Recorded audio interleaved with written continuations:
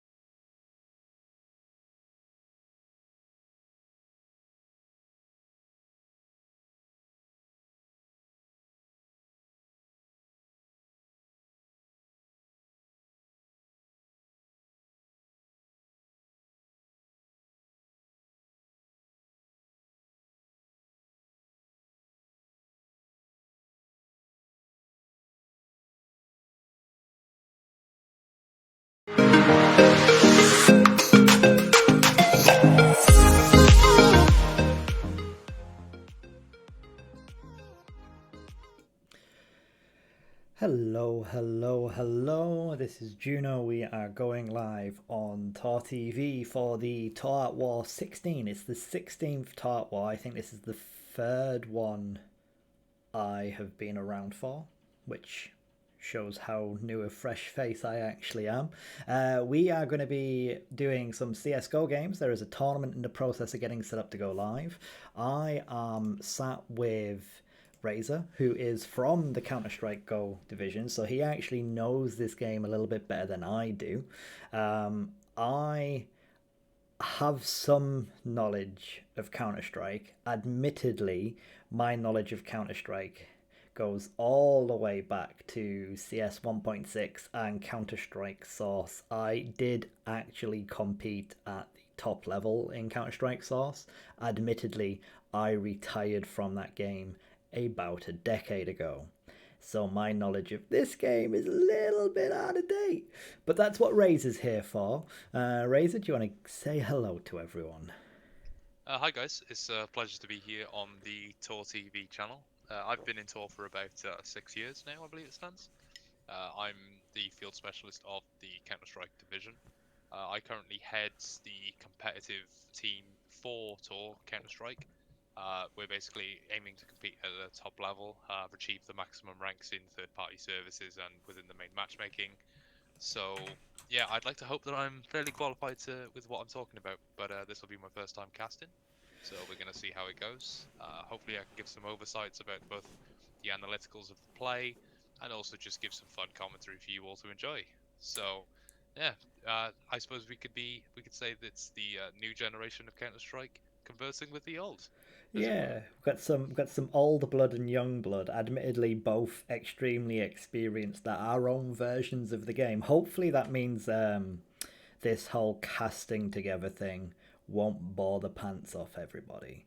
But then again, we do have two Brits on at the same time, so yeah, that's not possible. We won't bore anyone. Hopefully, probably. Yeah, absolutely. I mean, we're known to be somewhat boring at times, but we'll try and bring some hype in. We'll do our best.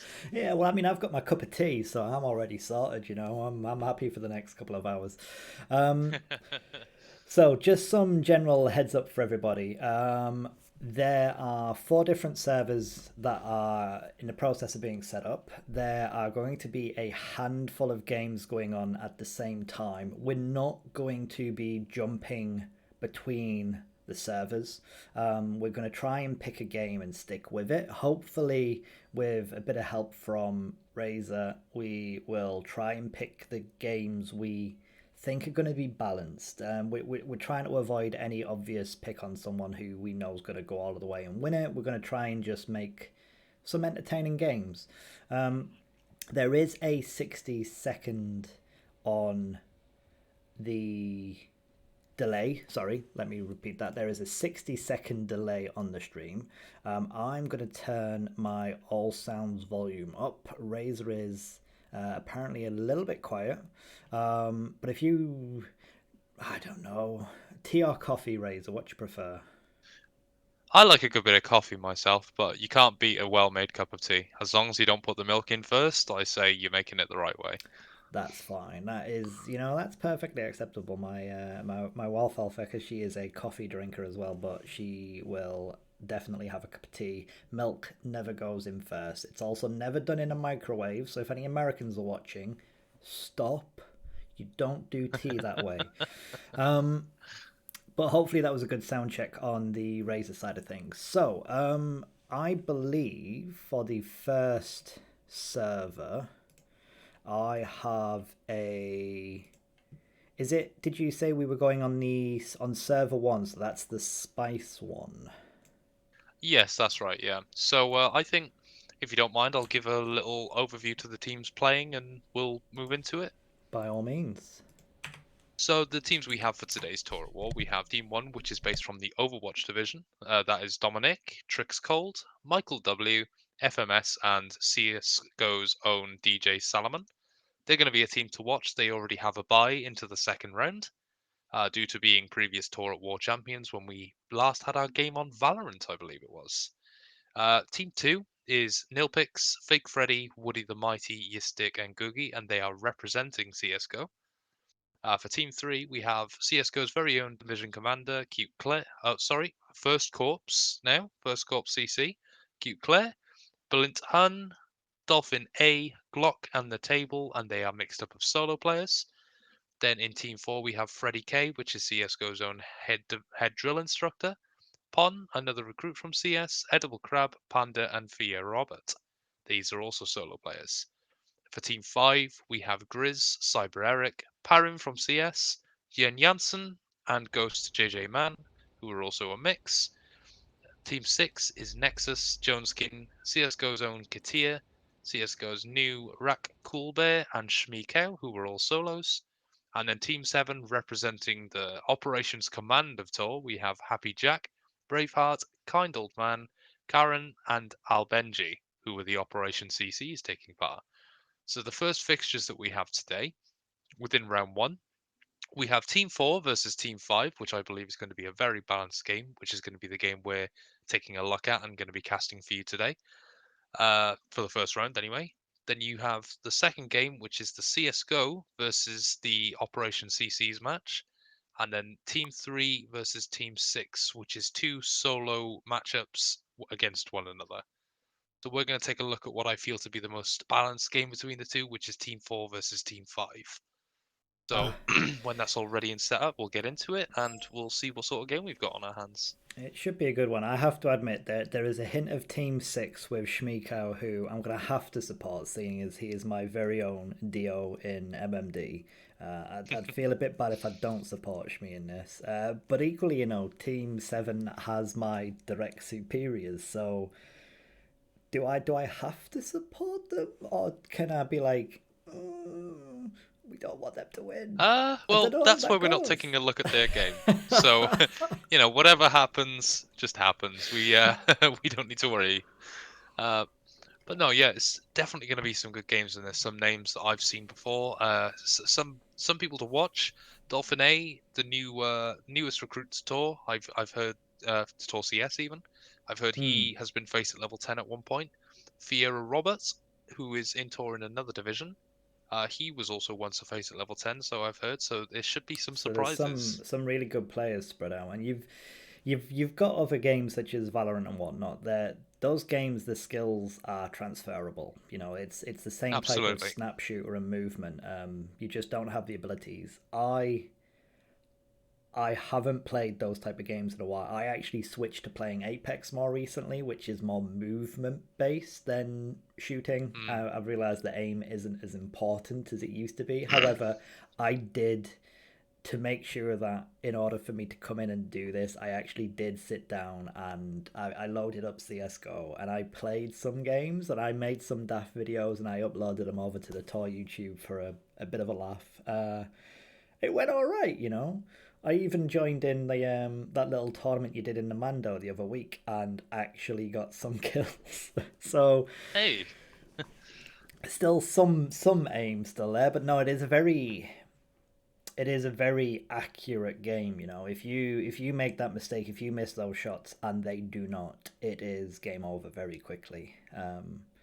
But Oh, absolutely. it's also a lot quicker from compared to the older CS games. It's the rounds were a lot shorter. There's a lot more of them. It just feels a quicker game than the older ones. I'm not saying that's a bad thing. It's just a noticeable difference.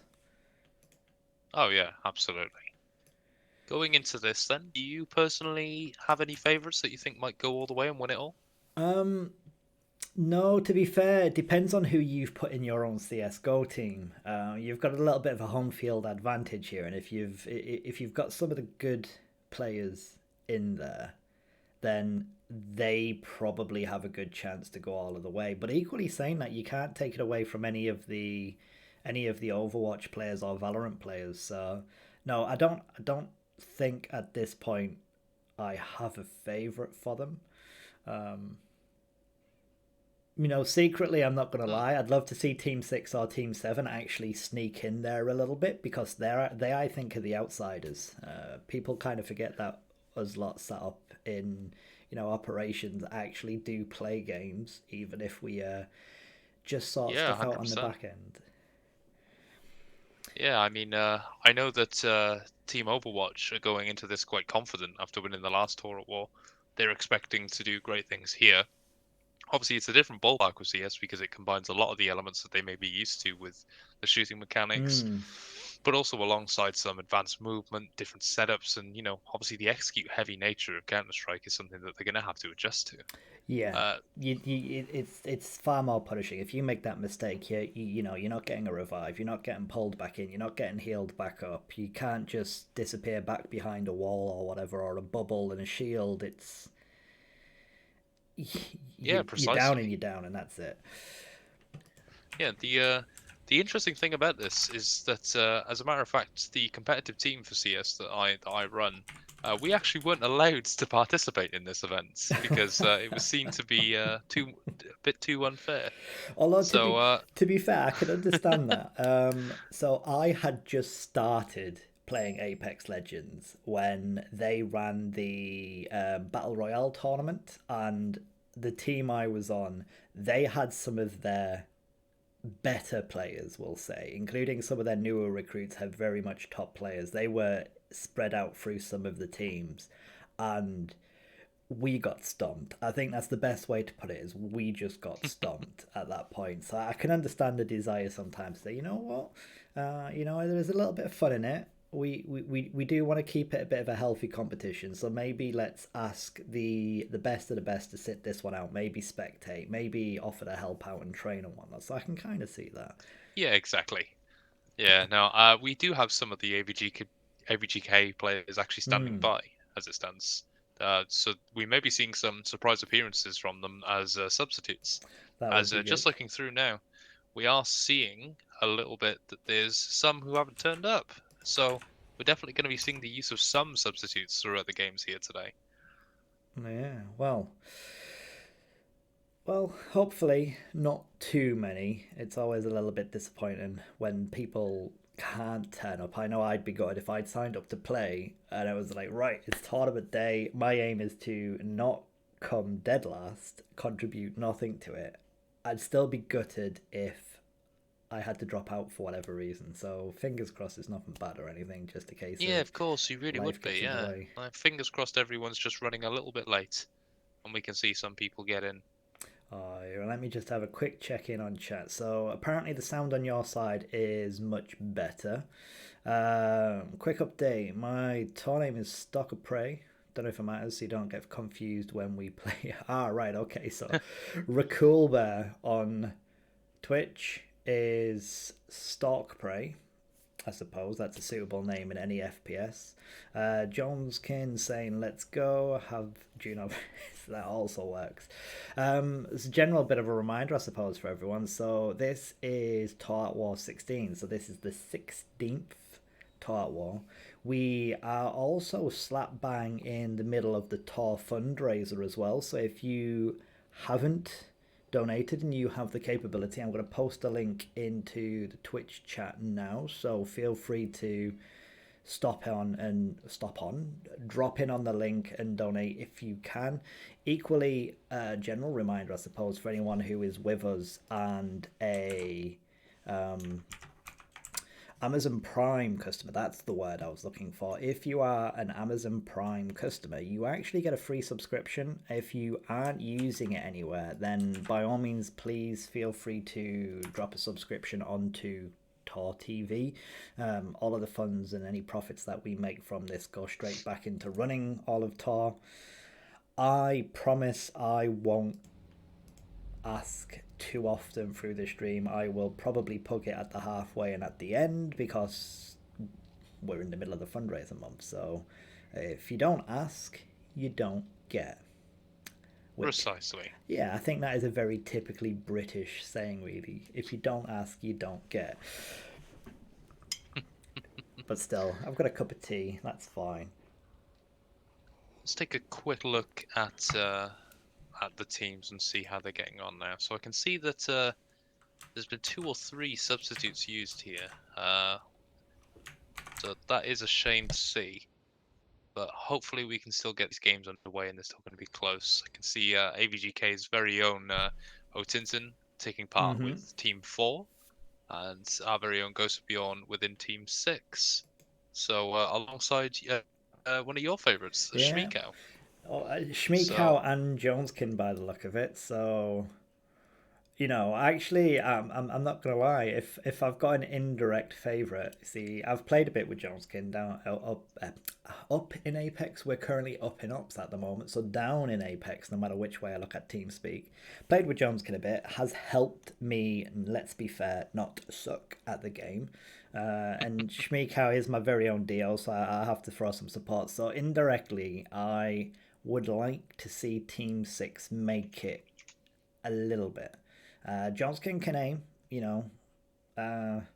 if he can transition that into Counter Strike, then that's a decent player. I will be honest and go, I actually don't know if Shmi is any good at first person shooters, so it could be a dark horse. I know Ghost JJ Man up in Team 5 plays lots of different games, has been on TAW TV once or twice as well, showcasing different games. So that'll be an interesting team up in Team 5. And you've got some CCs up in there with Grizz. Just having a look through now just to see who I recognise that I've played games with, because it's downside to being quite new and TAW being quite big and having a lot of games, unfortunately, you don't always get the chance to play with everyone. oh no, absolutely, yeah. It's such a large community that you know, you you may not even have chance if you spend your time here to learn the names and that of everyone. Yeah. But I suppose while we're waiting for the games to get underway, I could give you a little bit of history about the map if you'd like for our Yeah. first round today. Go for it. so, so today's first map is going to be Mirage, which was actually added to the game on June the 6th, 2013. So that's almost 9 years ago now. So that. It's one of the maps that in the map today is probably the most in need of an overhaul, as judged CS community. It's a standard A and B bomb site layout with a mid area. So there's going to be a lot of focus within the terrorist side of taking mid control. That's definitely going to be the key to the T's winning round, and having a good mid defense from the CTs is, you know, we're going to really see the most of the fights in terms of for map control base there. The map itself has got a Middle Eastern town theme. There's a lot of interesting areas, and it's probably the most known map in terms of utilities such as smokes and whatnot. So we should see some nice executes coming out here. And a Especially for fun the little bit of practice teams as well, especially for those that know those angles and where you can throw the smokes over the walls. That's going to be the main thing, I think, between anyone who's not played the yeah, game. absolutely. Where can you actually throw the grenade over the wall, and where can't you?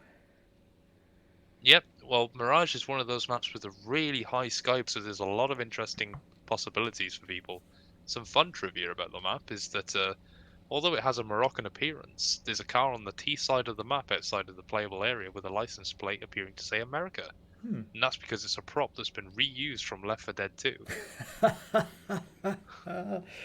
Oh, but I don't.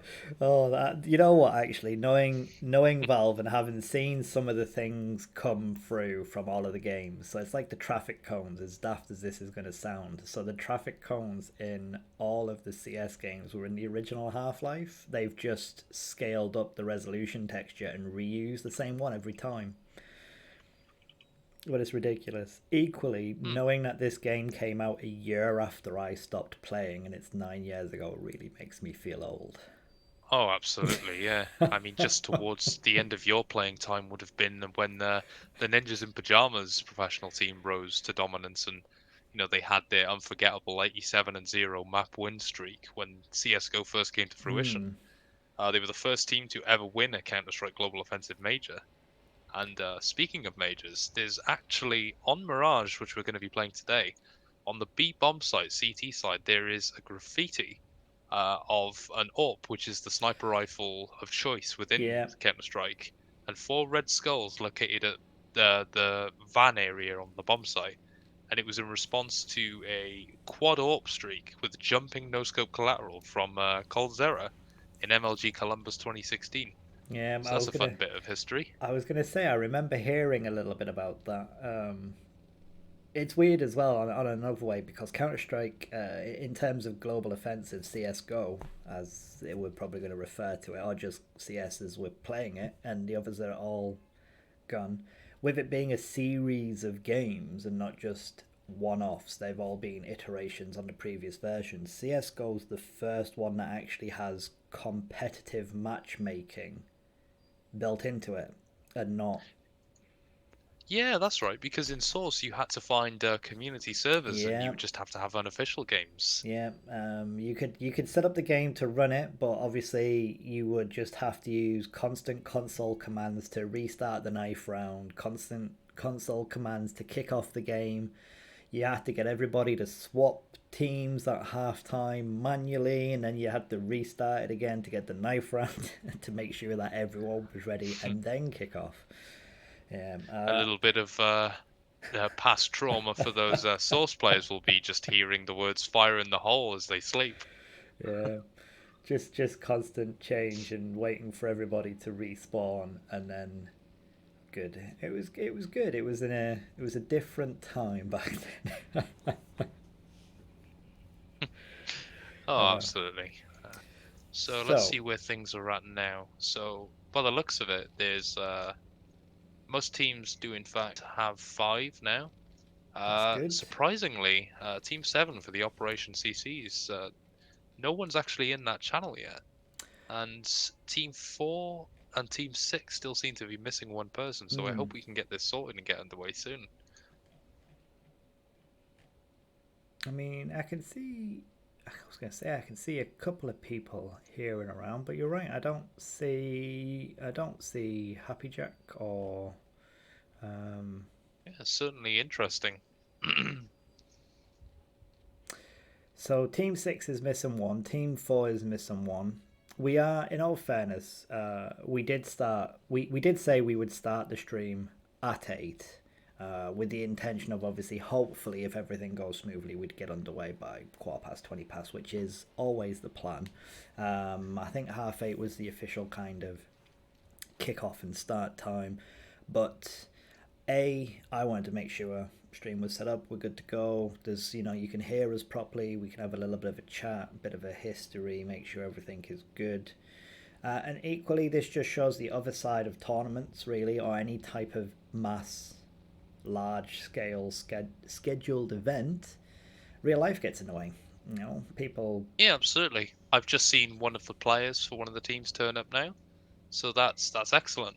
Yeah, Team 6 seems to have been filled up now, so that's good. Perfect. So So that means we're just just Team waiting for 4. Team 4. And I'm going to assume, unless Team 7 is hiding away in some meeting somewhere, I'd assume if they've just That not got could enough, be that's going to very be cool. it could be, yeah. Knowing the CCs, they could quite happily be tied away somewhere, completely not paying attention to the time. But I Yeah, would absolutely. imagine if they don't get here, I'm assuming the teams going against them are going to get a bye. I don't know how it's going to work on a points or a win based system. I think there is a time that could actually make sense. So the Americans, they went into their summertime, didn't they, quite recently?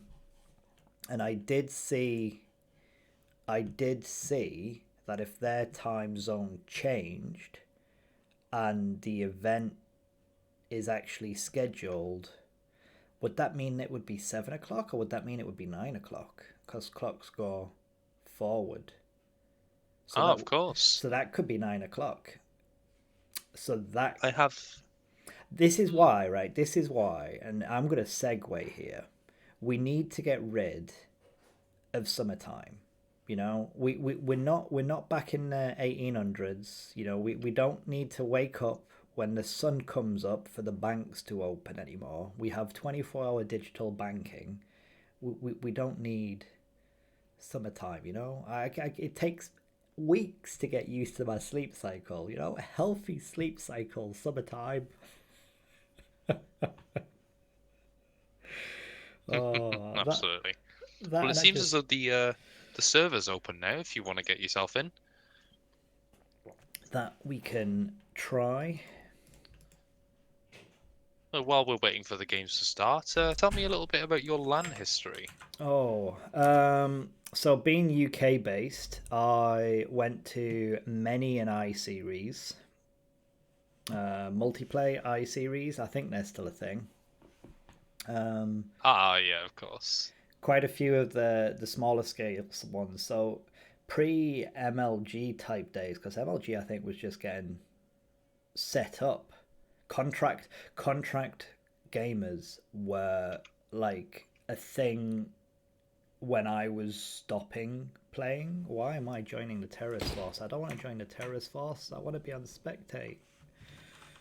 Oh, of course. Right. You know what? I'm going to press Control Shift 1. I'm going to switch into game because look, somehow I've ended up on team with Grizz and Cyber Eric and Ghost JJ Man. So I need to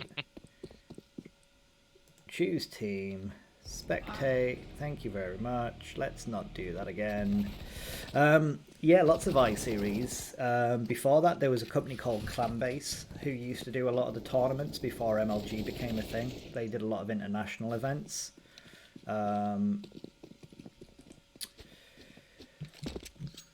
A Ah, I lot of see. them. A lot of them. TSI Uni used to do some local ones as well. There was a couple of smaller scale ones, whose names I do not remember. But I think in terms of the biggest stage would have been main stage at an I series event. Oh wow, that's incredible. I mean, I suppose the biggest equivalent that we have at the moment is probably the Insomnia, as a matter of fact. Yeah, Insomnia Oh, is I series, so they're still around. I went to I think my first ever one was I series, Insomnia series 17. I series 23 we were main stage for that, and Oh, okay. that was when they hosted the Clan Base International. My clan at the time was called No Fear. We actually won that year. We took home brand new PCs and about £12,000 prize money between us. Oh, that's a very good result, I must say. Yeah. Absolutely. 10 years ago, we won that. Today's equivalent, and this, I will admit, I have spoken about this on streams and friends and to other people many a time. Today's equivalent is about £500,000. Wow, that is incredible. Makes you want to get back into CS:GO, I'm sure. If I tell you, if I had remotely anywhere near the skill that I used to have today, I definitely would, but I do not. I'm getting old. I'm getting slow. The eyes aren't quite what they used to be. The brain goes, but the hand and the aim, it doesn't coexist anymore. It's not a thing. Right. I see. Well, let's take a look and see what we've got here. So we're just waiting on the 5th to join on the counter-terrorist side. So starting off on the counter-terrorist side, before knife round, we seem to have Team 4, and then on the T side we have Team 5. So certainly interesting to see here. We have AVGK's own O'Tintin playing for Team 4, so this should be an interesting thing to throw into the mix. So I'm really excited to see how this game goes. Well, having watched O'Tintin just step around with Deagle and land a straight headshot and another headshot, and he missed the third, he almost got it. I think we'll start watching O'Tintin for this game, and we'll switch around. We might watch a little bit of Ghost JJ Man at one point, purely because he's hosted and he's took part in some of the TAW TV stuff in the past, so we'll give him his 20 seconds of fame. Although, at this rate, I don't think O'Tintin is going to be giving anyone the chance. Very almost. Now, let's just see who we're waiting on in terms of 5th. And here we go, we seem to be ready.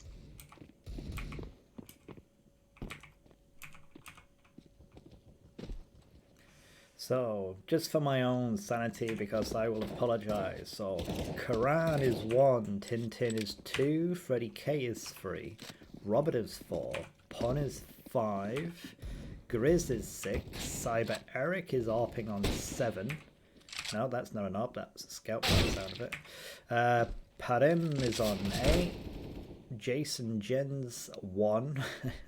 Jason Jensen. Oh, that's Jason Jensen, isn't it? And Ghost JJ Man on 0. Okay. Right, let's ready up. And we'll get this game underway.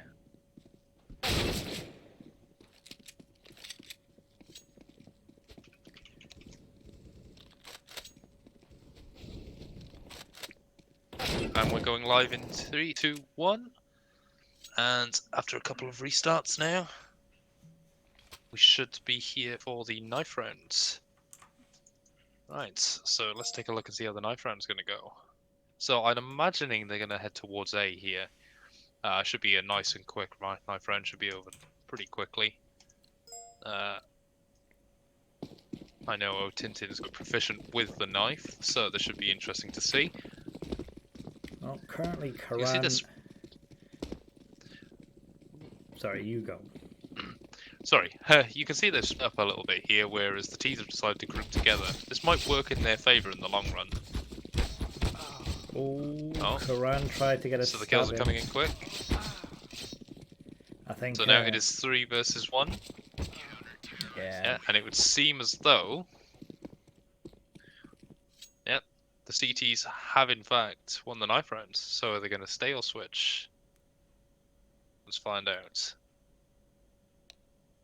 They are staying. They've chosen to stay. Definitely makes a lot of sense. Maps within Counter-Strike are generally quite CT-sided. So we're looking at here a MR16. So first to 9 rounds will win the game. Each half is 8 rounds apiece. So let's take a look and see how they're going to set up here. So we can see the T side here. They've got 3 men buying Kevlar. One's got a Tech 9. Yeah, so we So we have can some see early buys, so it's not going to be too much of an eco on both sides, so they're going for it. you can see one has gone for the raid boss tactic here by buying up a Tech 9. And we already have some kills from Robert. So that's 2 guys on their way out of A ramp on an A hit. And Tintin just taps down the man on ramp. It's Ghost JJ man left in the 1v5. Can he get anything done here? So he's peeked out, he's gotten some information, he's getting pushed. Oh, and that's unfortunate for Ghost JJ man. Freddy punished. Absolutely. So it seems as the A hit hasn't worked out for the terrorists here. So no, they definitely got caught out. We get a full buy coming in from counter-terrorists. Absolutely. However, it looks like on the T side, it's mostly eco, with one person possibly buying before the call was made. It's very possible here that there's a little bit of miscommunication going on within the terrorist side right now. Which might not help in the next So let's take round. a look and see what setups we have. So we have the B side, the T side here, heading towards apps. One player seems to be AFK. We have a 2-man setup over on B. We have a man on van, and we have a man playing towards the short arches area. Yeah. Ghost JJ man, by the sound of it, looked like he was a bit late. I've switched over to Freddy K, and now I'm going to switch to Pon because he is on the apartments, and it looks like they're pushing through. Absolutely. So it seems that they're picking through apartments now. Freddy K gets dinked. What a brilliant shot! Was impressive. Tactical nuke incoming! Oh, Param getting the kill with the getting cleaned up by Pon with a lovely 3k on the B defense there.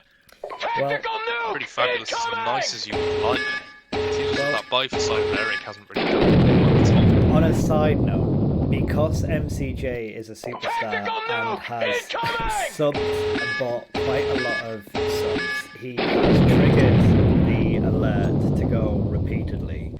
So that's probably going to go when it's a fair share of time. So what I'm actually going to do is I'm going to disable that if I can.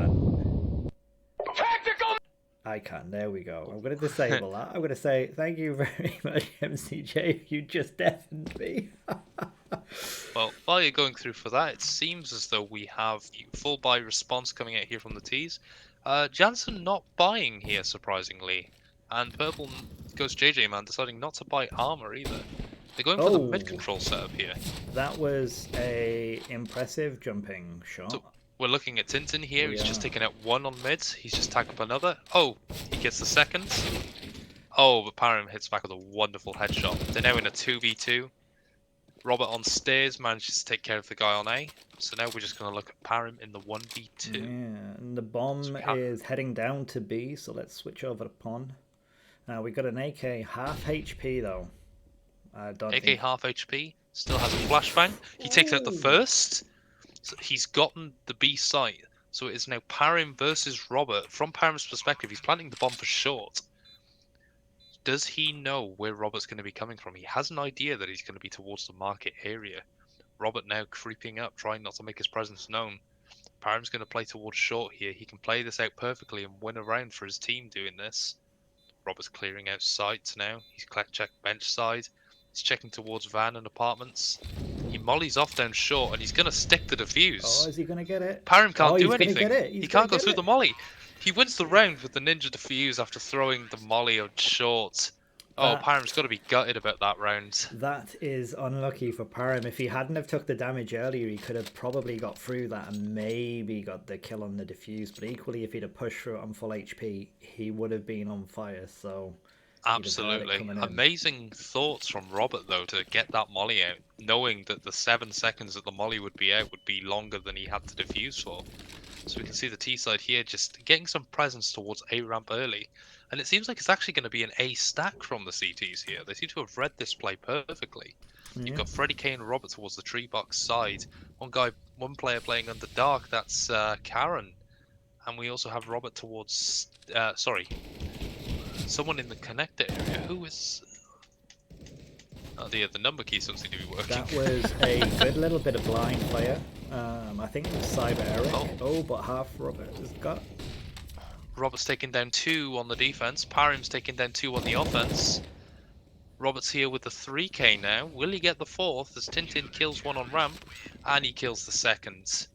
This really does seem to be a little bit of a stomp from the CTs right now. Yeah, I think T's Parim got caught desperately out. trying. Yeah, T's got caught out a little bit earlier with a bit of miscommunication on the buy. That means they've come into a couple of those games, a couple of the rounds, only on half buys. Tintin and Robert are having fantastic games.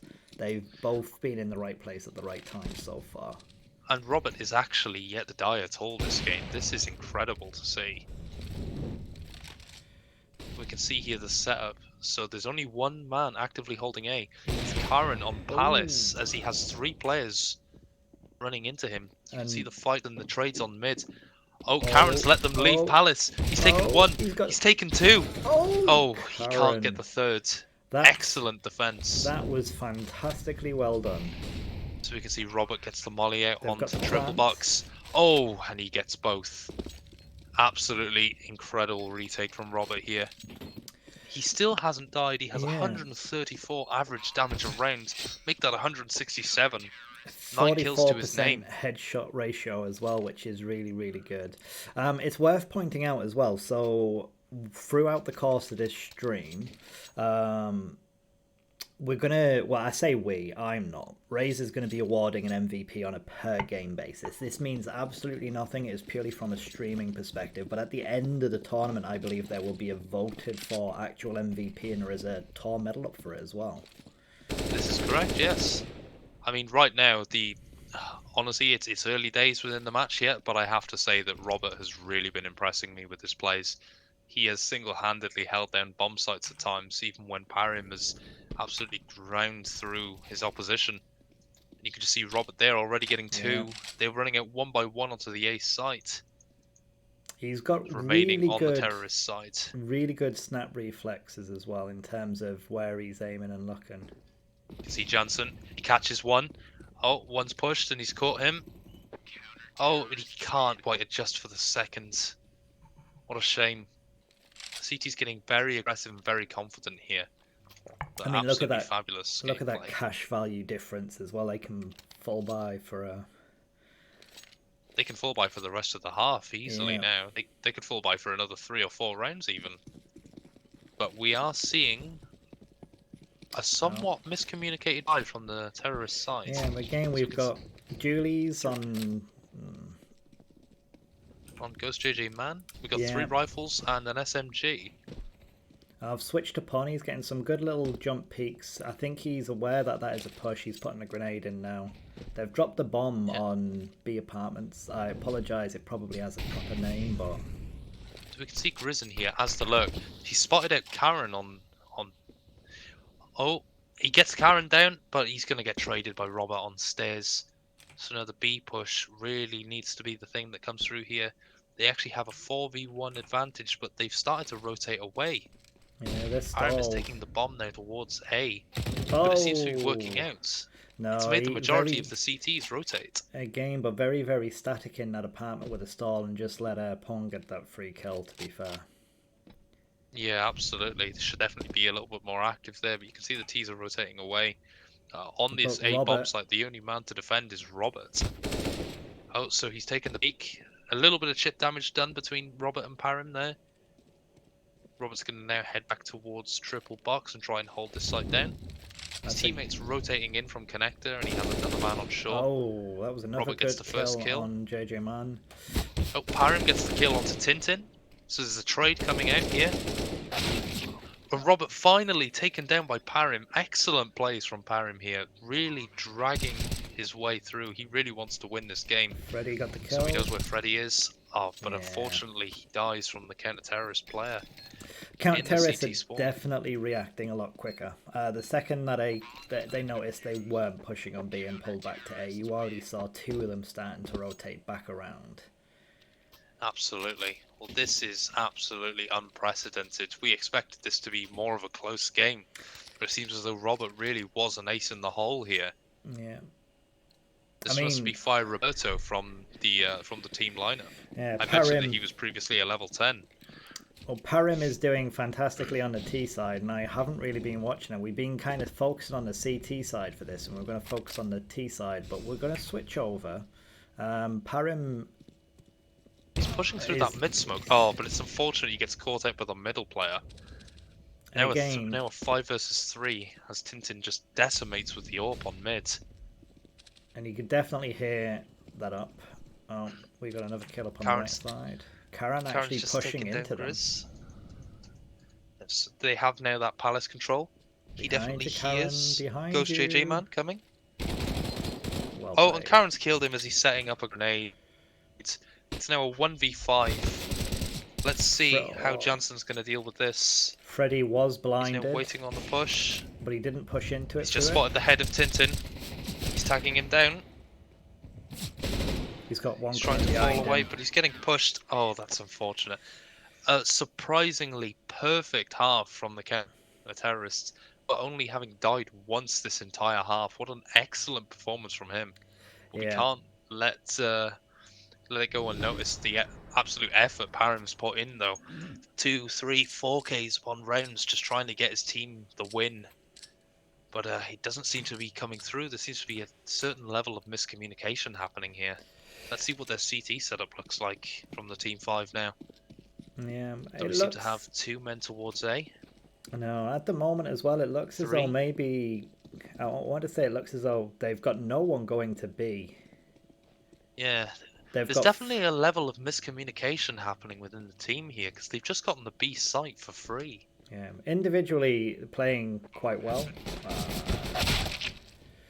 Yeah, Robert has just taken the first kill. They're setting up perfectly for this afterplant now. I'm not sure there's going to be a way for the T's to get back into this round. The CT's even. Oh, but Param gets the first. Oh, and they're all pushing. But there's trades happening all over the map. Janssen Jens, for the last round, will he push? Will he try and get the round win for his team here? He's made his way into market. He has 2 players on his right he needs to worry about. But there's no time. There's no time to... And Karen takes him down. The game finishes 9-0 to Team 4. Wow. What a surprising turn of events. I don't think we expected that, in all fairness. Not at all. It is definitely safe to say that I think MVP for that one was Robert. I mean... Absolutely, 100%. Param's definitely a close second, though, just due to the sheer plays he was able to make as an individual with his team. Some of the shots and some of the plays that he tried to make in order to win them rounds was absolutely incredible. But definitely, my personal MVP for that map goes to Robert, 100%. Yeah. Right, congratulations, place, Robert. Definitely well earned. Friera Robert, you can definitely say that you had Razor's man of round 1 within that game. Definitely had Juneau support on the backup for that one as well. It's in a lot of ways the game that the tactics, the way CS:GO works is very much similar to the older games. Counter-Strike is still a series that hasn't changed at its core. Watching it from a bit of a spectator point of view, same mistakes that used to plague the teams from way back when, and are definitely plaguing the teams now. If you do not get that first level of communication together, if you miss buy and your team don't buy and you've spent your money, then it's not quite a 4v5 the next round, but it's 4.5v5. And if you're running with no armor, or you've got lag or a little bit of delay and the communication's not there, it doesn't work. And we saw the CT side when they swapped to T. They went straight in on B. There was no mistakes, no general bad communication. Absolutely. Everyone seemed to be playing and doing their part. They seem to have a really well-oiled machine going there. This makes me excited to see how Team 4 versus Team 1 from Overwatch, the previous TAW WAR winners, is going to go. That was an absolutely incredible game from Vieira Robert. Honestly, very, very surprising. I really expected Team 5 to be putting up more of a fight there. But, such is it. Oh, right, so that server's gone down. I'm just going to double check. So at the moment, the other game is still underway. So we could switch over to that one, or we could wait for the next game to start. And I'm going to double check if you are still there, Razor, or if you've muted yourself accidentally. Here we go. Sorry. Yep, slight problem with the microphone. No, we're all good. So let's see. Team 4 will now be moving on to face from Overwatch in round 2, and Team 5 will be moving on to actually the second round of the losers round to play against whoever loses the second bracket of round 2, if this these brackets are to be believed.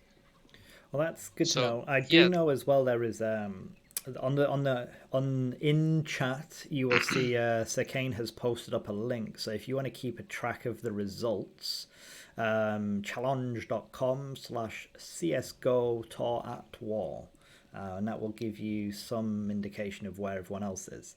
So I believe we're in the same server because I can see Tintin and Robert currently in here, but I'm assuming neither. And the other side is Dominic, Finch, and DJ Solomon. absolutely. So let's take a look and see what's going on. DJ Solomon has asked if I'm doing the setup. So Team 6 versus Team 3 is the other game currently underway. It would seem as though Team 2 has in fact had a bye. Yeah, so it would seem as though Team 7 actually wasn't able to make it after all. So Team 2 has had a bye on their way through to the second round, and it's going to be Team 3 versus Team 6. So we can hop in there and have a quick look and see what's going on. Roger that. We can only assume it is time zone malarkey, but I know a couple of the CCs are on the American side of things, and some of them are European. So hopefully, it's just a case of. Although it's not conventional, let's quickly jump in and see what's going on between Team 3 and Team 6. Yeah, let me just grab the URL. Let's paste that in. Let's switch over to live. Let's make sure I hit the spectate button. So I've apparently joined the server that's setting up for the new game. Oh, I do believe I added you on Steam. Am I able to send you this? You possibly can. Friends, one incoming, accept, confirm. Put myself on Do Not Disturb, but I can click on you, copy that. So just to pre-warn you before we come in, this game is absolutely neck and neck. It is 6-6 right now between Team 3 and Team 6. You can see Bourdais on the counter-terrorist side absolutely going ham with 21 kills and 6 deaths. He has every MVP star for his team. Which is impressive in itself. I cannot become a spectator, so for this one. Oh, I see. I'm assuming there is possibly one too many people here. Maybe because Jackson is in here. I've apparently joined the choose team, spectate, cancel. No, I'm going to leave the server, however I quickly do that. Settings, no. Quit game. Right, I've quit the game because I certainly don't want to join a team. So it wouldn't let me spectate. I'm assuming there's too many people in there. So you'll just have to fill me in and I will join back into the other server that was about to take place. So I'm just going to give yourself and the stream a quick update on what's going on here. So right now it is 6-6, now 7-6 to the terrorists, which is Team 6. So currently you have Team 6 leading 7 rounds to 6 over Team 3. This has been a very neck and neck game. Within Team 3, Bourdais has been doing absolutely incredibly for his team. Seems to be a very close fought game. You have AVGK's own Ghostabion on the terrorist side for Team 6. How is Schmeekout and Joneskin doing, seeing as I will admit, a slight bias towards them earlier on? Joneskin is having a very good game. Schmookau seems to be getting into it a little bit slowly, but he's definitely doing his best. And you can see that he's really helping out his team. Was present last round where he helped his team entry onto the ace site. So let's see what we've got here. So one of the terrorists has pushed Palace, and there's already a player, Joneskin, in fact, there to take him down. So as the terrorists now try and take the ace site, we have Cute Claire and also Bourdais in CT in order to hold this attack off. They seem to already have the site. Claire has taken down one, she's taken down two. Oh, she's really helped to hold off this defense. There's one player remaining in Palace for the terrorist side, and the others are around the mid area. Will the counter-terrorists be able to level it at 7-7? Claire is low HP, whereas the remaining terrorists are all full. Katia now spraying through from the stairs area. Palace peeking. Claire is down. And now we have Joneskin setting up a smoke to get out of Palace. The remaining counter-terrorists are within the CT spawn. They're now currently peeking over, trying to stop the bomb defuse, but the bomb's going to go down anyway. They're going to have to try and retake this, or else face being on match point. We're unsure as to whether they're going to try and fall off here. They're still trying to get some exit kills, maybe trying to do some damage to the T-side economy. Bourdais gets the first. Dirty Lafalo. Oh, he almost kills Katia, but he's just a little short on it. Bourdais gets one. Oh, but Katia trades him before he can win out the round. It's now 8-6 to Team 6 versus Team 3. Such a hard-fought game. Whoever loses here is going to feel really hard done by. Sometimes they're the best games, but also sometimes they're the worst games. Now, on the other side of things, obviously I've jumped back into the other server. It looks like they are approaching setup. Brilliant.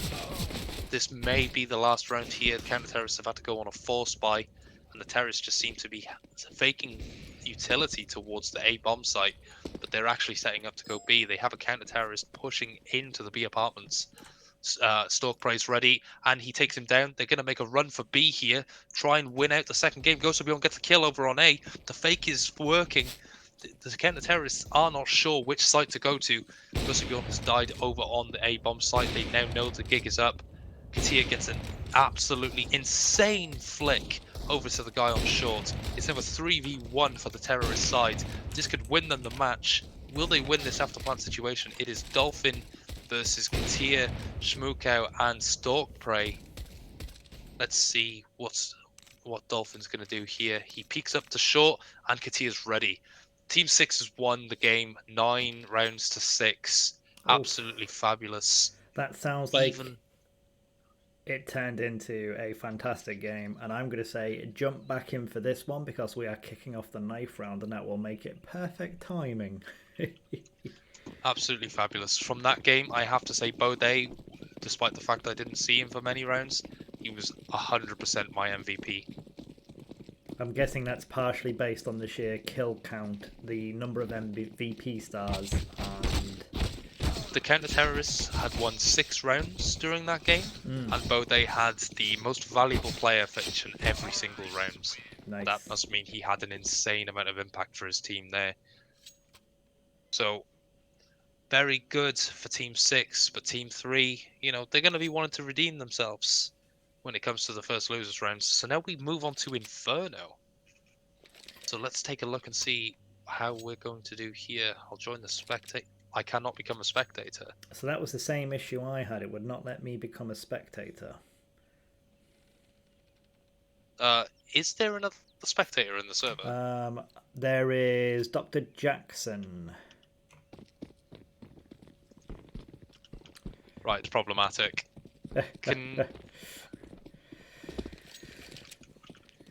So I suppose the question is should we ask if Dr. Jackson can swap for... Can you drop out and let Razor in? And yep, Jackson is now leaving. I will do my best. I'm not playing in this round. So on this side at the moment, T pushed A quite hard, and it did not go well for them. I think that's the Pon and Tintin absolutely cleaning up from the Overwatch teams. Bear in mind that the terrorist side's team 1 in this instance is the team from Overwatch with CS's own DJ Salomon. So they are the favourites for this event, or at least they consider themselves to be. So let's see how this goes. Yeah. So the counter-terrorists will now upgrade onto the second round weapons. It seems as though the terrorist side of Team Overwatch is going for a full eco here. And their split seems to be heavily focused towards the apartments area. So it seems as though they're going to be trying to demonstrate map control in several places on the T side mid area. No, We have a setup of 2A. Oh, 3A now, and 2 towards Banana from the counter-terrorists. Karan being aggressive, but getting caught out by Trix Cold. The one thing this map was always an interesting one, because you could hear it from everywhere, but... Exactly. There are so many little sneaky poke-out points, so many little corners you can hide on if you go quite clever. We can see here that the terrorists have managed to get 2 opening picks towards the B bomb site. This is incredible. Yeah. They only had Glocks coming into this round. Bear that in mind. They're set up around this smoke. They may be able to catch Pon out here, and if he does, that B bomb site will fall. Although it looks like Tintin is rotating quite quickly. That grenade definitely pushed them back. It looks like they're trying to control out. It seems as though my Sushi in Underpass is waiting for one to rotate through middle, but it doesn't seem to be happening. The CTs are maintaining their composure as the Ts now try and run towards this A bomb site. Let's take a look at DJ Salomon here on number 9 as he enters into the bomb site. Oh, he gets caught out by Robert. Robert gets the first, but there's still more. He gets the second. He gets the third. Oh, but he can't get the fourth. He just could not get that pistol out quick enough to get the fourth. So it's now a 2v1. Tintin from AVGK firing onto Finch, but it's going to be Pon who takes him out. That was way too close to comfort for the counter-terrorists there against a full eco. Yeah. They almost managed to pull that round through. What an absolutely insane bit of Counter-Strike. It's the only downside to the A side. If you come up that one side of A, because you have a lowered and an elevated position, you can't look in all 3 angles unless you all go at exactly the same time or you have the insanest of reflexes. If you do not pick right of the 3 potential angles, you are on the losing side of that trade. And exactly, they call A short the meat grinder. Yeah. And what I'm noticing here from the T side is they've made a full buy. Freddie K with the kill with the HE grenade. They haven't elected to buy any utility whatsoever. Not a single flash, smoke, molly, or HE on any of the players. They want to take this round, and they want to take it using nothing but raw aim. They want to get the deals, but Karen and Freddy with the openers already. They've turned this into a 5v3 for the CT side. It's looking quite good for them. They've still got the standard setup. They have one player who's actually pushed through apartments. Karan might get this. Karan's... but Sushi has managed to take him out of the round. Tintin gets the refrag onto him on the mid position. He has that control now. The remaining 2 terrorists are up towards Car on Banana. And Pon They're definitely going to be running into Pon. Yeah, Pon definitely heard Finch coming up. You've got Freddie K coming around the back. Freddie K now attempting to get control from the bottom of Banana. The T's are definitely pincered in here unless they can fight their way out. This may be where the round ends, but they've managed to kill Freddie K, so they may be taking the immediate rotate, but they don't realise that Robert is here.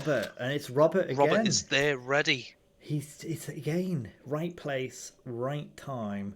Quite a few things. Not expecting. And now Finch is looking for him. He has no idea where he is.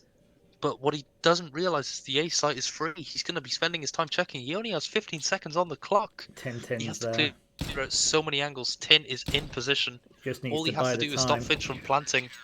And there's Robert. Yeah. Robert again with the multi-kill round in order to keep his team within the round. 6, 1 and 2, and it's only round 3. Absolutely insane performance from Robert here today. It's really making Team 4 the team to watch. We all thought Team 1 would be putting up a lot more of a fight by this point. But let's see what sort of buy decisions they make going into this round. Yeah, I have to admit, even going back into the CSS days, this was always the CT map. There's too many places for CTs just to make sure they can cover all of the angles, and you've got such a quick rotate as well. Tintin getting the first pick off the second mid player with an aggressive play. Absolutely, Inferno has always been a very heavily team-based map. To work as the T's, You really need to have proper communication and an ability to refrag and use good utility between yourselves. It's nice to You can see see people here. still fail to get the jump up onto the balcony at A. That's, that's nice to see.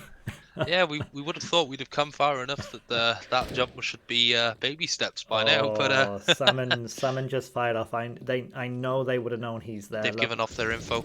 But they do. Oh, Robert's taken down too, but he gets traded. Oh, Pon and Tintin clearing up.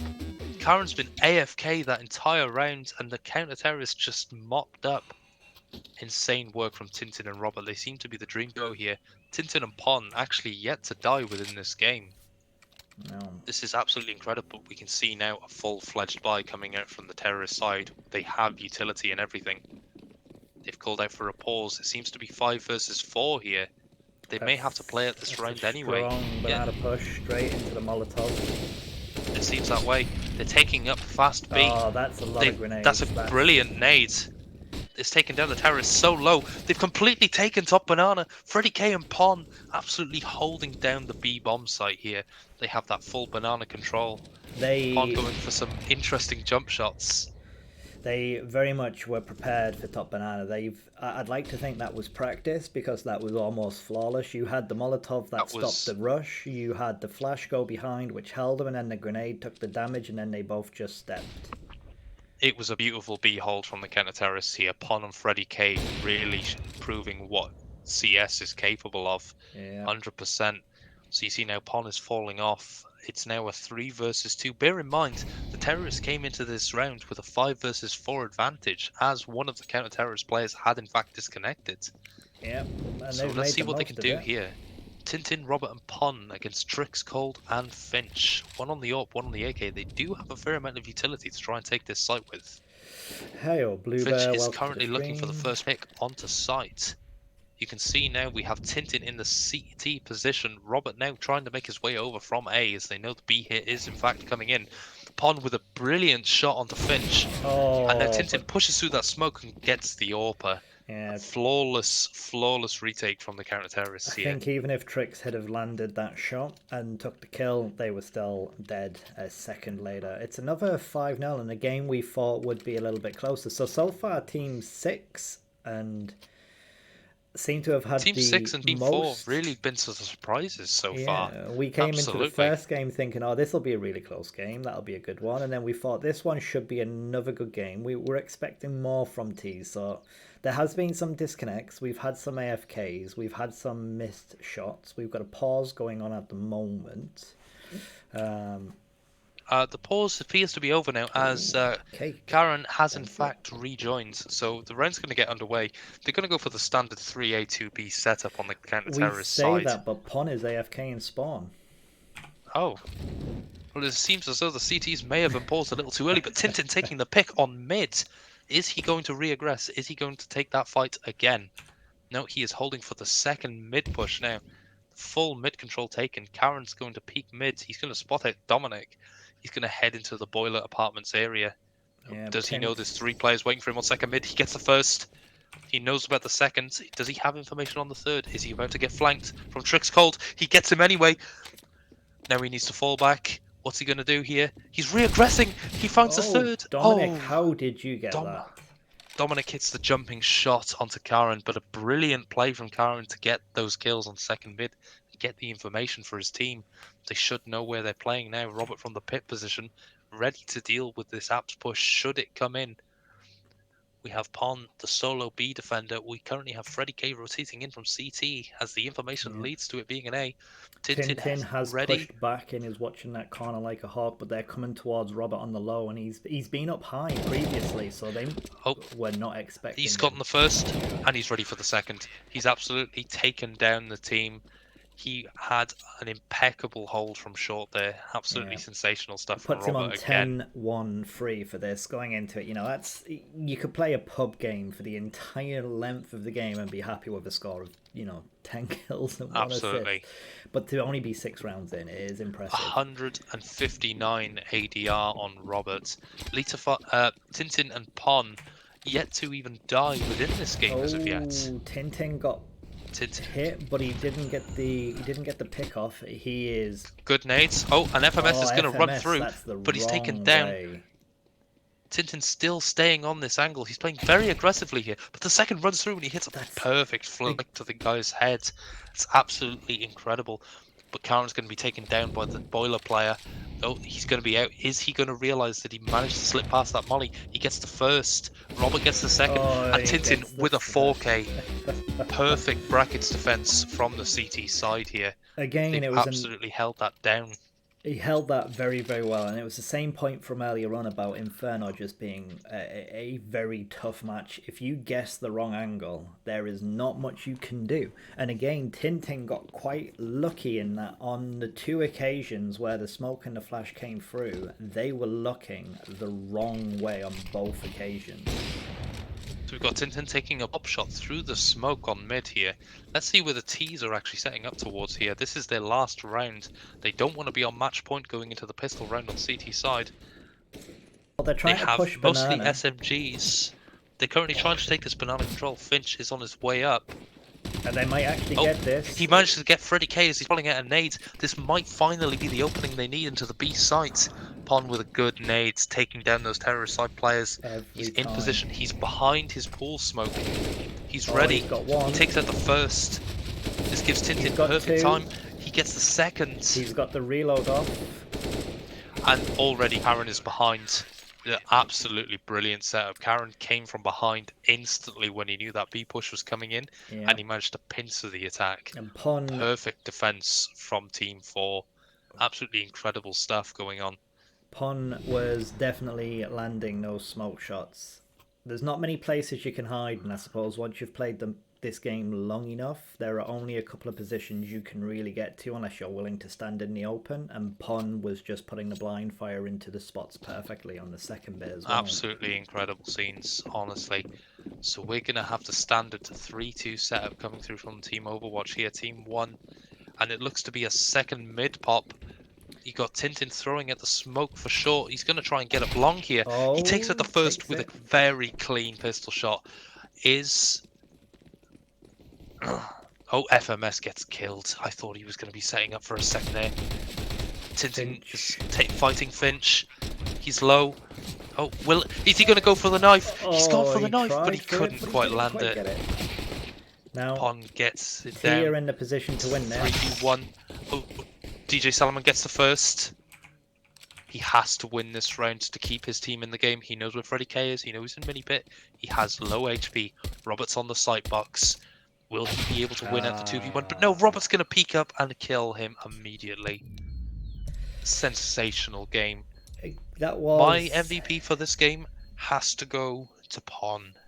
Honestly. Robert, the sensational plays again, but Pon absolutely locked down that B side. Incredible stuff from them. The Overwatch side never really seemed to get themselves going. They had a lot of confidence going into this. Be on point, I'll be honest. And a 9-0 for Team 4 again. Incredible. They've made it through the first 2 rounds of this tournament without even dropping a map. No rounds. That is incredible. It's interesting because it's one of those scenarios where you don't want to see people get stomped. Let's be fair, you never want to see people get stomped, but it hasn't quite been a stomp. Like, a lot of those rounds were very close. It came down to, scenarios. FMS came up the middle, went left. After seeing Tintin jump to the right, he looked left. And then equally the follow-up again looked right instead of looking left after the swap around. There was a few scenarios with Robert up down in the dip at the back of apartments, up high, then down low, then round on the wall. And every time they got him on the first time, the next time they went through, that was where they were looking, and he'd rotated somewhere else for that game, and he caught them off guard quite a lot. But yeah, CSGO. But let's take a look over to the second stream and see if anything is currently going on between Team 6 versus Team 2. I've just had an IP through from Dr. Jackson. The CSGO team are currently losing 3 rounds to 1, reportedly. So let's have a... Let's jump into So this is spectate. also on Inferno. So we're going to jump over to this game here. This is on the North American server. So yeah, we've got Imagine Wagons, Guji, Woody the Mighty, Nilplix, Fake Freddy, Joneskin. Alright, now I actually have to ask this question. So, Joneskin, Goshborn, Katir, Stark Prey. So that means Kakor Demon. Yeah, Kakor Demon. That is Shmee. So surprisingly, it's 3 rounds to 2 to the terrorist side at the moment. The terrorist side actually being a mixed team. The counter-terrorists is consisted of Googie, Fake Freddy, Woody the Mighty, Yistic, and Nilpix from the Counter-Strike division. Is there going to be an upset here within Counter-Strike's own game? We're just watching Fake Freddy here. Just watching what's going on as Fake Freddy is currently set up to try and stop this push from the T's. They're boosting one over. Are they going to be able to catch out the T's here? Googie above the smoke. He sees Ghost of Beyond. He takes him down. AVGK zone. But Katia managed to take out Freddy on the cross. It's 4 versus 3 right now. But firepower-wise, Googie manages to take out Shmookau. Katia, Joneskin, and Stalk Prey left. The bomb is currently on the back of Joneskin on that B bomb site. We can now see the retake may be coming in. You can see one flash over from the CTs here. This will be a classic B retake if it works out. Googie doesn't manage to get the first kill. It goes the way of Joneskin. Now you can see Nilpix and Yistic setting up to try and go for this retake. Or are they going to fall off and save? Saving might be the better option. You saw Woody the this Mighty. is a save. You saw Woody the Mighty get picked off early that round as Gosupion was already in position with the orb on Banana. So really unfortunate for him to lose out there, and there seems to have been a miscommunication as Freddy was late into that round with only a USP, but full armor. So definitely something interesting happening there. Team 6 is currently 4-2 up on Team 2, Team CSGO. So let's see where this is going to go here. It's a nice even mix of kills as well. We've got Gucci and Fake Freddy over on CTs are on 7 and 5, and on Ts we've got Katira's on 6, we've got Stark Prey's on 6.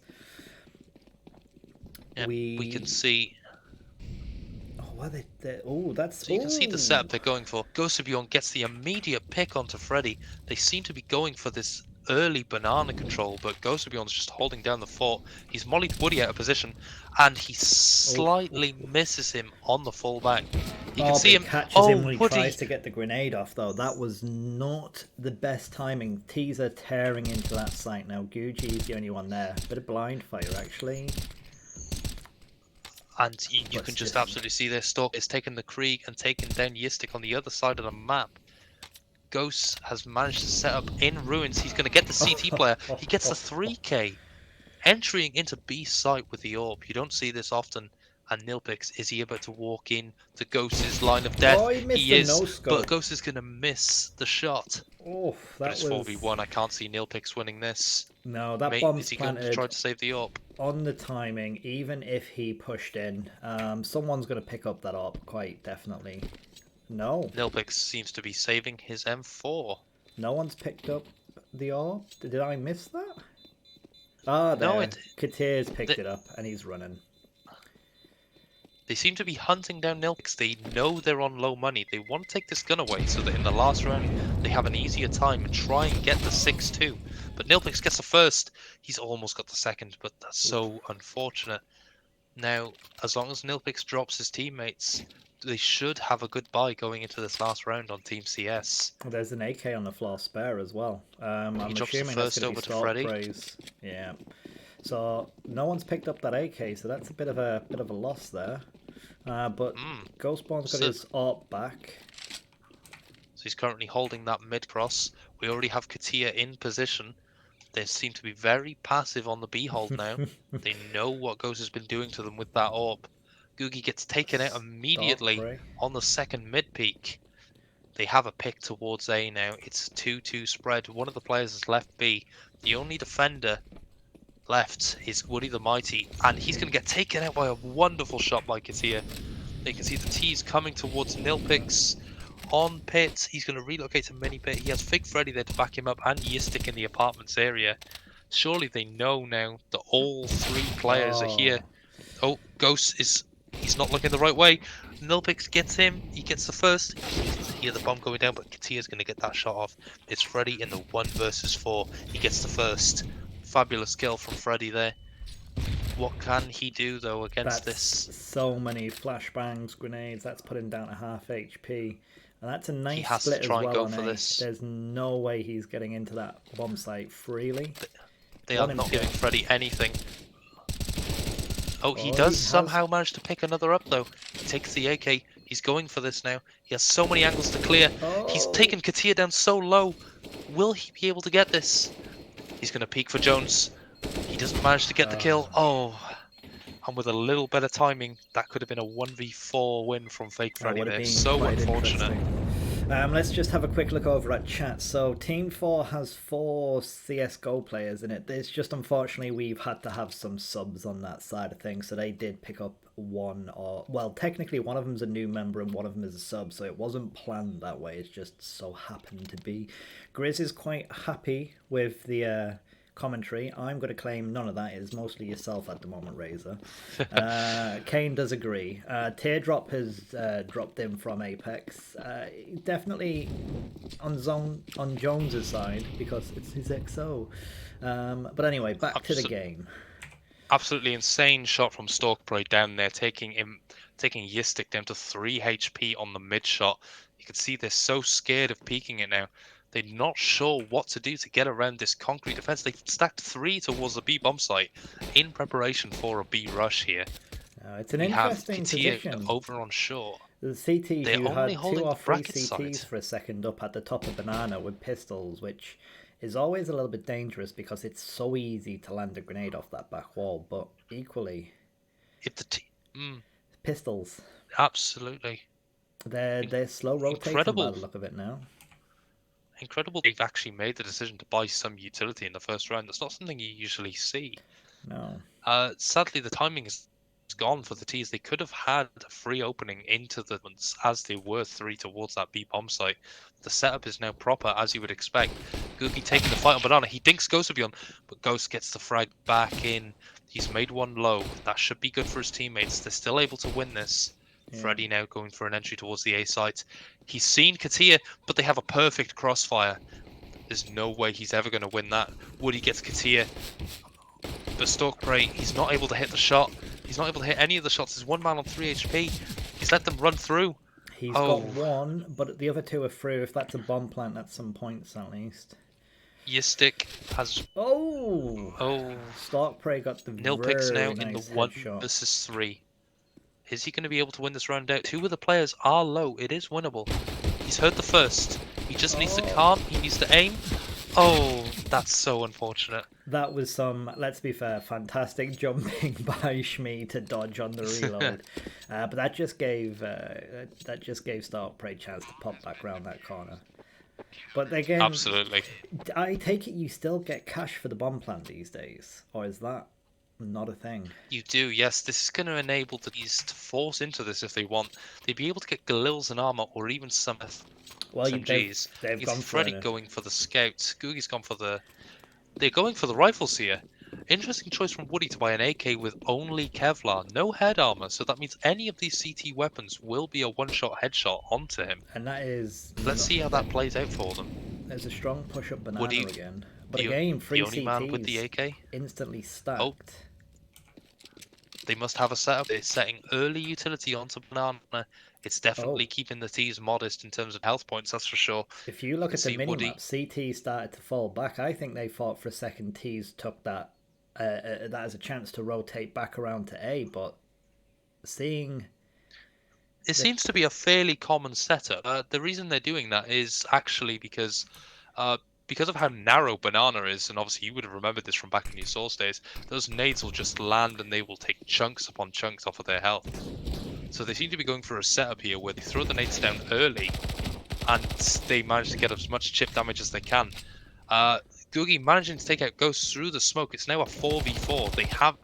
There is an AK on the ground from Woody. Shmi pushing through the smoke. Probably not the best of ideas. Stalk Break No. managing to get Freddy on the cross. It was Now a shame as well 3v3. because they had the boost as well, so they had the high ground, and he did not make those shots count. And if anything, that was a bit of a waste. Wonderful shot from Yistik onto Stalk Prey in coffins there. This is now a 3v2. The T's had a HP advantage anyway. We're not going to get the bomb. Yistik's plan. gonna peek. Oh, Oh. they've actually managed to equalize this. It's now very low HP between the T players. Katia can win this. If he takes his duels properly, he gets the first. But Googie's going to clean up on the second. Incredible stuff. A 4K from Googie here. Fabulous round from him. Absolutely putting in the work. Yeah, and it's quite a hard one. I'm surprised they to call at didn't the save moment. that AK. You've got Stark playing Ghost doing very well on the CT side at the moment. Googie keeps keeping them in the game, pulling out some of the kills every now and then. Fake Freddy with the grenades quite often, getting the damage in, definitely getting the assists. But this is another banana push. Oh, this is a hard banana push from both teams. Oh, they've managed to get those kills with those pistols, but it's Yistik and Googie managing to refrag. He's taken Shmiko down to 11 HP. Googie needs to be careful to get away with his life here. It's now up to Freddy. Freddy has half cleared the site. Ooh. Ghost has taken him down.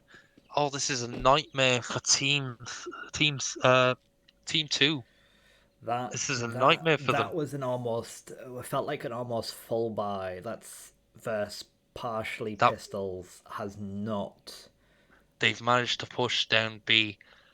This is still winnable. If Googie hits the first shot, headshot onto Gosubion, and manages to take Shmiko by surprise, he's taken the first. We know the other He can one's still always win gonna this. be Pit. He knows he's Pit. He's just spotted him. Saw him. He had to He have seen that.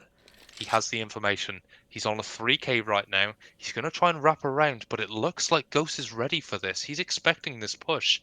Maybe Googie can go into apps and try and get a surprise playoff here. He's going to try and fake with a flash over from the long side. Ghost isn't falling for it. He's now running to check. Oh, he's going to start checking towards the short and the long side. Googie might have the timing on him here. It depends when he's going to peek. Oh, and Ghost just checks it in time. Googie with the almost 4k clutch. Such a shame. I was watching that from Googie's perspective, and I was just like, with the X-ray on, you could just see, and then you just saw him look to the left just as he stepped forward, and it was just so unfortunate for Googie there. But a really well played round from the CDs with that push. They really managed to put it into their favour when they really had no right winning that round. Yeah. So only a set of util on Googie here with the Deagle. You can see the Stalk Price taking the peek down to mid. He has the information. They've thrown those nades onto Banana again. This seems to be a common setup that they're throwing. The terrorists have to win this round, otherwise will be Team 6. Stalk Prey getting the scout hits in, and he gets the scout killing. He manages to take it into a 5 versus 4. They have currently a 2-man setup to the short side. No one is holding apps, and they are now seeming to try and take advantage of that. You've got Freddy here with the Tech 9. He's up with Woody. They have those guns. Woody has the Mac 10. He wants to get in close and personal to try and take these fights, but they're 3 around the site. They're aware. They're aware of this. They've brought a 4-man rotate over towards the A bomb site. They've left 1 man on B. They seem to be too aware of what's going on here. They've spotted Freddy. Katia manages to get the first on short. Stalkbray has the information on where 2 players are now. He's seen them both. And he's just setting up, ready for the shot. He's exposed himself he to saw him. the elbow. Oh, he wasn't Bagugi on short with a wonderful kill. He's waiting for Joneskin. He has the feeling. Oh, but he can't react in time. Now a 2 versus 3 for the terrorist side. We have Yistik in apps. Freddy now with a Galil. He's going to have to try and equalize the picks here. He knows where Ghost is. He's on 5 bullets. Will he get the reload in? No. Joneskin's going to peek. Yistik not peeking in time, and that's it. Team 6 have managed to take the game from the CSGO division. Both the Overwatch and the CSGO division falling in the first round. Not the sort of things you would have expected. Well, that's the things that make it fun. This is the second round now. and nobody expected this. I'm going into this game watching. I'm not actually sure who I personally would give it. I think it'd have to be Googie for that one because Yeah, Googie, absolutely. got the picks at the right time, and even when they lost a few rounds, they were there getting some key kills, keeping them in, keeping the cash in. Gave them Googie the has been chance. an absolutely crucial player for his team to win any of those rounds, honestly. It's been absolutely insane. Knowing Googie personally, outside of this, being someone who, along with Scratch 5K from the team who has been training him, to see the progress he's made up into a game like this against players of this caliber is absolutely insane. The entries, the plays he was making, so many rounds seemed as though they were so close to be winning based off of a play Googie had made. So absolutely, Yeah. he is my MVP for that game 100%. No, agreed. Same from myself. There was a couple there where they lost. Googie had he been half a second sooner or half a second later, and that just comes down to luck. There's not much you can do about Lady Luck. Sometimes she's on your side, sometimes she's not. So, definitely, Absolutely. definitely worth it. Now, just a reminder for everyone, I'm sure Sir Kane is in chat and will probably repost this link up in a minute. But if you want to keep an eye on the scores, there is a challenge.com/CSGO TAW WAR link for you. I'm going to paste it now. You'll probably see me paste it and then hear me talking about it in 60 seconds time. That is the first thing. Go and check out the scores, see where we are. Going back through some of the chat stuff, so MCJ with a massive 50 subscription gift for a lot of people. Now I'm hoping a lot of TAW people just got a subscription to TAW TV. So two things. One, firstly, thank you very much for Let's the see if I was subscription. one. I can see if I was not. you were not. Oh, I can see Very Tintin got one. unfortunate. I can see Tintin, I can see Ice, I saw Ninth in there, I see Starmare got one, I can see Blue Bear got one. Blue Bear being one of the TAW TV resident streamers from MMD up in the video division. I can see Mr. Greenleaf, we've got TAW Hazmats on there for anyone who's ever watched Saxon stream. Constantly refers to the hazmat. Sir Kane got one himself. Maverick Saver got a sub. Happy Jack got a sub, so Happy Jack is around and watching. And Trick Skull got one as well. So quite a few TAW people definitely getting stuff. I had to turn off the subscription sounds. The reason I had to turn off the alerts was because we got 50 alerts all at the same time, and whilst we were actually in game, that was just 50 lots of tactical nuke incoming. But the generosity is absolutely massively appreciated. And don't forget, it's the TAW fundraiser right now, guys. If you guys can help us out right now to keep these servers running and to keep this community going, please be sure to go to the website and to just donate anything you can, if you can, of course. We all want to keep this wonderful community running for as long as we can. And these costs, they're a part of every community. They're going to be incurred for our website, for our servers. Anything you can contribute is muchly appreciated. Yeah. Let's take a look at the brackets now. So we can see that the first losers round is going to involve Team 5 versus Team 2 and Team 1 versus Team 3. That is losers round 1. But that's going to take part at the same time as our semis here, which is in fact going to be Team 4 versus Team 6. Two underdog teams we did not expect to be meeting each other in the semis. And the loser is, of course, going to be in the losers final to then place whoever wins this next game in the finals. This is a game that you cannot miss. As soon as it is live, we will bring it to you live with all the details. Now, what I'm actually going to try and do on a stream size whilst live scores is actually get up. You should always never do anything live on a stream and attempt to make things. So let's do that. So use Refresh cache. Okay, so browser source, do you want to work? No, you do not. Okay, so I've just had word from Jackson.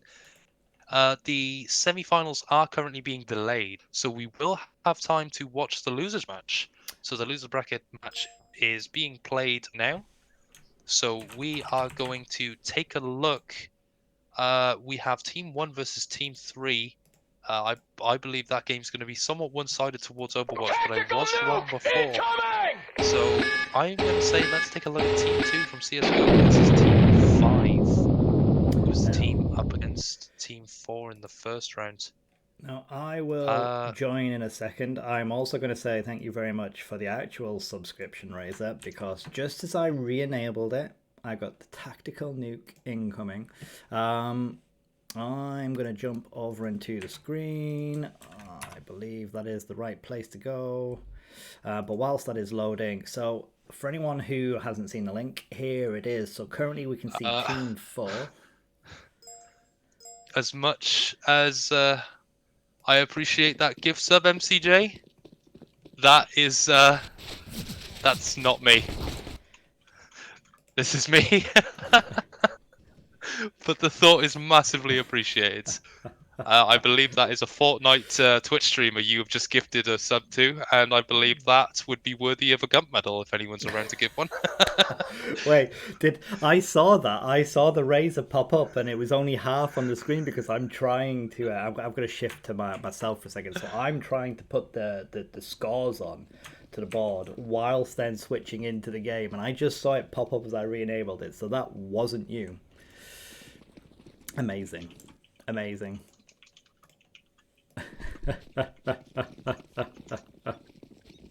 Oh dear, dear, dear. Absolutely classic. Right. So, I have the link for Team 2 versus Team 5, I believe.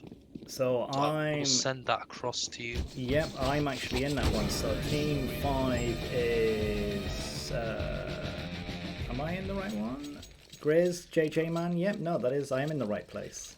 Yeah. That's the good. Overwatch team is 7-2 up on Team 3 right now. It would seem as though Team 3, despite doing well in the first round, are seemingly about to lose unless they can pull back a magnificent comeback. 8-2 for Overwatch now. Live updates coming at you. I am going to join into the server and join into spec, but I do in fact need to refill my water, so I will leave you with Juneau just for a quick moment, and I will be right back as this game gets underway. No worries. So, assuming I'm in the right place, because, you know, this is, let's be fair, the CSGO people have put a lot of effort into this, and I'm just here to make sure you can see it. So I have Guji and Co playing against Grizz and JJ Man. So Grizz and JJ Man are Team 5. This is... I want to say this is a map I don't recognize. This is Overpass, so I think this is an entirely new map, so great. So this is a map I have never seen before, so fantastic. You've all been enjoying the commentary. You get left with me on a map that I have never seen before.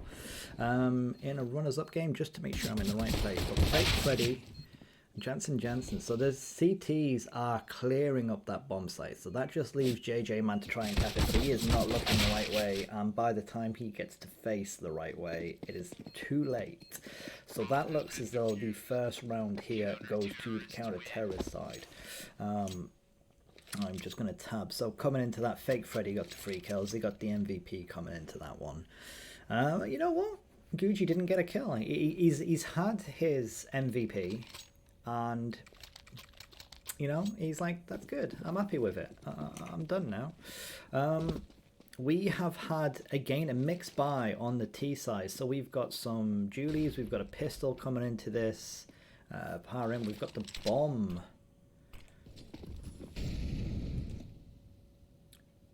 on a little bit of the underpass. We've already lost Grizz over on the B site. CT are in the right place again. They are lovely blind firing down into that smoke. There was a couple of good... They know he's there. Tactical Parim nuke is incoming! running away. Once again, has a tactical... So that is definitely the correct Razor. The correct Razor has their sub. Parim got the kill. They're still in this. They've brought it down. It's a 4v3. They've got the bomb. They're all together. However, they are all converging on the same site. We see some grenades and flashbangs going over. Fake Freddy is still nicely hiding. He can hear them coming through. He gets the pick. Woody the Mighty picking up a JJ man on the way. The bomb is down. They have seen it, and there goes Johnson. So that makes it another round for CT. Already 2 players, Fake Freddy and Woody the Mighty. They may have proper in-game names. They may be known as something else in TAW in general. I apologize. I don't know. But still, that is 2 players already very quickly making it. And again, T have come in with a very mixed bag. Some late buys. The bomb is... They're pushing up. They are going around. We've got some good gun twirling going on. Deistic is in a very nice spot. 2 of them have bypassed him. He's behind. They've dropped the bomb. If he gets himself out into the right place, So I am back, and I can in fact confirm Team Overwatch has beaten Team 3 to move on to the second round of the losers bracket. So here we are on Overpass. I did overhear Juneau saying on the lines of not knowing much about this map. That is correct, because luckily for me, this is my favourite map in the pool. That is always this map a definite is such an good intricate one. map. There is a lot more to it. The bomb hold the sites seem really close together in comparison, with a lot of open space around it, which is not... If you press the control button quickly, the map overlay that it will bring up, it shows you that the CTs have really quick rotate between the A and B sites, but the Ts have connector. It's quite similarly to an A, B, and mid split sort of map. Have the connector, which is something that you really want to fight for early during the round, and that wide open fountain area as well is crucial for both the Ts and the CTs. It's a really fast-paced, heavy communication-based map, and you need to really be playing with your team to get rounds out of this. And that's the so thing I can see that you were just saying about communication has not been going the same for T. So we've had some very mixed buys already. We haven't had a strong eco. We didn't get a strong push. The Ts are already getting a little bit behind, but they're also getting behind on their own. Team 5, the NA player, seems to be struggling on the EU server as well. But definitely, you can see that their buys are definitely a lot more coherent now, at least.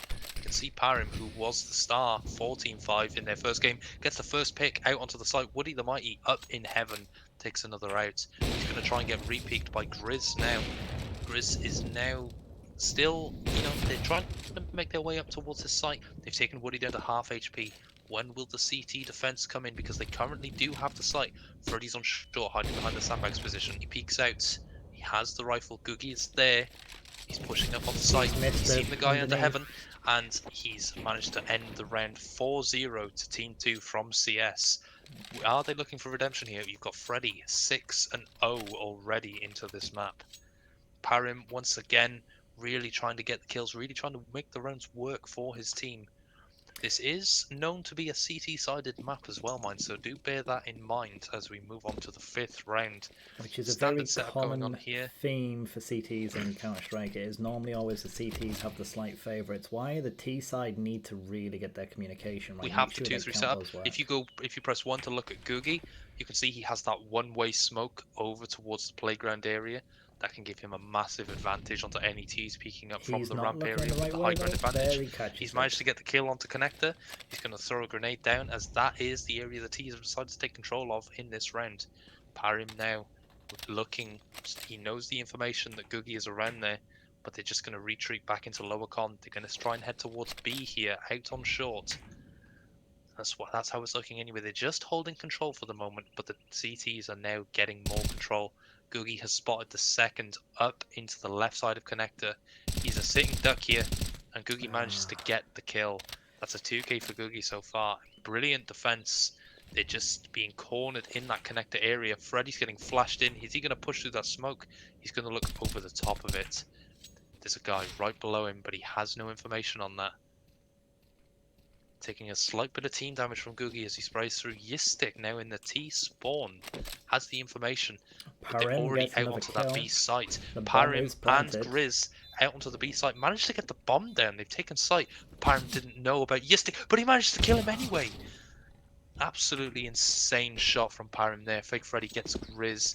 It's Janssen and Parim versus 3. Googie, Freddy, and Nilpix. Parim peeks out.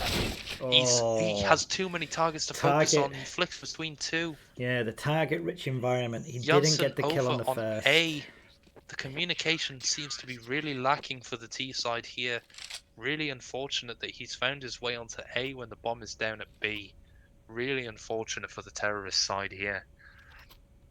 We've seen similar mistakes, both rounds, all rounds from T so far. We've got 1 or 2 people just push a little bit too far ahead or a little bit too far behind.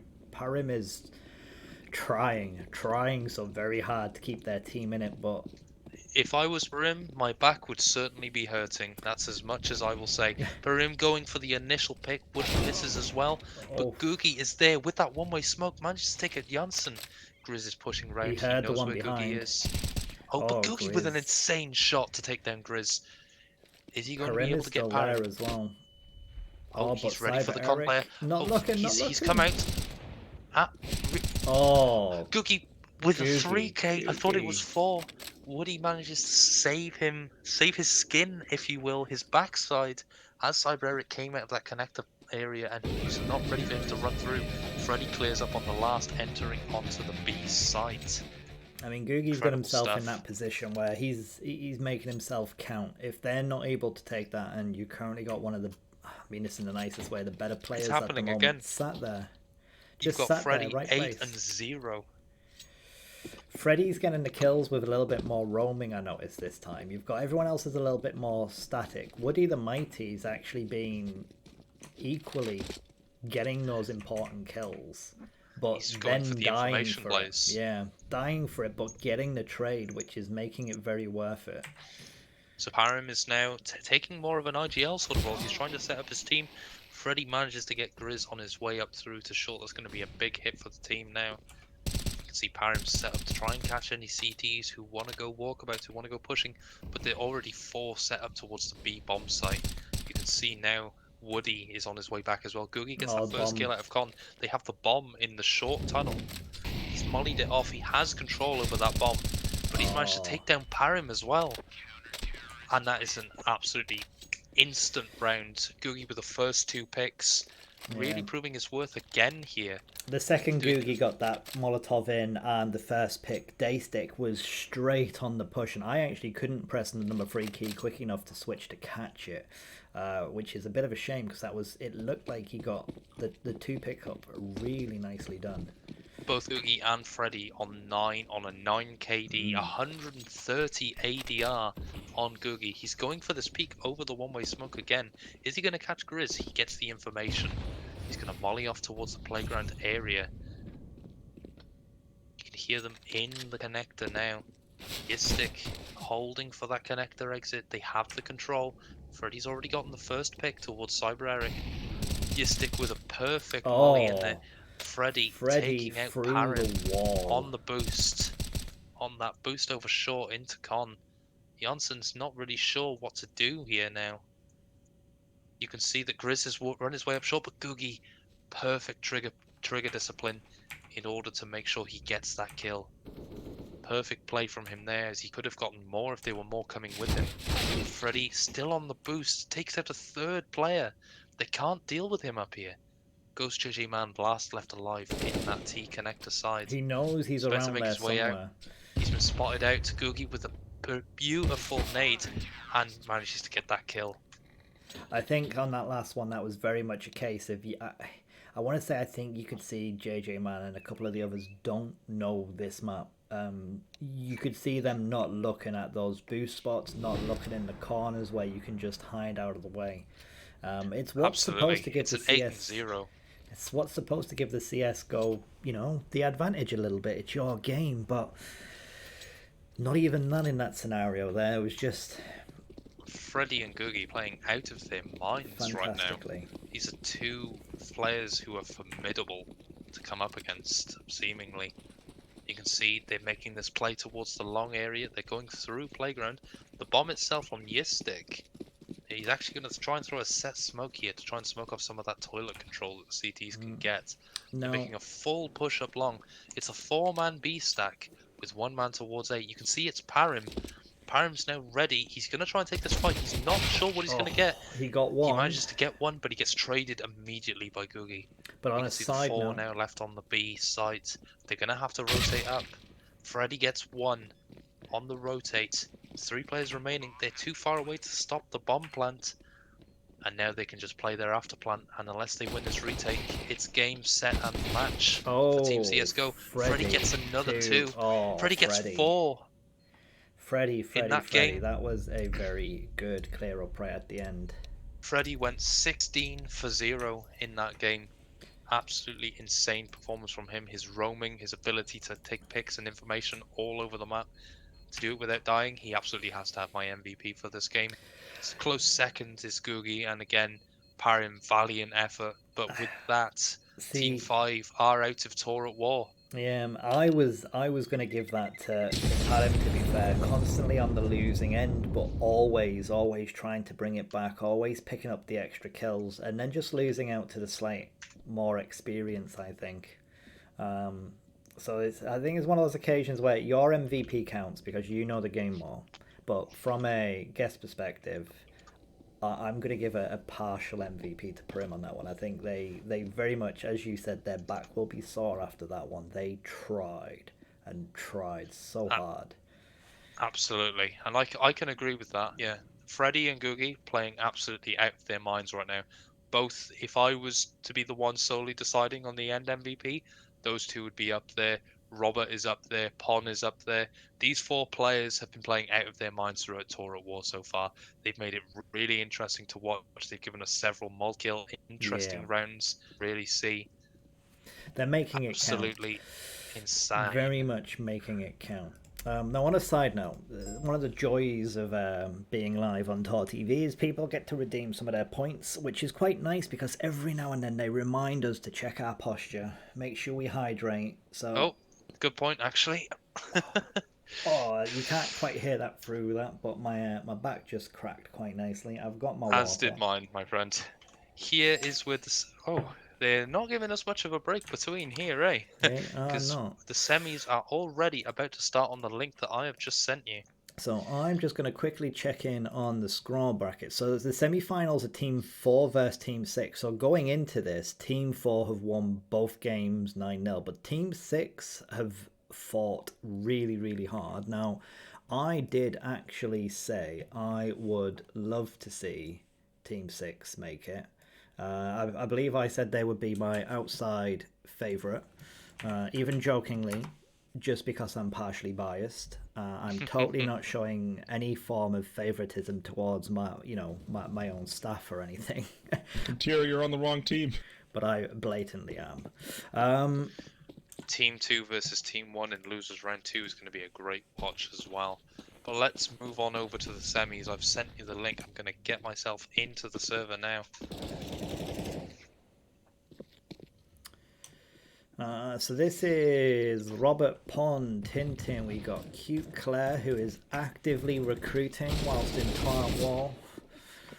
Stark Tier. We've got some bots. We always like to see the bots do fantastically. That's not nigh.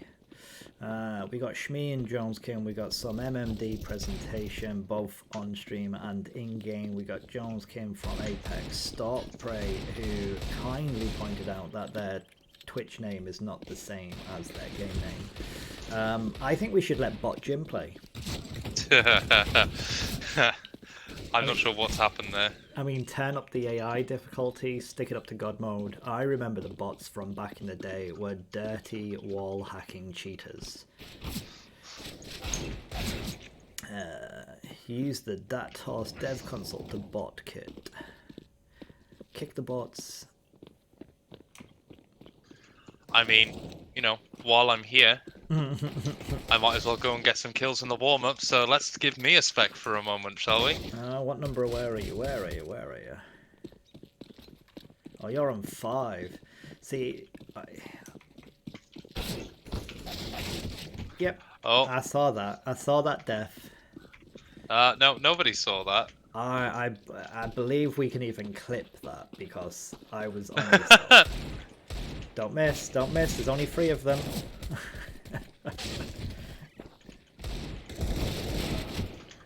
Oh, that's what I get for going with the deagle. I'll use the big green sniper rifle. No, so are you an AWP by trade? Is that your normal weapon of choice? I am an IGL and an AWPer and a coach. These were the roles delegated to me by the team. Fair enough. As a matter of fact. I was very much an AWPer. That was my main role, and it was pretty much a main tactic from my competitive teams to say, get yourself an AWP. If you can afford an AWP and Juneau can't, give Juneau the AWP. That was my role in the team. Let's see. Hello. Let's see what you can do with that op. And currently the team is in fact talking to me. Glozebjorn, we don't talk about that. You know what? I can join the terrorist side, can't I? Yes, I can. I'm not expecting anything. I'm now gonna choose the spectating force. Let's take a look and see what Juneau can do live over on the stream. To start? Yeah, we're all ready. So I'm thinking about the streamer and stuff like that. Oh, I almost got Robert. Almost got Robert. All right, back into spectate for myself. Choose team, spectate. I got a kill. I got 2 kills. I almost got Robert. I landed a couple of hits. That will do. Okay, right. I am now going to force start the game. So coming into this, we have already seen that Ghost, Joneskin, Stalk Prey on the T side have had some very good games from when we watched. We know Robert is currently on track, possibly to be the MVP. Hopefully Robert is listening to this. It seems as though a player on the side of Team 4 has actually subbed out. As we can now see Claire there in place of Karen. Karen was actually dropping off earlier on. They were getting some lag spikes and disconnects, if I remember rightly. Which is also partially why I think Karam was actually pushing so hard. Is, if you're lagging and you're going to go out and you're potentially going to disconnect, then be aggressive. Make yourself try and get that trade. But I don't know about you, Juneau, but I'm really looking forward to this game. We've got a team full of CS players again here on Team 6. Team 3 even. Sorry, Team 4. I can't get my numbers right. And they're up against Team 6, who've shown us what they can do already. They've hard fought most of their wins. Let's see if they can pose Team 4 a real challenge here, who seem to steamroll their way through the most of this. We're down to it's knife round now, and Katia managed to take it for Team 6. Whilst we're about to kick off, there was actually a request for us to hear you sing. To hear me sing? There was apparently a request to hear you sing. I have a singing video on my YouTube channel. If you find it, congratulations. If not, I'm not going to link it to you. There has probably been far too many streams where I've sat there whilst bored making up some random song. So far, I haven't been kicked off Twitch or TAW TV, and I still amazingly have a few hundred followers myself, so it can't be terrible, although my wife has threatened divorce, I'm sure. So, well, we can see here that the counter-terrorists are going for the standard CT overpass setup. They're playing 4 towards the B-bomb site and 1 towards the fountain area to gain that information. As a matter of fact, they've gone up through toilets into connector. They're blocking each other in connector. And Claire entering out onto the B-bomb site. She's found Ghost, but Ghost has found her head. And Pons manages to get that trade. It's a 1-for-1 trade. I can already see this game's going to be great. They managed to get 3 kills. Tintin very quickly on that coming out. Absolutely insane. On getting lead to Tintin managing to clear it up. Yeah. I keep reading them by the clan tags. It gets so hectic. It does indeed. Tintin very cleverly came out at the top and then instantly shot, turned around, and they went straight out the other side. The CTs actually, if you check the minimap, they started to rotate and realised it was the fake quite quickly, and it just turned into that slugfest from both teams. But again, I really want to see Team 6 get on the board here. Team 4 have been 9-0ing their way through, but I truly believe that Team 6 can put up a really, really good fight here. They've got this boost going on in connector. There's 5 people in there. That Molly's going to be tagging them down. Oh, Tintin with the spray transfer. Managing to get 2, but it's a 3 versus 3. They can get those guns that have been dropped. Oh, straight through the Stalkprey's Molotov. managed to get the Molotov. Freddy got a kill. Robert Robert's with an got insane a kill. shot onto the first man. Oh, Shmee out. Shmee with the auto pickup. Unfortunate Just to get bad double timing. peaked from short and sight at the same time. But now we're going to see a buy come out from Team 6. So we're going to see M4s, a P90. Certainly one of the more interesting guns of choice here. We can see Claire on a P90, Pon on a Mac 10. Shmee's on So a the P90 T's aren't on massively CT as upgrading well. either. The actual economy balance here in terms of weapons, the CTs seem to have a better loadout. But how are the T's going to use it? We can see Robert's been sent to lurk towards the B monster area. So maybe if Shmiko gets a little bit too aggressive, he may be punished here. We have 3 guys towards the connector area and Claire taking fountain control. So they're actually running a default here.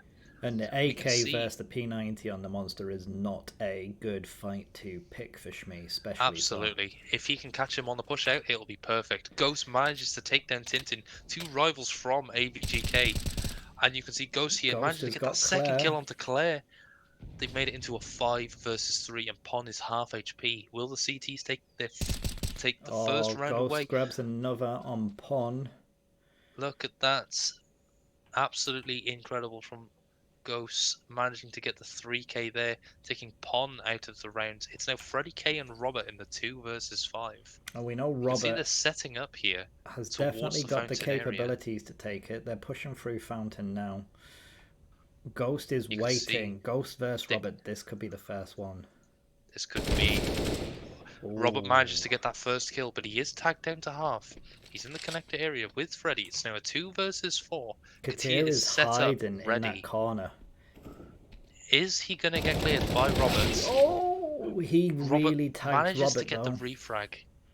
After Katia takes down Freddy, it's down to Shmiko, Joneskin, and Stalkprey. Stalkprey is behind. But Shmiko is hiding on site. He's planting within the smoke. Oh, Shmiko manages to take him down. That's the first round Team 4 have lost in this tournament so far. And Shmee got the final kill, so, you know, I'm going to claim some credit, and then I'm going to shut up. Well, a really, really good round from the CTs here. This is what I was talking about. This is going to be that close game. So what have the T's bought into this one? T's haven't. We've got Deagle, 2 Tech 9s and a P250. We've still got a relatively full buy from CT as well. But Tintin, in fairness, if he can not pick that spot... Oh, Robert manages to get a kill with the pistol on his way out. Joneskin managing to take the fights. Freddy came with another frag. Robert! They've actually turned this into a winnable situation. And they they've had got pistols. The bomb plant as well. You can see now that it's Ghost and Stalkprey. Ghost has the info on where Pon is. Stalkprey manages to take down Robert. Ghost knows where Pon is, takes him down. It's now a 2 versus 1. Freddy versus... and Stalkprey's going to take him down immediately. T, very however, good retake from the CTs. Even though they lost that, they got far more out of that than I expected. I think possibly you're saying they got more out of that than we expected. They got more out of that than the CTs did, that's for sure, because now they're going to have to fully rebuy, and that's going to mean their economy is at breaking point the next round. If the T's can take this round away, the CDs are going to be reduced to not a lot at all. So it's really crucial for the CTs that they win this round, especially with such a small half, with it only being MR16. We got full buys on both sides as well. Full buys, full grenades. We have Stalkprey on long. Let's take a look at him. He's managed to spot out Robert. He's taken the first kill, but Pon manages to get the refrag. So now they have the information They have information that there's another 2 guys towards the A site at least. They haven't spotted the bomb, so it's not enough to provoke a rotate. Oh, Ghost Tintin with the got flanking Ghost. from behind. Tintin manages to take him out. It's now a 4 versus 3 for the T side. They're split out. They haven't really made a decision about where they're heading towards yet. They're holding and they're slowly progressing. Let's take a look at Joneskin on the A site. He has a little bit of information. He's hiding and he's waiting. And he may end up with Freddy K in his crosshairs sooner than he'd think. And you got They're Katir setting up. behind as well, quite nicely. They're about to execute onto the site. Smokers come in. They don't have the information, but Freddy K is up. He's passed. If Joneskin walks through this smoke at a proper timing, he could get 2, 3, maybe even all 4.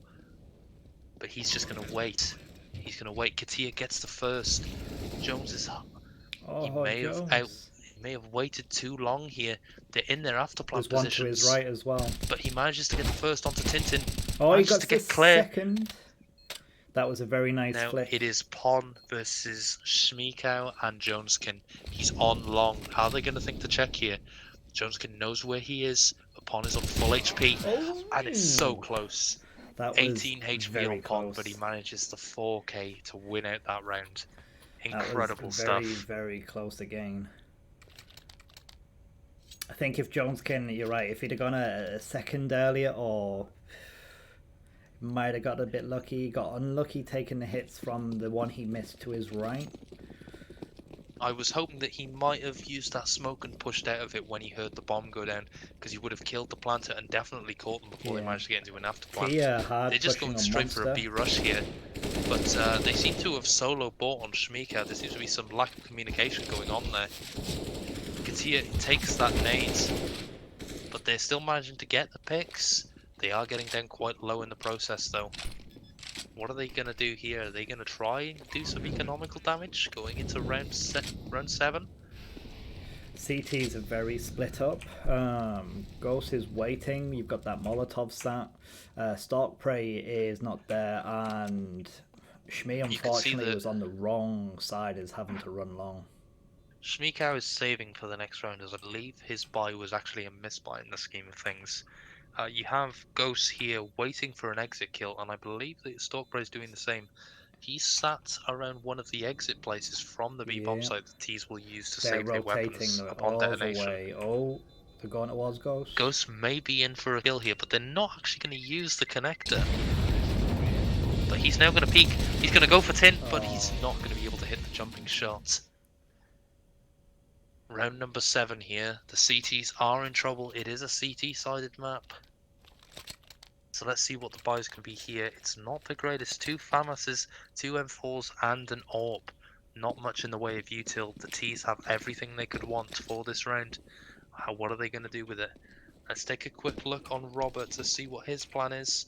He's flashing out. He's made his way through playgrounds. He is quite solo at the moment. So it seems to be they're defaulting. They're going for this 2-1 setup where they take areas of the map via mid-control, and it seems to be catching the CTs really by surprise. They Freddy don't is seem to have a counter to it. Freddy and Claire up towards the short area. Claire now making her way round to the short corner. She's going to try and get an entry onto the site. Is she going to be given one? Jones is waiting. In the water position. Oh, she spotted him out, pre-aiming the position. But is Shmikow going to peek with him? Is he going to re-peek this angle? Oh, Claire, fortunate not to get that kill. Really unfortunate not to get that kill. It's a shame. Ghost has managed to get the first. He's traded immediately by Pon. They're going to make their way up connector here. This feels like it's going to be an A hit. Claire is going to hold the behind from the con area. You can see currently that Jones is pushing up on that short position. They have that B control now, so they could rotate that barrels player away over to A in time for this hit. Robert. You can see Jones slowly pushing up the composition. Stokely manages to get Freddy K with the AWP. This is now a 4v3. It's definitely a lot more favourable for the CTs, but they are pushing in. You have Robert and Pon coming from the long position. Katia manages to take down Claire. It's now 4v2. Jones is up. Katia takes down Pon. It's now Robert in the 1 versus 4. He gets the first. He has information on the second. Jones is now coming in through. He has to get the bomb down or kill them all within the next 6 seconds. It takes 4 seconds to plant the bomb. He can no longer plant the bomb. Is he going to save? Is he going to be allowed to save? He is. He's going to manage to take... No, he isn't. He's going to have no money into the next round. By Stalk Prey No right money. At the end. That is... He only has $950 going into the last round of the half. He can't even buy full armor with Someone has dropped an AK at least. So we've got some shared buys like going it could be on, a which much is good. better half. Full buy over on the CT side. No head armor on Robert, which means any of those weapons can in fact one-shot him with a headshot. He's going to make this push out here. Is he going to run through the molly? No, he's going to try and sidestep the smoke alongside Pond. Manages to get the first. But there's a trade from Ghosts on short. You can see now Schmeek out. Manages to take down Robert. Jones onto Freddy. Goes onto Claire. It's just Pond left now. 1 versus 3. And Ghost Jones has the bomb in his knows where Pond sights. is as well. Jones is currently clearing the angles. He's definitely moved out of where he last thought he was. He's in the water position. Uncertain, but Stalkbray's going to be able to kill him when he gets close to that monster pole position. Brilliant halves from the two of them. 4-4 could not be any closer. That was indeed very, very good. That was a very close round. So we go into the second half 4-4 nearly. On the CT side, you can see that there's a clear difference in the fragging power between some of these players. On the T side, everything looking to be a lot more balanced. Let's see how this carries over here. They have full armor. Claire with a kit and the smoke. What is she going to use that smoke for? That kit does mean that they are able to retake the site should they need to, though. They currently have a split of 1 towards long, 1 on the A site, and 3 over on B. They're running straight through for toilets here. Stalkbray going to go around to the long position, try and make it a 2-pronged attack. But they're already up towards the side box. They've managed to kill that one on long. Tintin goes down. They've killed the man on truck. Shmi cannot plant. He cannot find the confines of the site in which to plant it. Jones manages to take down Claire.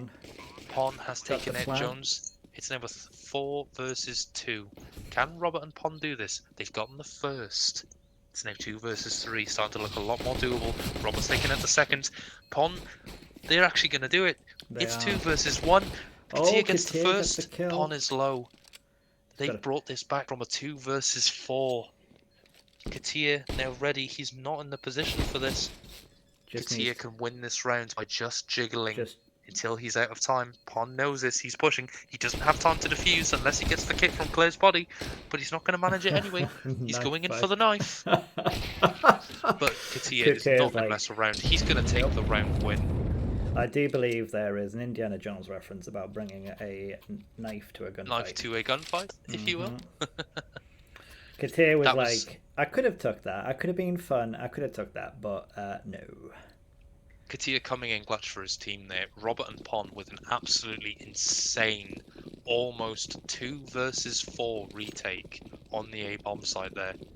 They do have guns coming into this round though, thanks to that bomb plant. They have a rifle, they have SMGs. Look at the minimap though. They've just run straight round. They've all gone straight to push and they've gone the opposite way. We've ended up in a position where they're going to come behind them if they're quick enough. That round win from the T's has really set them up perfectly here. They're going to push through the monster position. It's all down to whether they can hold off these pistols, and with this weaponry they should be able to. No. Katia with the information. Ghost Beyond's going to take him out. He's going to take down another. 5 versus 2. I can't see them doing this with just pistols against the rifles as much as they were able to do it last round and almost win it out. Pon is taking down Pon. It's just Robert, but even Robert manages to get away with a kill. This man is insane right now. Going in, he's still behind Pon in terms of kills for this game. He's drawn with Ghost, but he's getting the assists. It's the grenade placements as well, as much as they're getting the snapshots and getting the kills in. Grenades in the right places really make the impact on either of these players is not to go unnoticed, that is for sure. So now the T's are going to head into another round here. Katia and Ghost making their way up towards A. They seem to be going together as a unit. Tintin taking a lot of chip damage early, but that nade is perfect. Grenade. That was 5 people hit with that grenade. 5 people hit with a nade. They're now all within 1 shot of a headshot from any of the weapons that are available to the CT side in this round. But they do only have 1 towards the A-bomb site. 1 is rotated up from site to hold towards the long position now. And What are they going Pon to do here? is They're going looking to take down this the toilets smoke control. right at them, but no, they're going down side. So they're heading towards what, Tintin? They're actually making this play towards the con position here. They're trying to fake out presence so that the CTs don't know where to hold. Claire now up in heaven, deciding to stick towards the B side of things. Robert on a sneaky position to catch anyone coming over bridge. They're going to be going for the B. Claire has seen the first. Claire gets taken down. Robert's taken out 2 though.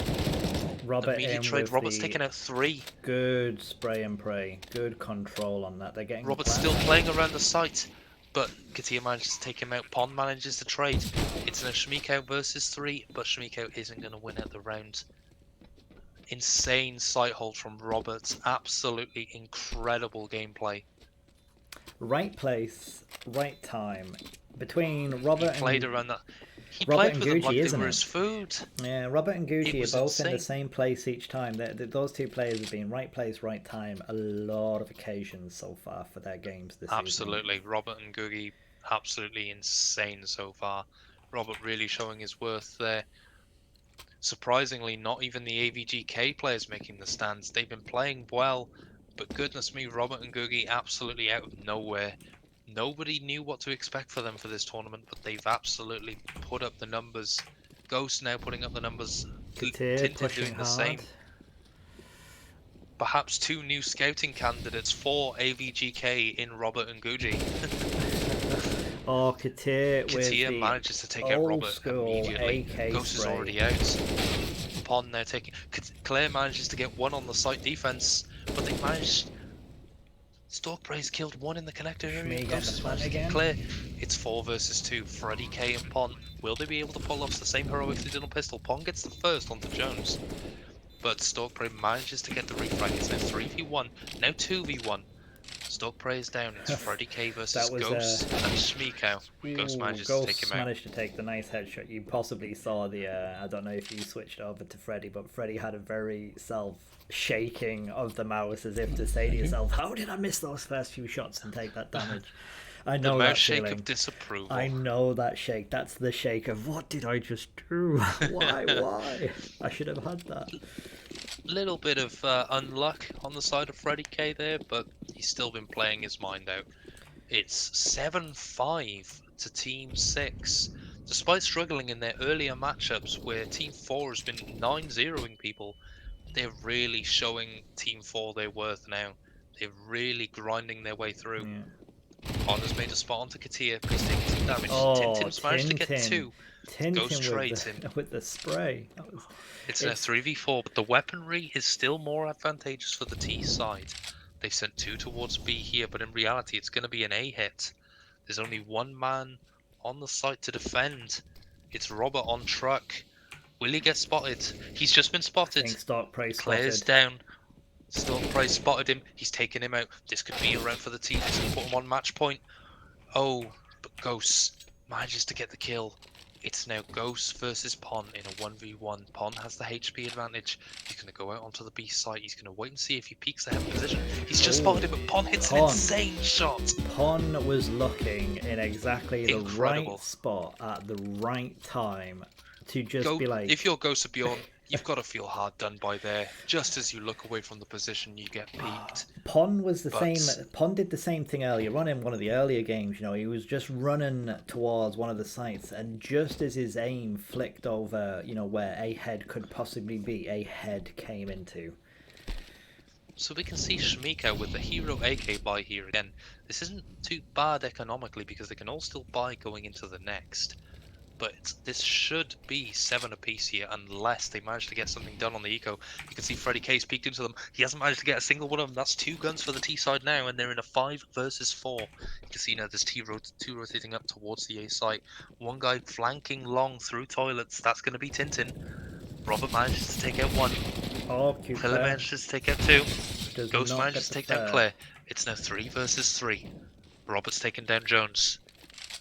And Tintin peeks around. The bomb goes down, so that's going to be good for economics into the next round. But it's now Katia with a Glock versus 3. I don't fancy his chances. And just like that, he's gone down. It's now 7-7.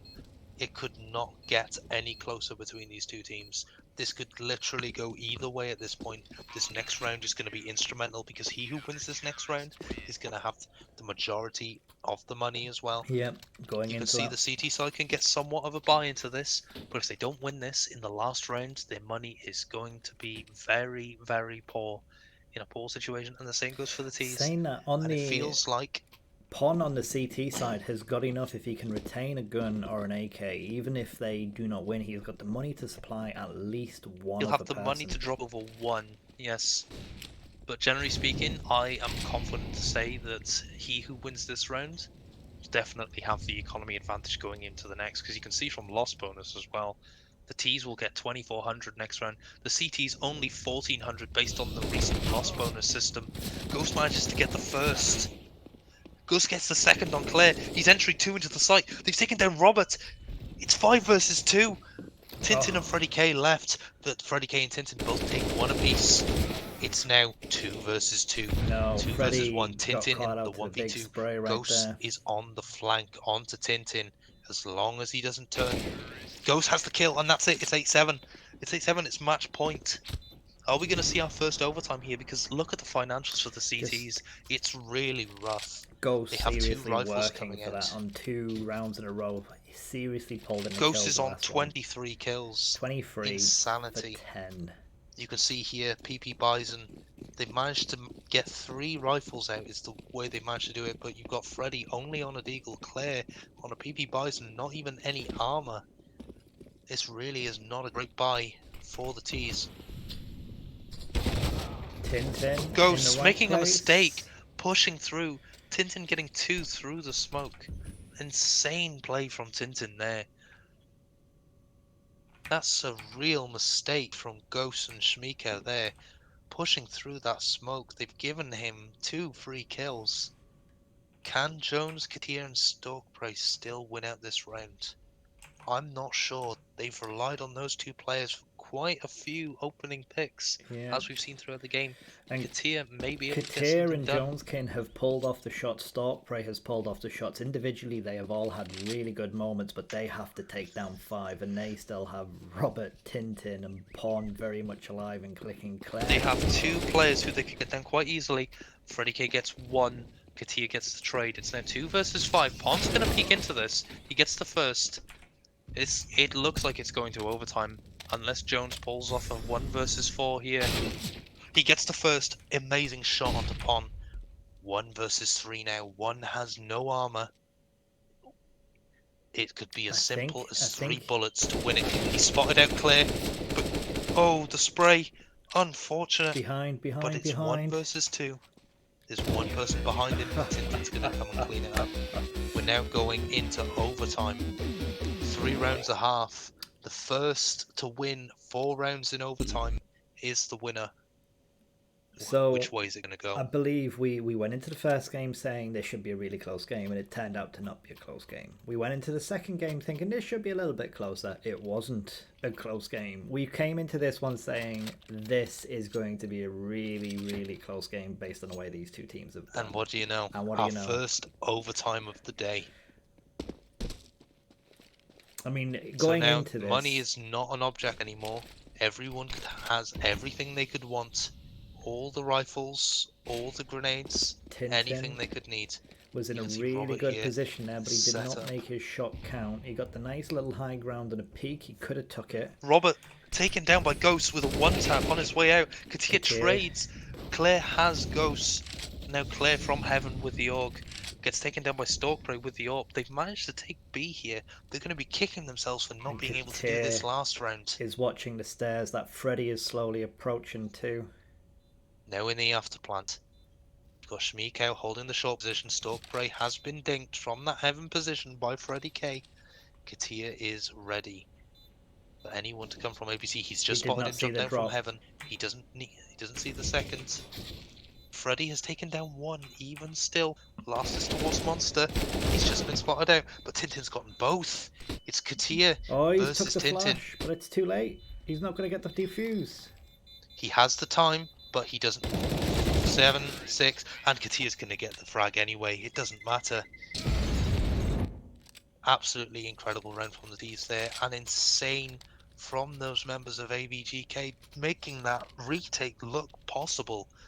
They shouldn't be pulling off these plays, but it's now 9-8 to the T side. They've won the first round of overtime. You know, Bear in mind, we've been talking about Robert and Pawn and Ghost, but Katir in these last 2 games, these last 2 rounds especially, has just almost given the T's a chance to win this.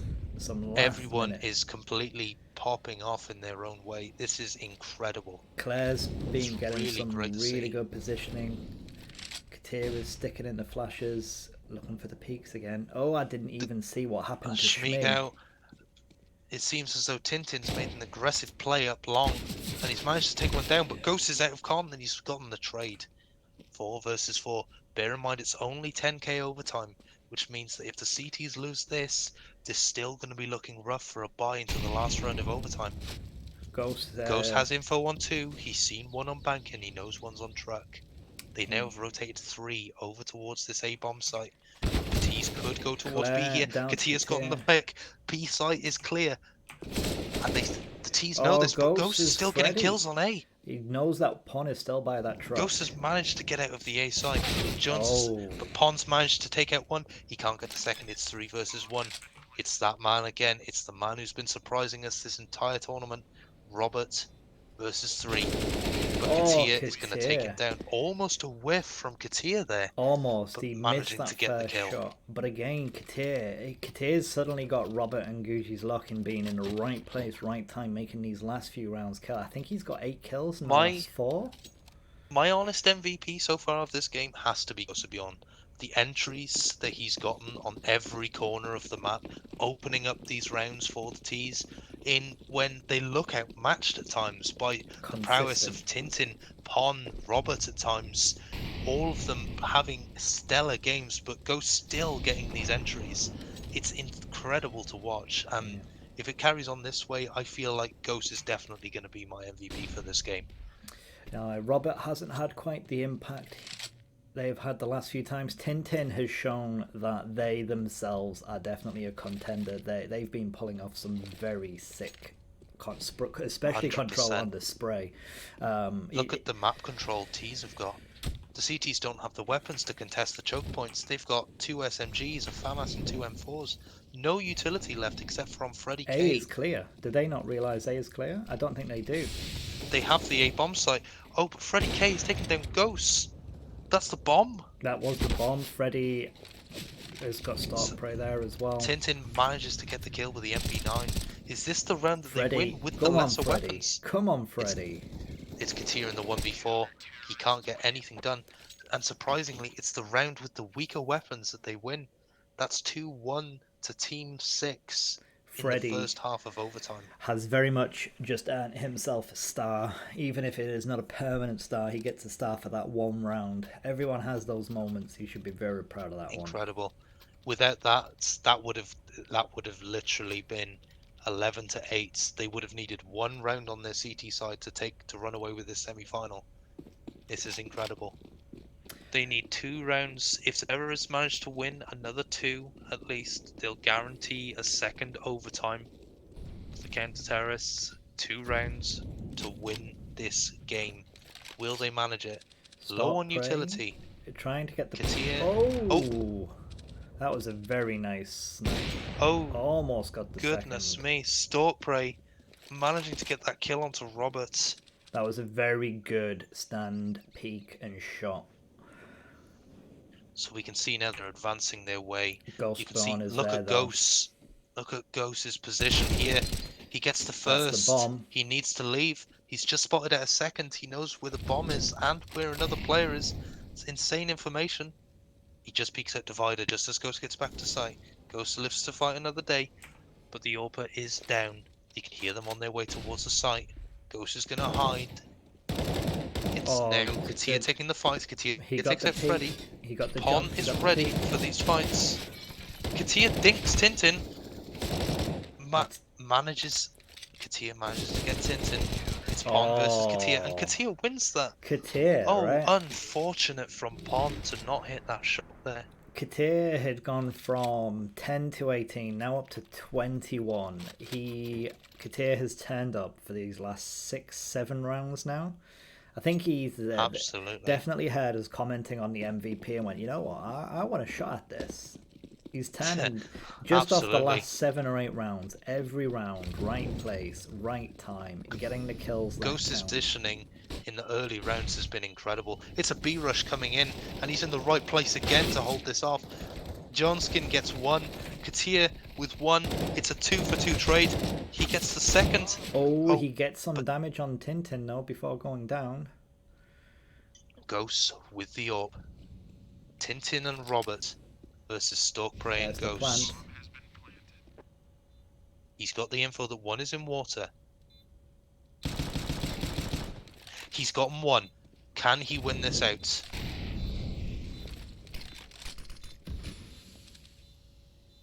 He doesn't know where he is. He needs Stalkprey to come and get this defuse off. Oh, and Ghost has done it! They've won the semi semi-finals! Ghost has won them the semi-finals with that insane play. That MVP of the semi-finals for these opening kills, these positionings. Strong contender was Katia, but it has to go to Ghost. 7 MVPs throughout that game. Agreed. You know, Kateri brought it back right at the end to actually give it a bit of a run for his money in terms of, you know, who could get it, but I don't disagree with that one. Ghost Beyond with right the MVP place, from the semis. right time. Insane game. Our first overtime of the tournament, and what a match it was. Team 4 taking off their unbeatable streak. They went 9-0 in every single game. Every single game they went in so far, and they just got beaten in the semi-finals. They will face Team 2 in they will face Team 2 in losers round 3. Team 4 will, but Team 6 now Shmiko, Katia, Subyorn, Joneskin, and of course Freddie K. Oh no, team. Sorry. I'm doing my best to remember them. There's a lot. But either way, Team 6 are in the final. Nobody expected them to be here. I hoped for it, let's be fair. I did say right back at the start if I had to pick Rakul Bear, Team 6, so. Not Freddie K. Rakul Bear. And we can see here that we actually, sadly, we missed losers round 2. But Team CSGO, 9. Team Overwatch, 1. Team Overwatch out of the competition. For the final spot in the final, it will be Team 4, look Redemption, against the CSGO team. Both filled with majority CSGO players. This should be a good game to watch. This really should. So let's have a little recap. I'm going to report over the division. So round 1 we saw Team 4 go 9-0 over Team 5. We had Team 6 go 9-6 over Team 3. Round 2 saw Team 6 go 9-3 against Team 2. We saw Team 4 go 9-0 against Team 1. And then Team 6 just beat Team 4 12-9 in overtime. Now, I believe that is a message for me for where I need to go. So let's switch back into So here's game. the losers kit. Here is the other semi-final. Just before the final game now, we're about to see Team CS versus Team 4, the unbeatable team. And as a matter of fact, is this a rematch? Have they not played previously? Fake Freddy vs. Gucci, yes they have. Woody the Mighty. Oh. Team 4 versus Team 2, they have not played against one another as of yet. This should be another interesting game. These are two greats coming up against one another. And we can see the semis here are on Train. Interesting map choice, as this map is in fact no longer in the active duty pool. But it's nice to see it make a resurgence. We're all hoping it returns to active duty soon enough. I absolutely love this map. Of course, as a Source player, you would. It was a great great map. I will admit I do not remember Hello there. half of the names of the places. It's just not. But you had the lovely little shortcut between B and A, which made for some interesting places. Smoke grenades, flashbangs, but just fighting around the train, coming in from B long was always. You would see some fantastic shots, but you've got so many long corridors, so many good spots for AWP, and even the scout players could, with a bit of extra movement, could really make a difference if your team had the good snipers for this. We can see we're in warm-up, so I'm going to abuse this warm-up, and I'm going to join a team because why not? Let's see if I can have an enjoyable 2 minutes and 40 seconds. I just had a message from Freak Buddy, being quite upset that I ran out and killed him. But what can I say?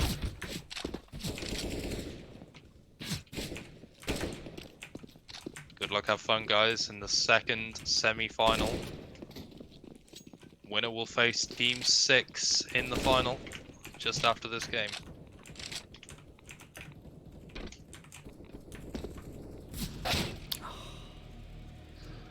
I'm gonna take a look to see what Juneau sees. No. Well, I've had 2 Take kills. a look at some of this source movement. 2 kills and a death. That's not too bad. The source games definitely had better B-hop mechanics. Oh, and he one-taps Tintin. So let's remind ourselves of the lineup. Roberts, Fierro Roberts, Freddie K, Claire. What's up, Juno? What are you Sup? doing? And of course, I think we're winning hasn't on joined our yet. Last stand-in. You got more standings. Can anyone remind me what the button is to talk in game? Christ. probably K. What's K to talk in game? That's an interesting one.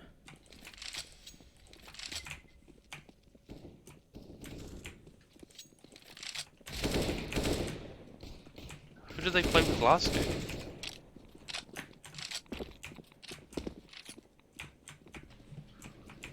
We've got If more it's quite alright with you, substitutions. Juno, Yes. when the finals have been, and I think, you know, like I've had my personal MVP in the event, I'd like to bring them in for a stream interview at the end. That's absolutely fine by me. I think it's worth having a chat with some of the ones who've shown off a little bit. I can definitely. Oh, it's Pon. Will Pon not be joining for the final game? Give me a sec. No worries. Is Pon not coming for the final game? He had to hop off. Yes, I'll hop up. Also, you, my guy, you are insane. Thank you. You know what? All Escape from Tarkov players in this division are really good at CSGO. You can quote me on that. I like this guy.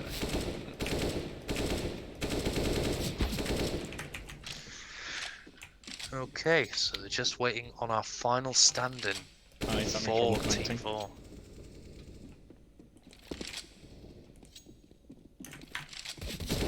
Oh. Dr. Jackson. Just some technical difficulties. Dr. Jackson. Juno's gonna need to go in spec in a minute, you know that, don't you? Yes, yes, I do.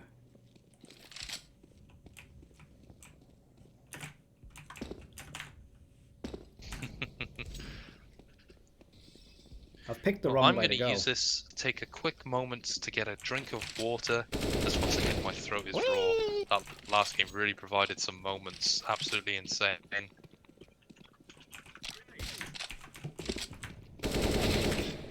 Trying to get a cheeky knife.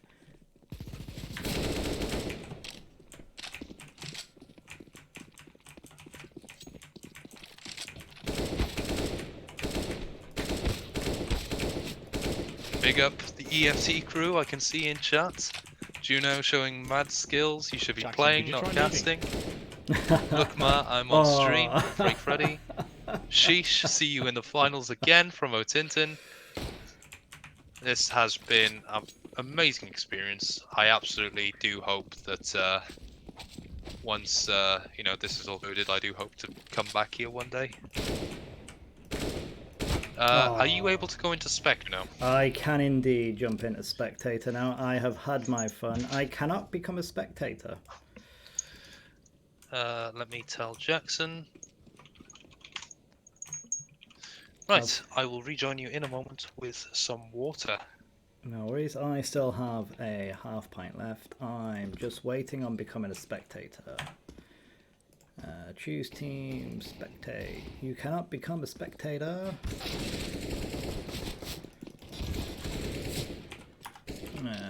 Just waiting on a spectator spot.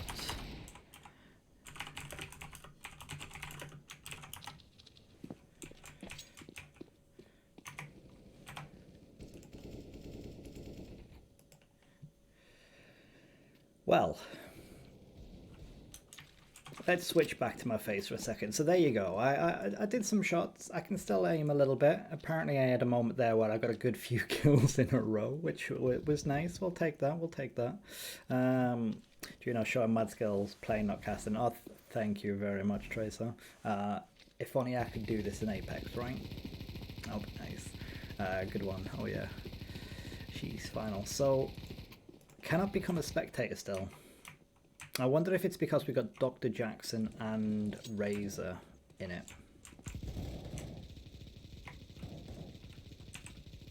You have left the buy zone. Cheeky.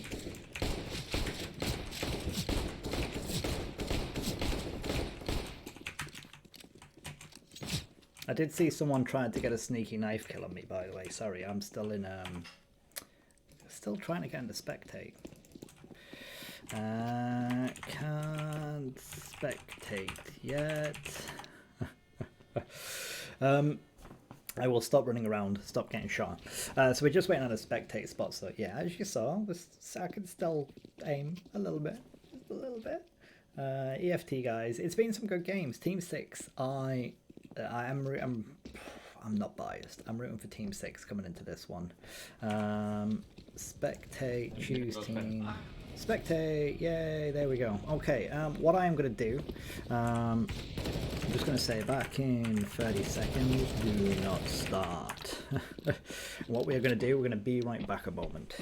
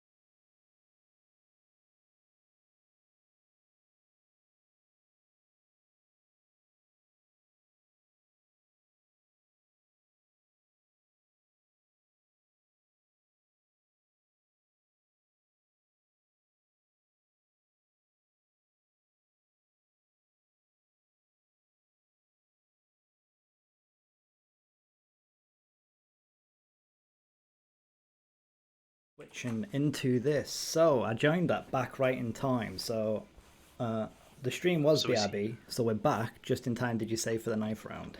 Just back in time for the knife round indeed. The second semi-final here. So we can see Robert getting the second, but it seems to be the T's that are going to have the advantage here.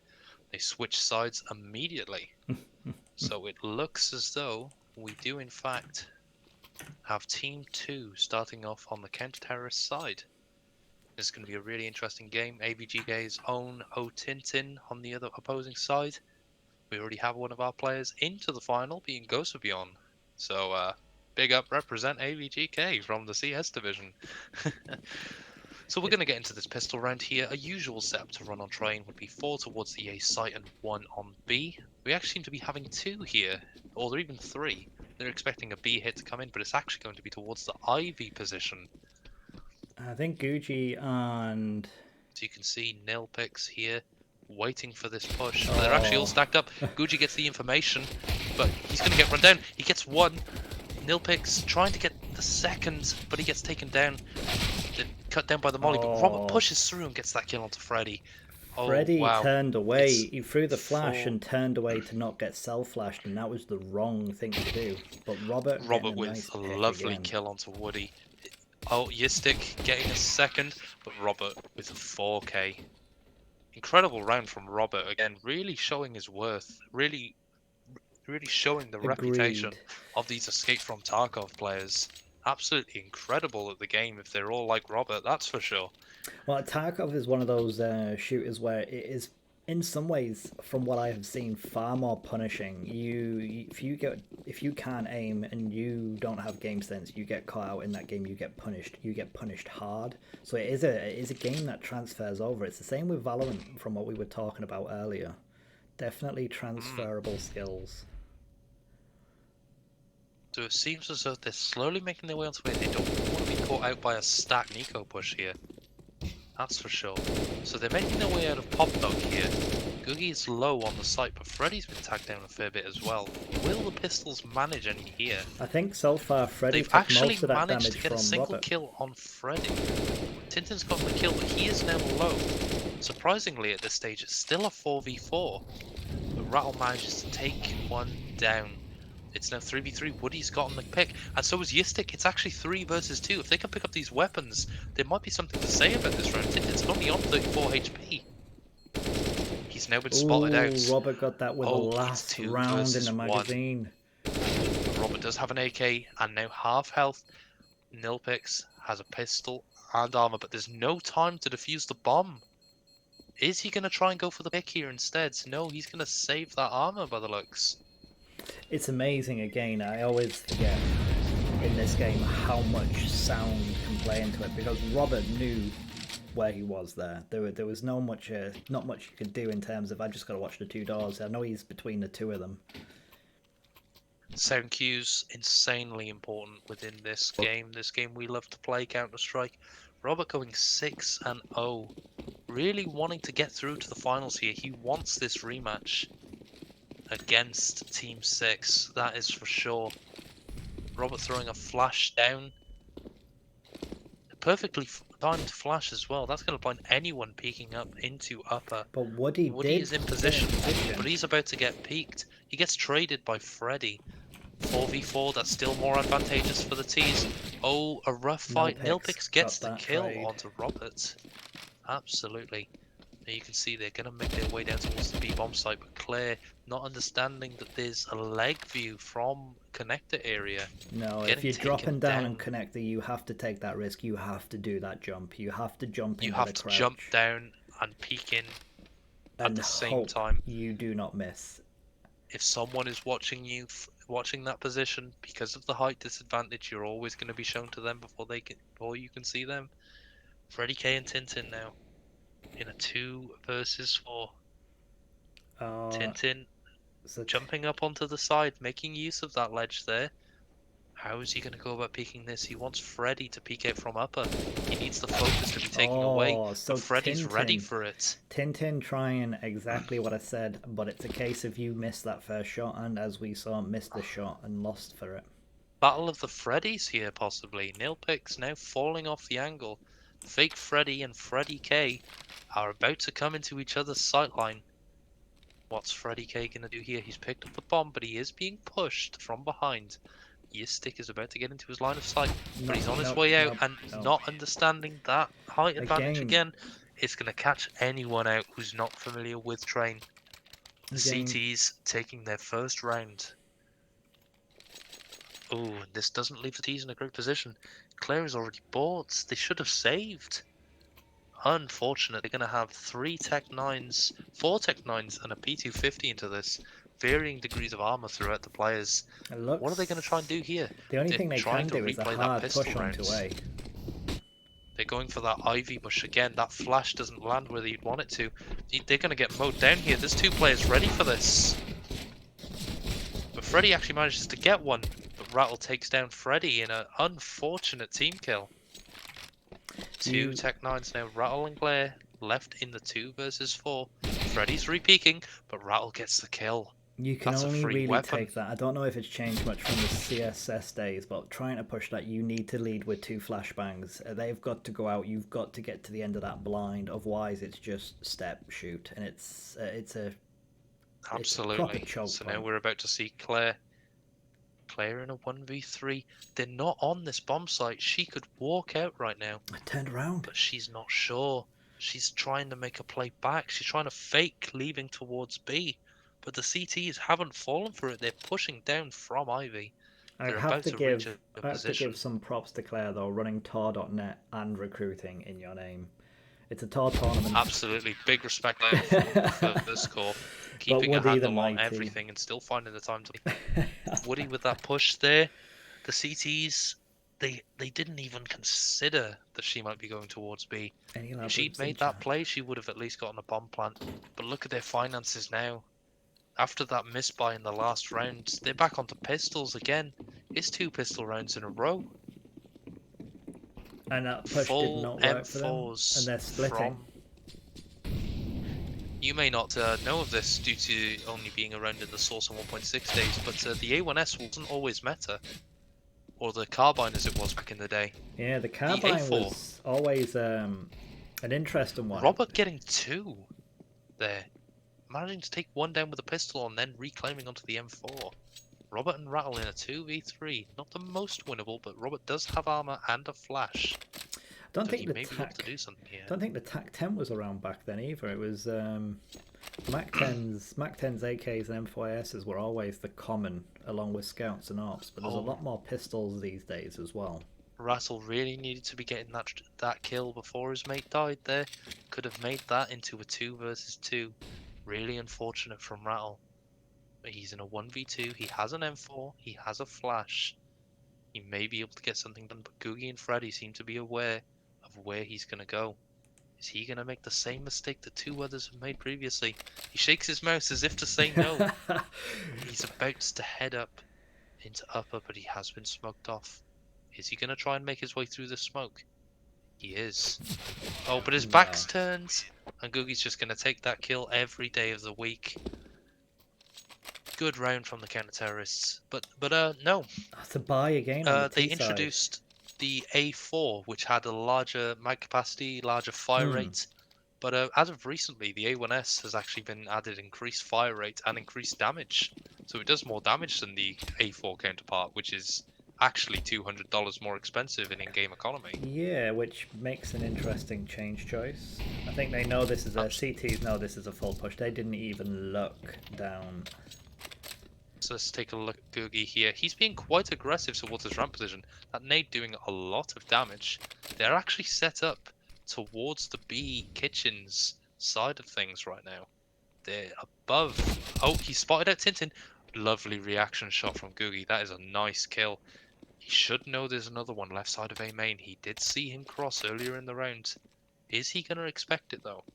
He seems to be falling off. He doesn't want to get greedy after getting that initial pick for the CTs. Freddy here towards Ivy. He's going to be the first point of contact for those guys coming out pop, but he does still have to focus on the Ivy position itself. Yistic in a position to catch them crossing through to Electric.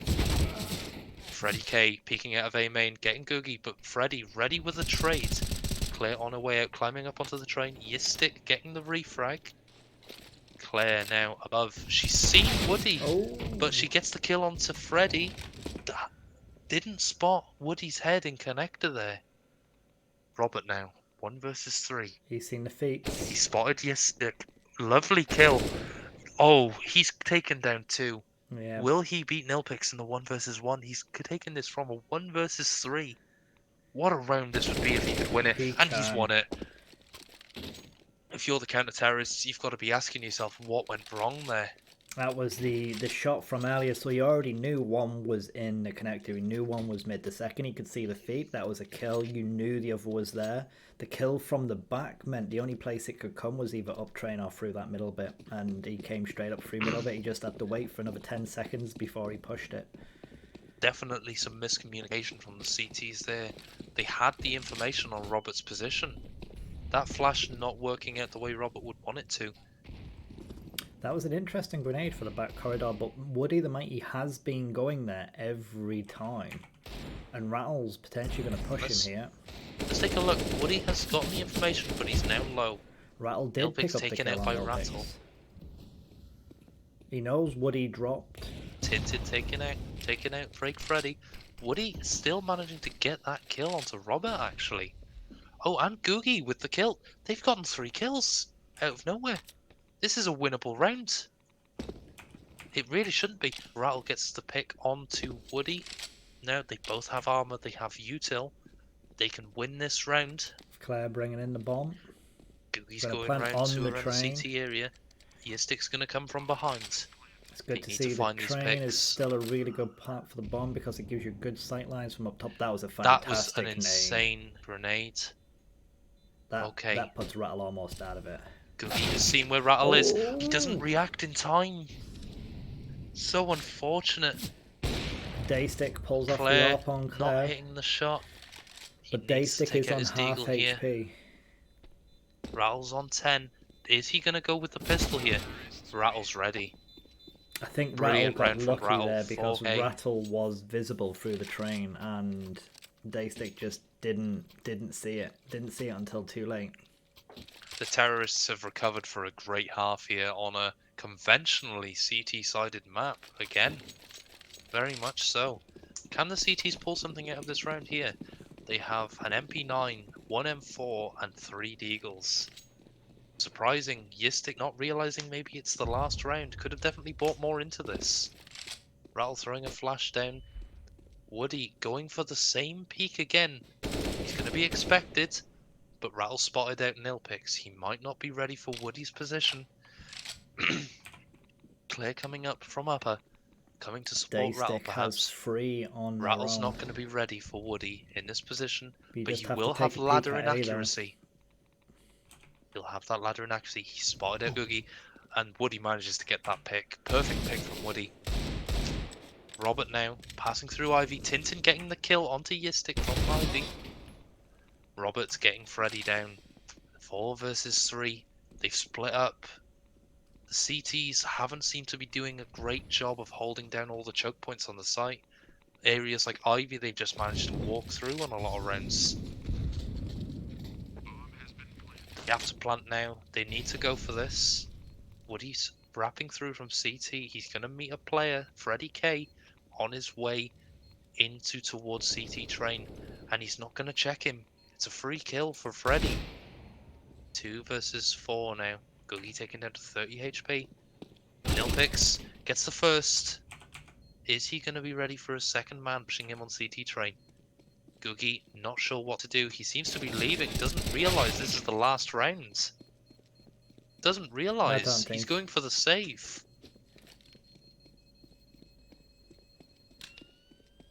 Unsure what his plan is here.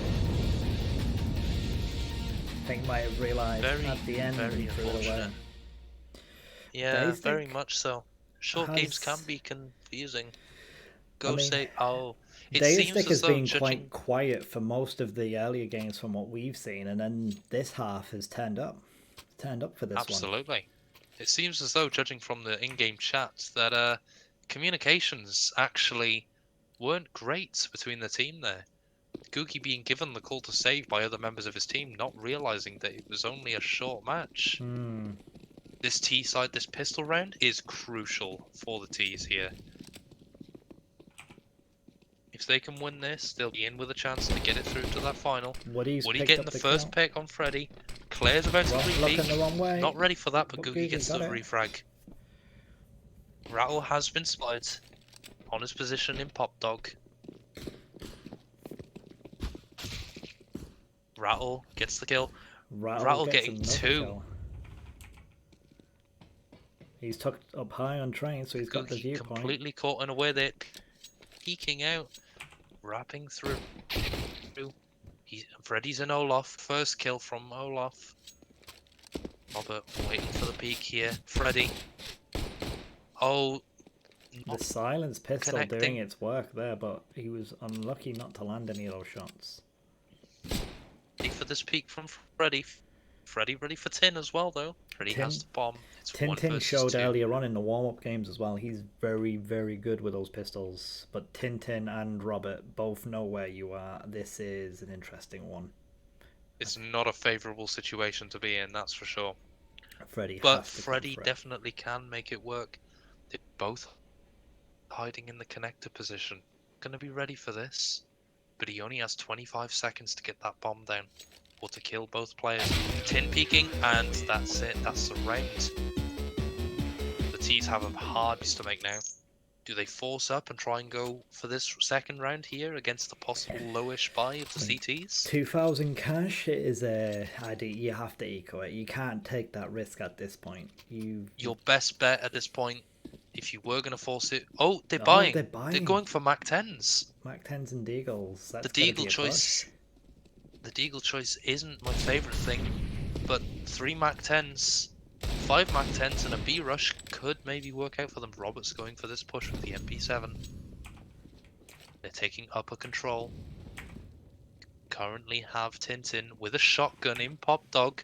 We know what can be done by JW with the Mag 7 in Pop Dog for those classic watchers of CS in the early Fnatic days. Oh yes. Lovely little auto shotty in that point of close range. You do not push through it when you've got certain players against you. As the coach IGL Horper of AVGK, I can confirm that Tintin's prowess with shotguns is ridiculous. He has Woody waiting above just in case Tintin tries to get greedy, but Rattle's already pushed through. This gives him a chance to get into position. Stick takes out Rattle. Googie with the 1D. One shot. Absolutely incredible. They could take this round. Oh Goodness. Googie gets the first. And then Stick refrags. It's Robert versus 3. I'm not sure even he can do this. Freddy's pushing through with the FAMAS. But he was ready for it. Now he knows where he is. He's on 18 HP. He has to rotate. They know he has to rotate. They can get the bun down, and then they just have to maybe take the trains up top, sit on it. I'm not sure. I'm not sure about this positioning on the after plant. That's They're very mostly interesting. taking the same position. They're not really holding. Robert might be able to slip through a gap here if he does want to go for this. I think they're trying to Googie bait. with that 2k, absolutely coming in clutch. Oh, but he's gotten the first. But Robert doesn't have time, he doesn't have a hit. Yistic playing this to perfection. Wants to make sure Robert goes down with the bomb. Not turning away. And Robert goes down. He got away on 12 HP. That was 12 lucky. HP, surviving that round. I mean, not that he's going to keep the gun, but still. Look at the money on the CTs. They have to force here. They can't buy in the next round. You know, it's not often I get to say this, but Freddy has gone for Judy's, I do believe, so we are going to spectate this and hope to see the magic. Let's take a look. They're going for an Ivy push here, all 5, but they're already out A. They've left Freddy to hold for this push. And Freddy spotted them. He's now in a hard place. That nade does some good chip damage. Freddy's still stuck. He crosses at a bad time, but he manages to get 4. Are we going to get the first ace of this tournament in this round? No. No, Tin's going to take him down. The bruh from Freddy in the chat. Allow it. Tin saving an AK into this next round would be most ideal. Nilpix is going to go for him though, but he's been spotted. Tintin is not going to miss that any day of the week. They're aggressing him 1 by 1 here. This is not great how from the you T's. Want to play it. You want to be locking this down. Stop pushing. Stop pushing. The T economy. The T economy is not looking great. They've just given Tintin 3 free kills. Oh dear. As good as it is to get a round win. Oh no. He's being aggressed on by Gucci now. Gucci knows better and ran off. Mistakes. I mean, that put Tintin. Fuji was low, Woody the Mighty was low, and Elpix, everybody else, that's the worth a buy, but that's going to cost them in a later round if they get a loss. We can see now that they've got the buy up. Again, it's FAMAS's, it's not great. You know, they lose this round, they're not going to be looking great going into round number 13. But it all depends on what the E's do here. They've shown over-aggression, but that damage from Freddy is incredible. 7 and 31 HP. That shot, if I'm good with my maths, that shot did 154 points of damage. In one, yes it did.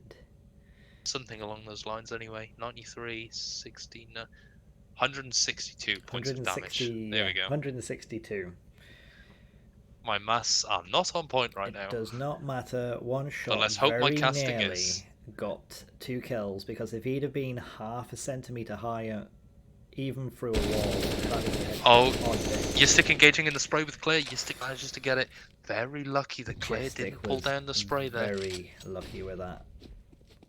AK spray has not changed much, but that was still wiggled both ways. They'd managed to take out Rattle and Hot Dog. This could be detrimental for the CTs if they lose this round here. Woody is up on the site with Robert. I don't think he knows he's there, but Robert is not looking at him. They're both going to pass each other. They've passed. They've passed one another. How have they done that? Oh. Robert with the adjustment. Absolutely fabulous. He's got one high. It's 4 versus 2. Robert and Tin, they're both low. Robert on 3 HP now, but still getting a kill. Freddy, knowing that, goes in with a pistol, doesn't want to take any risks. That's 6 to 6, and look at money on the CTs. Are they going to give this up? Are they going to force it? They're on 2,900 loss bonus. Next round they'll get full loss bonus. If they full save here, they can be in with a buy. This is we've got but one, at that point, one it's Mac do 10 or with die. grenades and flashes. So Freddy has took the purchase. So are they going to let Freddy lead a push somewhere? They have to be letting Freddy lead the way here. Freddy in a dangerous position with this orb. If he gets pushed, it may not end up too well for him. Currently holding stop sign, but he's being pushed close from the electric side. Rattle coming in close. He spotted out 2 players. Freddy and fake Freddy. No, he's there. Oh. Freddy taken down by Rattle. Freddy getting the kill and the tag onto Freddy. Claire peeking from back lane. Tin on top. But Claire down. Freddy making a good choice. Freddy throwing away that AWP. Really good decision in this situation. He's holding from behind. Nilpy's not getting the kill. Yistic being taken down so low as well. Both players are low. It's up to Freddy here in this round. He needs to hope they don't push through to T-spawn, because that would be detrimental if one of them got the AWP. One's coming through Pop Dog. He gets that kill. He's heard him, Pop Dog. This is the round here. I don't see Robert taking this on 15 HP with just a pistol unless he can get something to pick up. If one of them had wrapped through to T-spawn, gotten that AWP, held it down, it's very possible if they didn't play it very well that he could have taken the round. He's going through now. He may find that AWP and want to save it. Yeah, he's just spotted it. He's heard the information. He knows there's a guy coming. He's going to take that kill. No. Does he want to go for this now? 1 versus 2. On One of them is HP? low. No. Yeah, he's decided to save. I think that is a very sensible decision at this point, because 15 HP, even though he's got full armor, that's not going to save him. Not having to push on the bomb site, and they have actually planted that quite in a decent spot, unlike the last time where they took up places. Freddy is playing this insanely safe. He knows how important this game is for the sake of the tournament. Robert just holding for those exit kills. Nothing's going to come his way though, but they are going to have that AWP into the next round, and we all know how big of a game changer AWPs can be in these games. T's are going to have a great buy in the next round. Freddy K, not so much, but with that save from Robert, he can drop to Freddy. Oh, but he's bought nades over. He can't drop him a rifle now. Can't drop him an M4 at least. Freddy's on a deagle. Oh no, that's some miscommunication. They could have had 5 rifles going into this, but now Freddy is on nothing but a deagle. Hasn't even brought up util. Not what you want to see from the CT side here. Absolute must-win round for them. Next round, they're not going to have an opportunity to buy Freddie back in looks very like well. he might be a bit aggressive here if he goes in and up. Is he going to risk May it? be able to get something done on the first if they drop down onto him. If he goes up there, it is a one-way ticket into a absolute rain of destruction. He's heard Woody drop down, but Woody gets the better of him. He didn't quite Rattle get the has that one shot. information. It's 5 versus 4, but 2 players are half on the T side. Woody making a Oh, lot of noise on his way out. Rattle getting Freddy. Woody not turning around. Nilpix in that pop dog area. Rattle taking him down very low. Tintin getting the kill, but Yistik getting one before he passes. Down to Googie and Nilpix now. Nilpix on low HP. And there's That the nade's grenade. taking care of him. Googie, last alive with the bomb. It is 1 versus 3. One is One- low, one's on the AWP. But Googie only has 43 HP to work with. He has a molly, a flash, and an HE. And that Looks like ARP he's is gonna go. watching. Oh! Oh! He hits an insane shot onto Robert. Robert had the ARP watching that point as well. He's going to get the points. He's going to get the cash at least. He knows one's going to come through connector. You heard What that. an insane shot from Googie. He's got to be Tintin's quick or making a he's going to lot of get shot from noise. the high. He knows where he is. He's been spotted out. He gets the first. Oh. Rattle. An insane round from Googie there. Very close. Very close. If Googie very had won unlucky. that match, that would have been clip of the tournament so far. Rattle is another player who he's dying, but they're getting the kills at all the right times, coming through with a couple every now and then. Couple Rattle of doing misbuys. very well here. Couple of misbuys, that's a definite, but pulling out the kills when needed. Look at the economy on the T side. It's just on both Nilpix sides. not with any armor, but an AK-47. He'd been better off buying a Galil here. Yeah, Rattle checking the CTs floor, checking for the sound set up. behind. They have that Ivy hole now. They have Claire there to hold it down. What's the plan here? They smoked deep A main, but it hasn't really done much for the CTs. You can see this setup here. Googie flashing out. They're not really acting on it. They have stacked 4 towards this A bomb site. If they try to go for B quickly, they may be able to overrun. It's only Robert on the site with an AWP. They could all get out. They could lose one man and get onto site and get the bomb down if they play it properly. But I don't want to count Robert out either. No. Haven't seen him on the AWP so far this tournament, but for what we have seen, he's a very reliable player. He's posted up. Googie has gotten the first pick onto Claire, closer to the green train. Woody taking the side wall. So Woody is now on trains. I don't think Woody is Robert out knows on he the is site. there. Robert doesn't know he's there. He should have spotted him. You stick with the kill on A. Robert's going to leave B site on this. Woody's calling site clear. They're not going to be ready for Robert. But Woody's going to be close. Oh, Woody gets the kill. Bit of a whiffed spray, but manages to pull the round back in the T's favour. He needs to be ready for Freddy to come through connector here. He is Rattle's watching going to be it coming like up a from hawk. up. Oh, he needs to keep his eyes on this position. Freddy coming through. Woody with the kill, but Rattle's going to get a kill from behind. It's Woody and Googie versus Rattle. And this will take one team to match point. And Googie with the Googie spray. gets it. Sprays him down. Perfect round from Woody and Googie. Googie with that entry. Woody with that insane timing play to get out onto that B site. And look at the CT financial situation now. They have to compete on map point with 2 rifles. Oh, they've managed to get out. They managed to 3 buy, rifles. Rattle's Finance and Freddy, they actually had the money banked, so they managed to buy and drop. But Googie throwing some still, set grenades out onto the A site. FAMAS is not great. Robert on only a 5-7. I've seen him do a lot with the pistols in I don't these think games, Woody's but aware that he's on the stairs. He's missed Robert on the stairs. He has. Oh, He's missed no. him on the stairs. Very That's a lost well AK. played. Perfect positioning from Robert there, but Yistik again with an entry onto A. The CTs, they don't know where to look. Tintin holding behind for Ivy.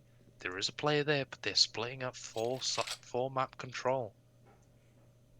Robert, with that early pick, he may want to go back and try and get that AK, but he knows better. Nilpix is covering it with his P90. 2 players towards his Ivy position now.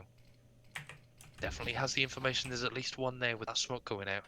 He's going to peek towards A main. Freddy is there, but he doesn't see him.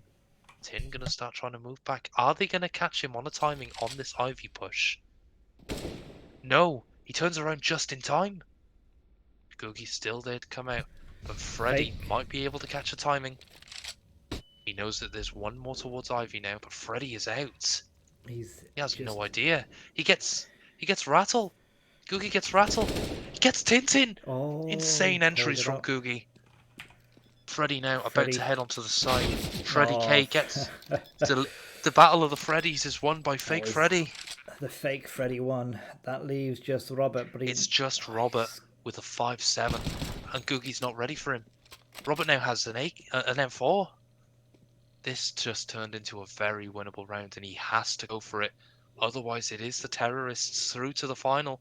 It will be Team 2 through to the final.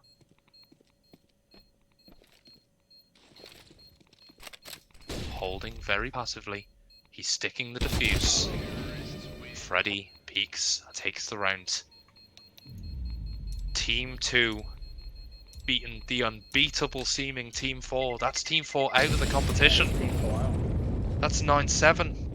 MVP for that game has to go to... It's a hard one, this I'm one, going to give it to Robert. You think Robert on this one? I think Robert.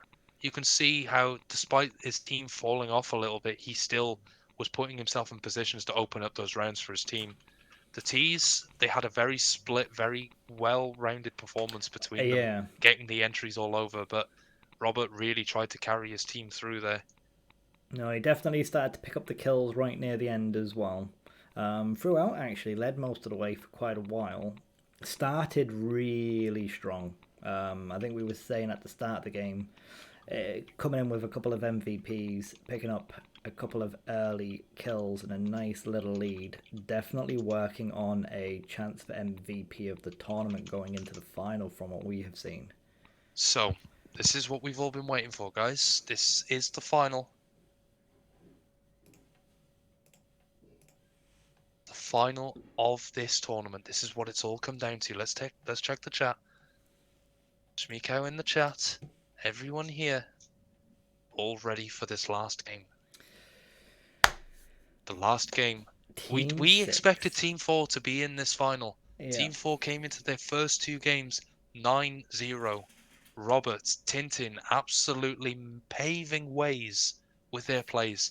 But Team 2, Hidden Stars, Googie, Freddy, Yistik coming alive in this last game. That last game, especially in that last game, being so quiet in all of the others to the point of almost no noticeable presence early on, making themselves known at that last one. But in Team 6, we've had Ghost of Beyond. Ghost of Beyond's been pulling off some insane plays. Katia also pulling off those ridiculous plays.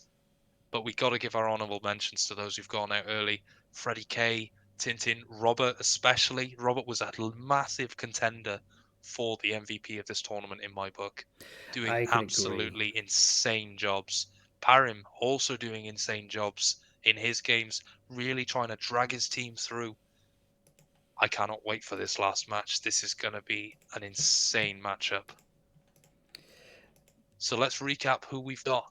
It's going to be Team 2 from the CSGO division, consisting of Fake Freddy, Googie, Nilpix from War Thunder, Woody the Mighty, and Yistik, versus Team 6, which is Shmikow, Joneskin, Katia, Stalkprey, and with a stand-in of Ghost of Beyond from AVGK, the TAW CS competitive team participating in tournaments, supposedly the best of the CS division. I mean, one of them's made it to the final, but one of them just got eliminated. I mean, Tintin has got some homework to do, I think, from his IGL. Wink. Tintin was pulling off some of the pistol kills early on and making some shots, but there was a lot of relatively, and I think I said this one earlier, one of the games, quite a bit of uncontrolled spray. I mean, AKs especially haven't changed. Your control spray is just under the feet, aim off to the side, and it's up and to the right pretty much consistently, and there was a lot of wiggle going in there, which, unless it's changed in CSGO, you don't normally want to wiggle an AK spray. But No, absolutely not. There is an element of luck that goes into it. The A1S has been renowned for its ability to move while spraying. This is something that we have seen in recent times. It's not viable in the highest end competitive play, but it can get you a couple of lucky kills and make you harder to hit due to the fact that that recoil and spread pattern is so low and easy to control. I'm really excited for this final game. Who's been your surprise of the tournament so far, Juno? Team 6, in all fairness, because when you look at who is in Team 6, and I was joking a little bit right at the start where I said I'd like to see Team 6 make it all of the way, but you've got Shmeikow from MMD.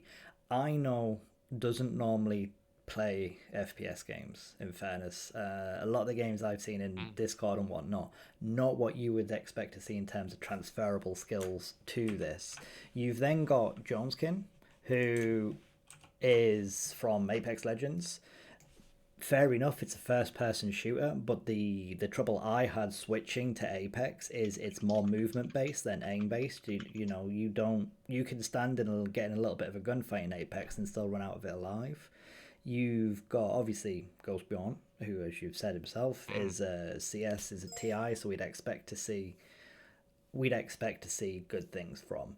But then you've got Katir and Starkprey. Now, my understanding is they're both CS players, but they're not from your pro side of things. So yeah, they've got some experience in the game, but you can tell, and I mean this with the kindest of regards, you can tell they're not pro players. But you can see they have both had moments of brilliance where they obviously know the game. And then obviously you've got this team too, this CSGO team. They've got a lovely rounded team of CS players and a War Thunder player. So Team 2 were, I think, one of the favourites coming into this when we started. The absolute favourites for most were Team 1 from Overwatch, and they actually made an exit in the within losers the round 2. second losers round. Yeah, really unexpected from the Overwatch team. But the CSGO team, some of the names within that, they weren't always expected to be some of the greater players of the division, and they thought that with some of the other players entering in as solos, level 10s, other people who've had hidden amounts of talent. But, my surprise is definitely, first and foremost, Team 4, 100%. I thought they were going to have a close game, but Freddie K really impressed me. Roberts, absolutely incredible plays. Pon, some of the rounds that he had, insanity. And from that Team 2 as well, Googie, ridiculous plays at times. I always knew that some of the others in there were great players. Googie's been coming into his own recently. He's a newer player. He's been building himself up, trying to go through training. He's really showing where he's getting that from and putting it to work. So I'm really excited to see how he performs in this final now. And of course, my support lies with my team boy, Ghost of Bjorn. So, absolutely. Bought and got spawn killed by Joneskin. So let's get into this final match of the day. I think we were just waiting for one, but everyone is here. So I will get my revenge on Joneskin and then switch into Spectator. So this is a best of 3 format. So we're starting off here with Dust 2, a map as old as the game itself. And this map has gone through so many revisions throughout the years. They say that, but it's still the same core look. You have A short, you've got A long, you have the lovely B tunnels. It is a magnificent map. It is as unfair and biased as you will get, with so many doors and walls you can shoot through. It is just the most fun. Has Jackson been subbed in for Yistic? It looks like that might be the case. I did see Jackson down in TeamSpeak. They're all in there, actually. No, Oh, your stick is coming. Jackson's just playing around. he's just playing around. He's having fun, getting some shots off.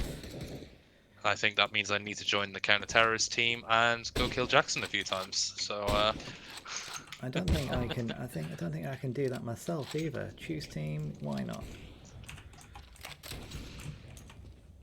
We've got a lot of AWPs going on up in that middle bit.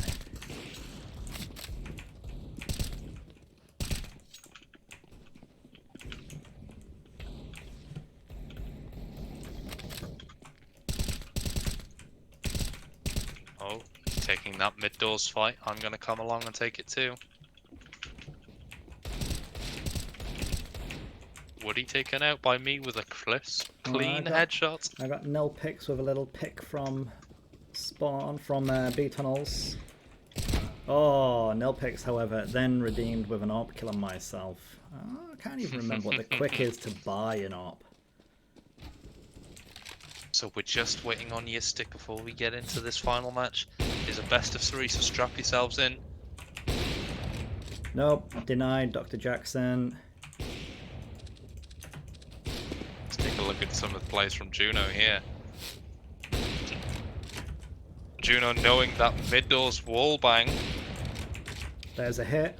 Oh, I got the one. Ooh, Joneskin 1-digging Jackson. The all Source Pro. Missing some of the wall bangs though. Oh! Oh, Freddy through the door with the I scouts. hit Freddy as well, but it wasn't quite good enough. I can't remember the buy buttons. That's how long ago this was.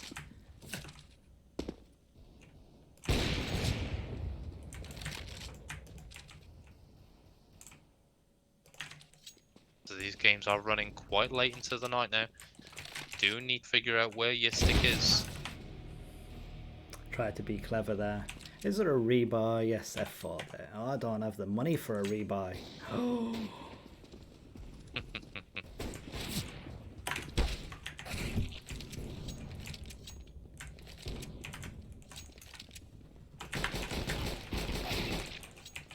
While we wait for your stick, gonna take a quick look and read. Oh! Sorry, nil pick. Let's take a quick look. I wanted to Mike. clip Yeah, that. absolutely, Fear Robert. Like, you'll definitely have to show me Escape from Tarkov sometime as well, because for a game to give you that level of prowess, like, I may just take it up myself. Do you know that Kane is the best gunbreaker in EU? I need to, however, remember whatever time of the stream this was and just clip that moment, because that was 3 very good pistol kills, if I don't say so myself. Division still in the tournament outside of CS is Apex Legends, the multimedia division, and War Thunder. So it's not just CS holding the dominance here, definitely other divisions proving they can play this game.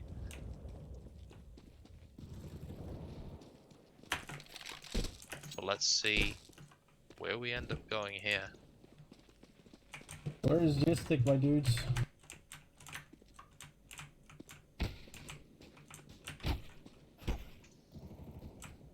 A lot of excitement. Ready for this last game here.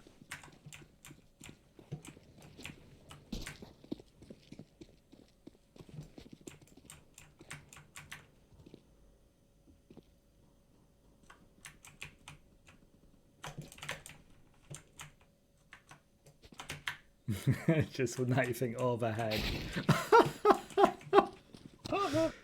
Oh.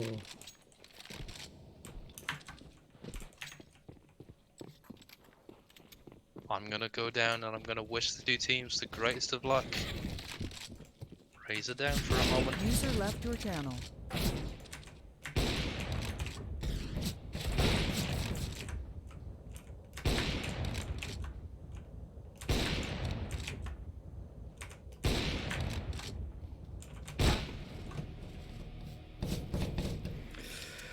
Well, whilst I have my fun buying all of the random stuff, Because I don't remember any of the buys. No, no, no, wrong button, wrong button.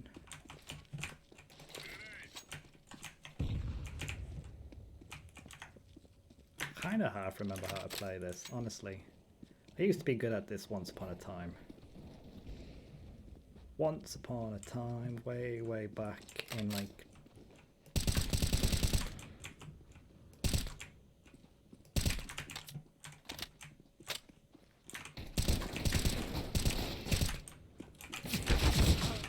Wrong time to have to reload.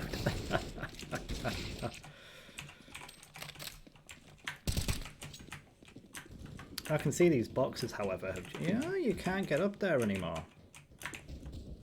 Okay. I'm pretty sure you used to be able to get up there. User joined your Razor channel. in. Welcome back. I'm Get a little bit of aim on the side. Anger management. I like the descriptor of that. I'm 10 for 10, which, you know, considering the way some of these players have been playing, It seems as though the I'm game happy with that. Alright, let me switch is to starting. We have spectate. Yistic here. I am back in spectate. We are good. So Yistic is back. So Stork, We're about to enter Praetor, into Jones the knife King, round. Ghostborn, and Shmee, the dark horses of the tournament, have actually made it through to the final. Most definitely, as well as Nilpix here. Yeah, Gucci, Gistic, Woody the Mighty, Fake Wait, Razor is Freddy, silver 1. and Nilpix. You're silver 1? Lol.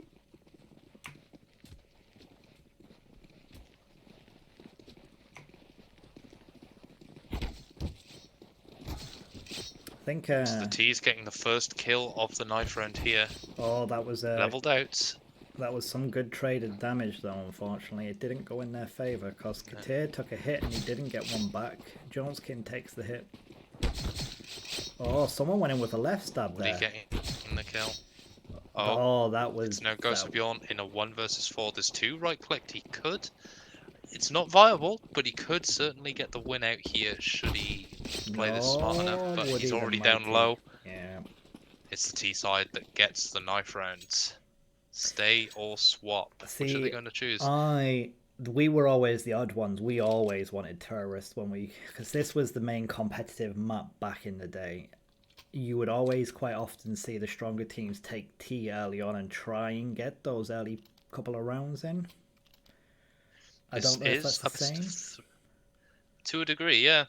It is a best of 3 match, this, so not everything will be decided here on Dust 2. But both of these teams are going to want the early start. Playing That's a strong A push coming in. Flash is going over. Woody trying to full get back. long push. Oh, he gets Boys the out pick. long. Ghost has been taken down.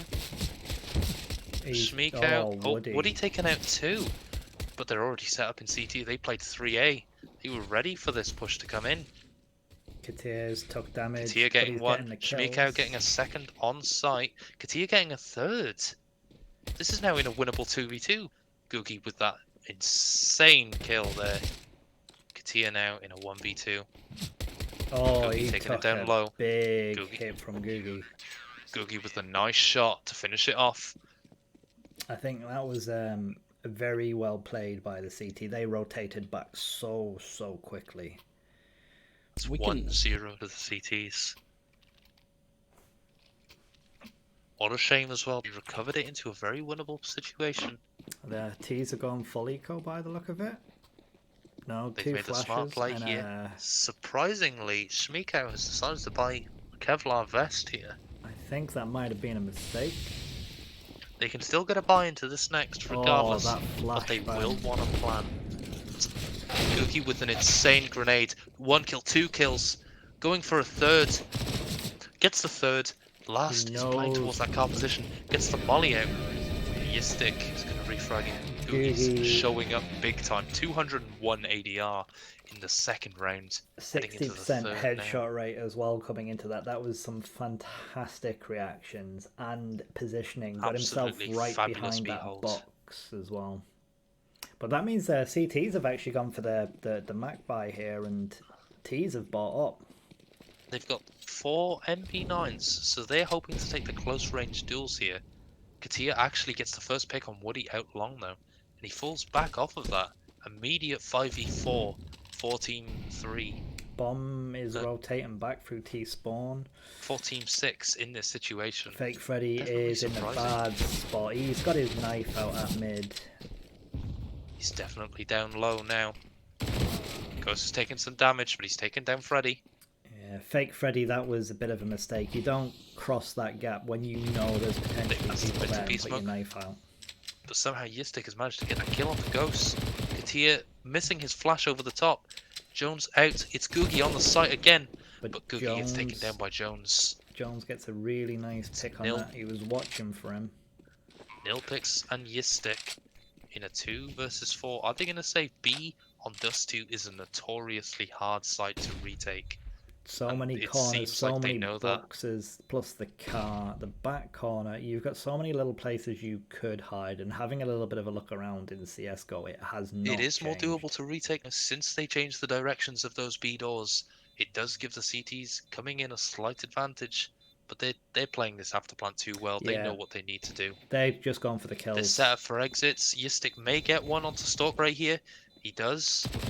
He's going for another. Kitty is going to trade him out. They They've don't got save enough anything time to into get this away. except for an M4. A good round for the T's here. That's the sort of thing we need to be seeing from Team 6. Googie not able to repeat his heroics on the B site there. But they didn't upgrade the round prior. They kept their MP9, so they're going to have a buy into this round. Got They've got a buy, and it's a good buy. Yeah, Woody has been picking up the AWP quite a few times, I've noticed. Woody taking the AWP down towards the long position. Let's see how he does. He immediately Straight gets flashed off, flash. so he's not going to go for the peak. Yistik holding a very small angle on mid here. What one might call a Kenny S angle. Katia's going to smoke off Xbox here, so they're going to try and make a play towards short or mid. They're actually creeping out long. They already have ghosts. Oh, Down here towards the Woody pit missed position. his The shot. AWP has been Oh, he spotted. whiffed it He twice. repeaks. Woody really dangerous with his repeaks here, and he's repeaking again. Insane amount of confidence from Woody here. He's going to Which, cross through that smoke, but Unfortunately, he's going to get did not spotted. back up Ghost with the a aim bit as of a well. whiff. Ghost manages to get that kill, but honestly, a really sloppy exchange between the two people. Woody Both had missing been a lot of shots. Yeah, Woody has been quite good with the sniper rifles most of this tournament, from what I have seen. And yeah, I'm bad. I'm sorry, Woody. That was the moment where you needed half of your usual aim, because that was bad.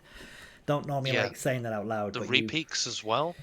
Really not a good idea. Googie gets the first kill on a man running his way into A. Ghost Beyond gets an entry, but Yistik trades. So now it's 3v3. Shmiko, Stalkbray, and Joneskin on this B side of the map. Interesting. Googie taking half damage from the scout. Shmiko on his way out gets a lot of damage on, but Googie and Freddy to take the kills. Stalkbray holding the mid cross. There's one player who you could literally, a gust of wind could come his way and he'd be taken out of this round. I mean, a flashbang will do. Stalkbray needs to die here, and he understands that. He has the money into the next now. Their buy's not going to be great, but they can save one. Ideally, that little alcove as you come through mid doors is definitely a little bit bigger. You can definitely stick yourself in it more. It's one of those positions that a CT or a T can hide in and get maybe 1 or 2 free kills from that spot. The T's surprisingly going for a force here. See, they don't want to go for the 4-4, they want to go for the 5-3. Woody, I don't know if you saw that, was gone backwards down long A. He'd been caught out by that flash, but Jistik and Katia are going to go face to face here. It's good to see them. Oh, Katia gets that opening pick. Woody pushing through. He threw the gun, going for the pickup. And Katia gets both those kills as well. The grenade is going. Nading down. Nate does no damage. And they're both down. It's just Woody the Mighty versus 3. His teammate Freddy could only get 1. They know they need to head towards the B bomb site here. Ghost Beyond again, doing an insane job with these entries. Another 3k. I mean, Googie again is Ghost, Katia, on and 8 Googie putting up kills. insane numbers here. It's 3-2. The force for the T's worked out, and look at the CT money now. Are they going to force back here? I think they are. They can't. No. It's just nil picks. No, Oh no, Gistic is on a... miscommunication again. And we've got a full AK buy from the T side, and it's not a push, it's not a rush. They are taking their time. Katia getting that entry. Gistic playing a really unsuspecting position there. Googie with a deagle. Can he get something done here? He has had some nice deagle shots throughout this tournament so far. Oh, Gets one. Gets two! Insane shots from Googie! Oh my god! Shmi was looking Knows at the Katia corner, is there. but he did not check the corner fully. Googie with two insane shots. He's done more than enough in this round here, but his teammate could not support him. Two clean headshots and taking Katia down to 12 HP, but his teammates weren't there to help. No, it was very lucky. Shmi genuinely checked his corners, but he didn't check the last smidgen of it. It was a full look, but he didn't quite have the angle to see all of the way around the corner, and he just missed it. Otherwise, that could have been very different. Could have been a very different round indeed. Stark Prey getting the clean. Still, though. beautiful shots from Googie there, coming into that round. Absolutely insane. 10 kills. Really showing his worth. 10 and 3 here. The T side really showing that they're not messing around, that they mean business. No, Katia has turned up. Ghost is still getting kills, not as many as he has been doing. Googie's been coming the better out of those two, but Katia is looking... They made a lot of noise coming into B tunnels, but they've turned it down. Goes beyond getting the opening pick on Woody on long. He's about to set up to try and get the guy on site. He's smartly fallen back. They can't give this round away for free. Googie gets taken down by Katia, but Fake Freddy with the refrag onto Katia. Both of these two men, Katia and Ghost, opening up rounds. Googie with insane holds. Ghost out in the open a little bit here. Knows he needs to fall back. Does so. Bombs down on B. If he gets pushed here, top mid, he doesn't want to lose that AWP. Oh, Stark Prey with an with the kill onto step Freddy. out. Goes with the kill with P250. Still getting some good frags. Last is in upper tunnels. And Nilpix is in Woody the Mighty changed name to Whiffer the Mighty. I'm sorry, Woody. Ghost getting the 3K. Very good round from Ghost. It's as if, as he heard you say he's not been that impactful, he decides to just... Right, crucial round here. If the T's win this, they could run away from it. Run away with this. Distic's a little bit late on the buy-in, so he's still going to be in spawn. Yeah, he's still in spawn and left a little bit late. It's not been playing too different because he's been playing short A, but Ghostbjorn has got the AWP on B. Ghost going for that AWP pick. But Joneskin with the long he's A making with his the up. AK. He's going to be walking into Googie. It's two of the top performers here. Is he going to get caught on a timing? He is. He got Googie with the first pick. There's very good patience from Googie there. Stark Ghost a little bit unfortunate. On the nil picks there was Whiffer the Mighty pulling off the shot, but he... Katia getting the refrag. It's 2 versus 3. We've seen Katia get picks in these scenarios before. Freddy with the whiff on the first, but getting that second. One thing incredible stuff. I'm definitely noticing from some of your players, they change to knives and pistols at the oddest of occasions. Quite a lot of corners that you should be ready and not taking the risk. They're changing as you step out. It used to be if you want to change to push out, you'd push into the wall, change, and then step back out. But a lot of the players keep stepping out as they change, which is getting them killed, which is an odd one to see. I think we can see the real effects of the endurance here. So we can see now the T side heading out into B by the looks of it, but they go in contact. Surprising. It looks like we have 2 players towards the backside platform position. Definitely interesting setup. I've not seen this before. Ghost just holding the bottom mid. He could get caught out if someone was to push top mid. I think they're Thankfully for him in this case, playing on the hope he's that if not. there are flashbangs, they're going to bounce off the wall and not aim for the back. Same with grenades. They're aware of the possibility of the underpush. Googie's going back towards T-spawn here. Not sure what his plan is. I think he's going to try and make some presence elsewhere on the map.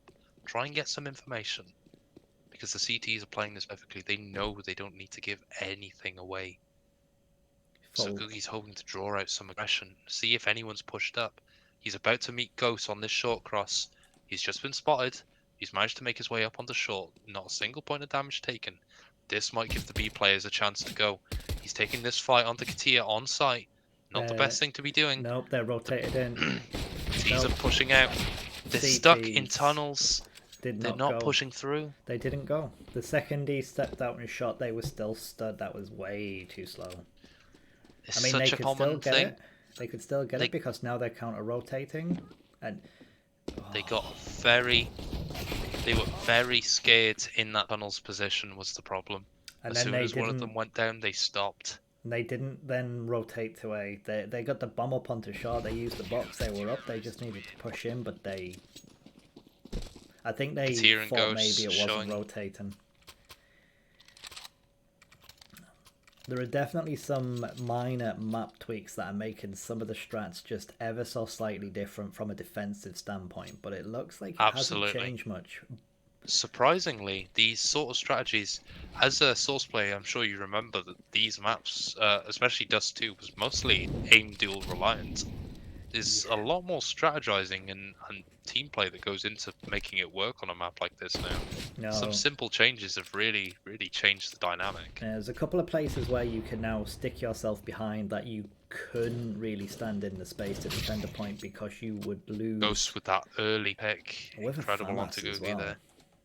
I mean, he lost some health in the trade, but still. This boost up here onto long boxes, it'll stop any aggression, but I don't think the CTs are willing to give any. They're playing this round safe as possible. I have a feeling CTs... Shmikau with a PP Bison, waiting. Oh, takes one. Oh. Goes for the early reload. Unfortunate from Shmikau there. Bit of experience was showing there. That would have been steps, brain, change, but tried for it. Almost got it. Katia with an MP7 on the site. He doesn't really have the gun to be taking a long-range duel, and he knows this. Thank you very much for the bits in the cheer. But yeah, Katia knows he's getting shot at. He just needs to wait. He's listening. Ghost is playing towards that elevator position. Freddy really needs to watch his language. Ghost still with the kill. Wonderful shot from Ghost to be on. Ghost manages to get another. He's on 21 HP. And he gets the fourth as well. Well played, Ghost. Incredible from Ghost on there. I didn't actually see how fake Freddy died. Was that the Shmee kill? That was to Ghost. Ghost was holding a tight pixel angle on the elevator, and Freddy slowly peeked it. So that was how he died there. Ghost hit a very nice reaction time shot. I mean, not really much you can do about that. I wonder if Ghost is going to go slightly more aggressive this round, because the T's, they have been waiting for aggression from the CTs, and it hasn't been showing. But Googie, he turned Ghost around. has gotten that frag even still. He turned and around he gets Woody down just low. The right second. Half a second he would have been dead. That's not good for the T's. Such info, and Woody's down so low from one player. And you can see here, Stalkprey getting that kill. And getting Freddy down as well. They keep trading out like this is another CT round win. Nilpix down to 89. So still means he's a one-shot headshot. Jones peaked. Freddy with an insane shot onto Katia. What an entry onto the site that is. Shmee's behind him, but he needs to run in. He needs to Joneskin. Joneskin's got the underside. Shmee... Shmika coming up through short. Doesn't check Goose or sight. Freddy with another insane shot. Shmeddy on a redemption arc. Gets the 4K on such low HP. Shmi is Very good round from Freddy. That tells me that he's not finished yet. Him nor Googie.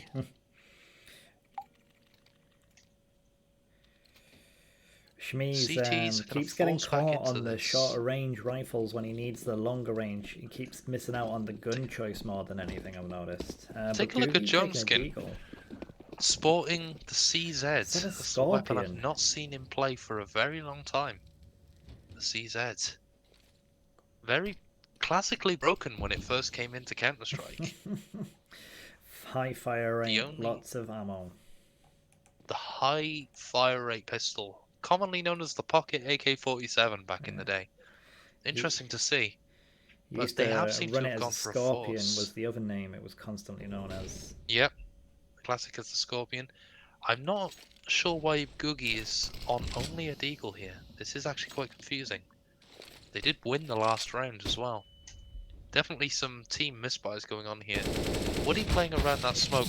Ghost in a perfect position to pre-fire him with the traces. Second whiff of 42. fired. That was, again, interesting choice to try and pre-fire and such a team flash there as The well. A1S doesn't leave traces either, so we can't even fire back. Woody on 42 HP is now going to try and make this entry. Shmiko with the PV Bison. Ghost gets the first. Freddy gets the second. Shmiko gets some good damage off towards those short players. But at this point, they have sight. They're now about to try and get the push in from He behind. got some good hits. Oh, Katir is down. Katir not getting the best of damage that he would have wanted. Jones coming through from behind. Stalkray with one. But Freddy gets two. Joneskin with the kill onto Freddy. 1 HP One and a HP dream. wonder coming up.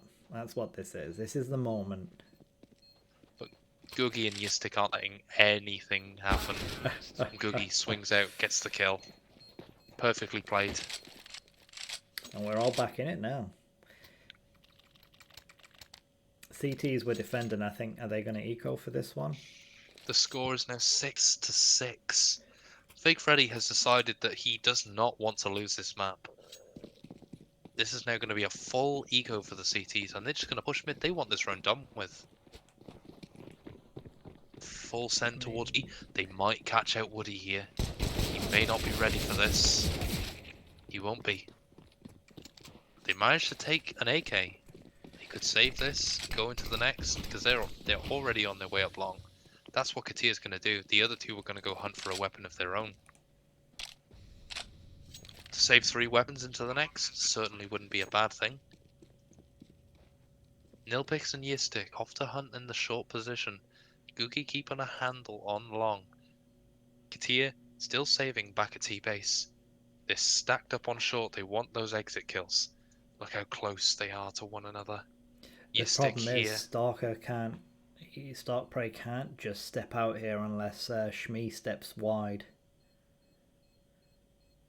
This is perfect. It means that he can swing on his contact. He changed his weapons. You heard the weapon change, so now they're just going to drop and go long. Unfortunate here, but it does mean Shmiko can save in Kevlar to the next round at least. Again, you've got some similar type of mistakes. It's making noise and changing weapons when you don't need to, and that gave his position away. And they just the second they heard it, they ran.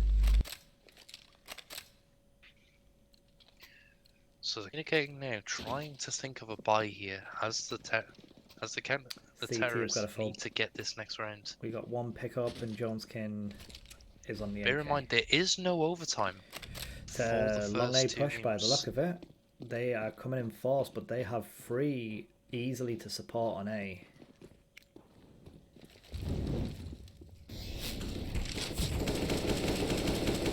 Oh, Ghost Freddy gets the first onto Ghost. Shmiko trying to peek out and get the refrag. Katir with the nade gets a frag. Freddy cannot be stopped right now. Katir with the kill onto Googie. Stalkray boosted up onto the site very nicely.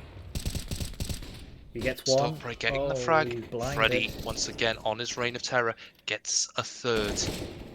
Joneskin trying to get that kill onto Nilpix. He gets it. It's Freddy in a 1v2. Shmi finds the first. He's on 5 bullets. Shmi gets the first couple of hits. Joneskin's there. He's down. He gets the first. Freddy's gonna ace it. Oh, Freddy's aced Freddy's it! got the It's the ace. first ace of the tournament. Freddy gets the ace, and now it's match point. See, Freddy came into this last game going, It's you know green. what? Give it to green, I'm give it to green." working on MVP, so please, please, please, get on my back. Goes beyond with the AWP. He's taking it to long A. 2 SMGs, 2 FAMASs, and an AWP. That's a lovely bit of pre-work by Stalk Prey. They're pushing This B. is gonna be a There's B the B hit push. here. Oh, They won. he's pulled back. It's Stalk Prey and Joneskin to defend the B site. They're MP9 and rotating it. FAMAS in hand. Fake They may go Freddy's for the had mid to no B one here. on short A, so I think they're going to rotate it. The long presence isn't known about. He's up close on long, but for some reason they're sending a second guy here to check this. Katia not trusting his teammates' information, maybe. They've thrown that mid to B smoke, they can get out here. Yistic's making his way through. They don't want to commit too many people to this push. Goes with the first kill onto Freddy. Yistic with a trade onto Joneskin. 4 versus 4, still somewhat favourable for the T's. Stalk Prey with 2. Prey. He Woody saw and Weffer Googie. going up. 2v4. Googie's low. Oh, he ran into Googie the gets grenade. one. And Woody gets the other. Oh, Googie! Googie got Oh it. my goodness. The 2v5. The ace of aces. The first ace of ace that we saw. Well, so far the MVP of this particular map, I don't think I need to say it. It's Freddy. Freddy absolutely taking this map into his own hands. He wanted this win, and he went for it. It's currently 1-0 to Team 2, the CSGO bred team.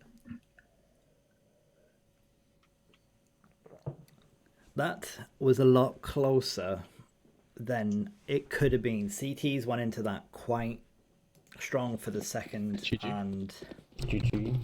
they just Let's couldn't get hold Mirage it. though. Couldn't hold it. Yeah. But it is Mirage, okay, Absolutely. cool. That was an insane map.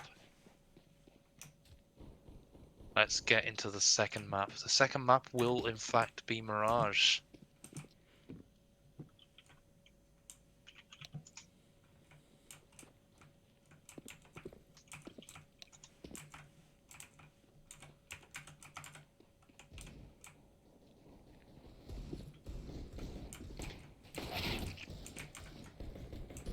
It is an interesting spectator view when you fly around. Map's being changed now to Mirage for the second of this best of 3.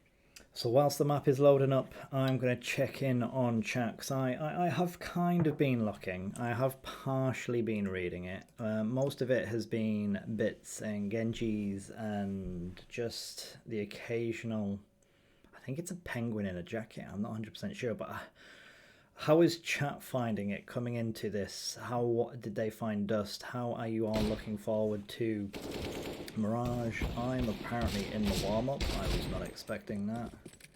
Let's just get into spectate. It shouldn't take too long. Best of 3 final Mirage up next. Yes, indeed. Has it If gone? Team 2 take this map, they'll take the entire tournament.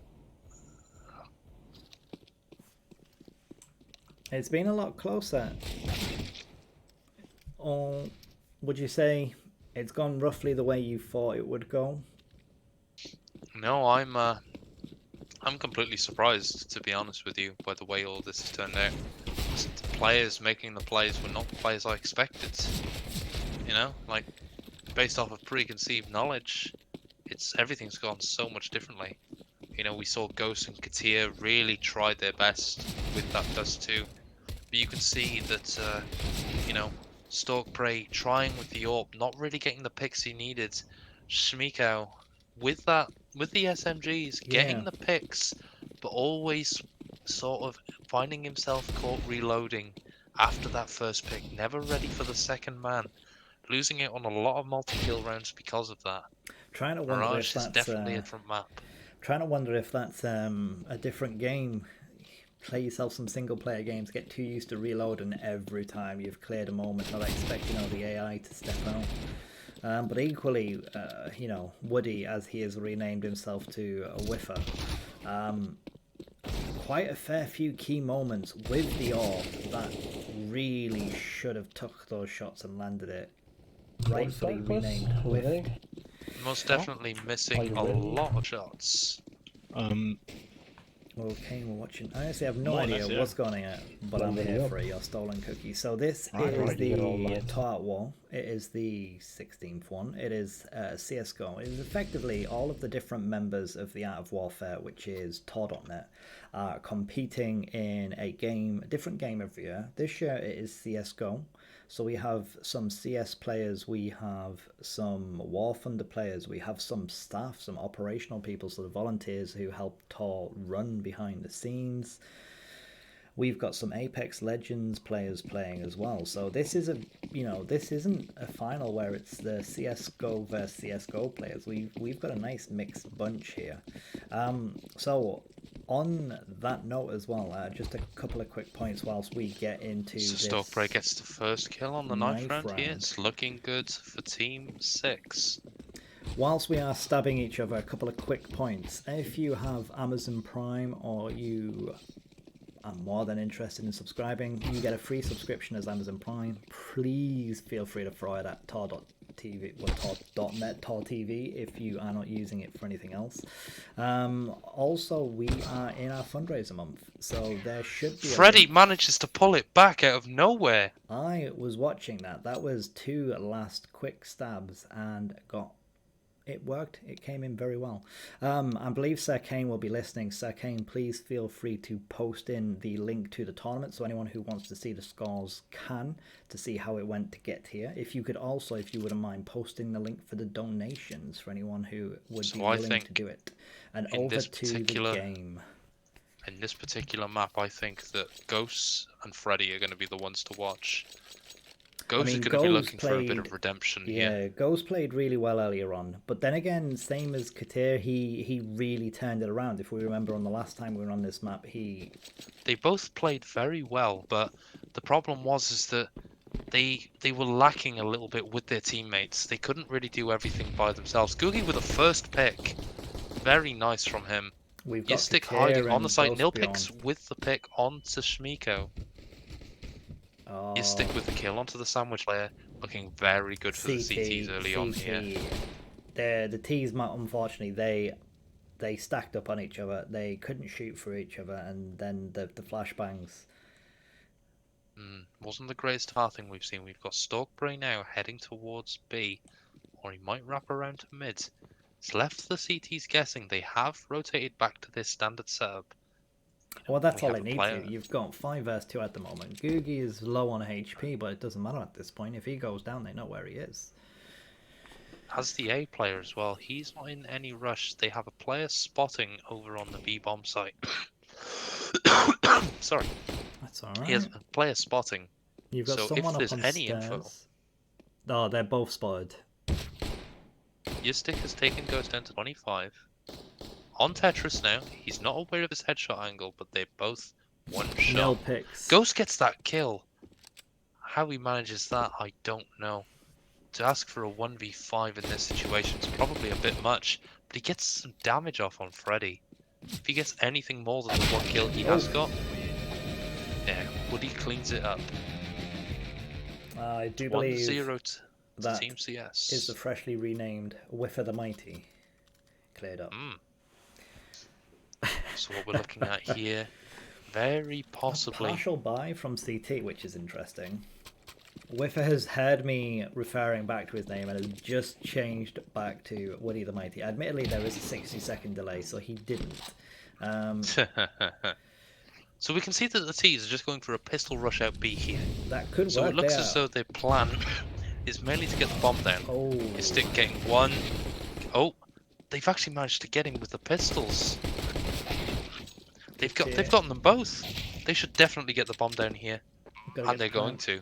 That's a successful round. He could actually. Oh, Googie with the Katir nice just kills needed there. to hug the wall on the left, let the team play for him. Stalk Prey is not going to... Yeah, Stalk Prey is down. And Googie with the frags necessary to make it a clean 2-0.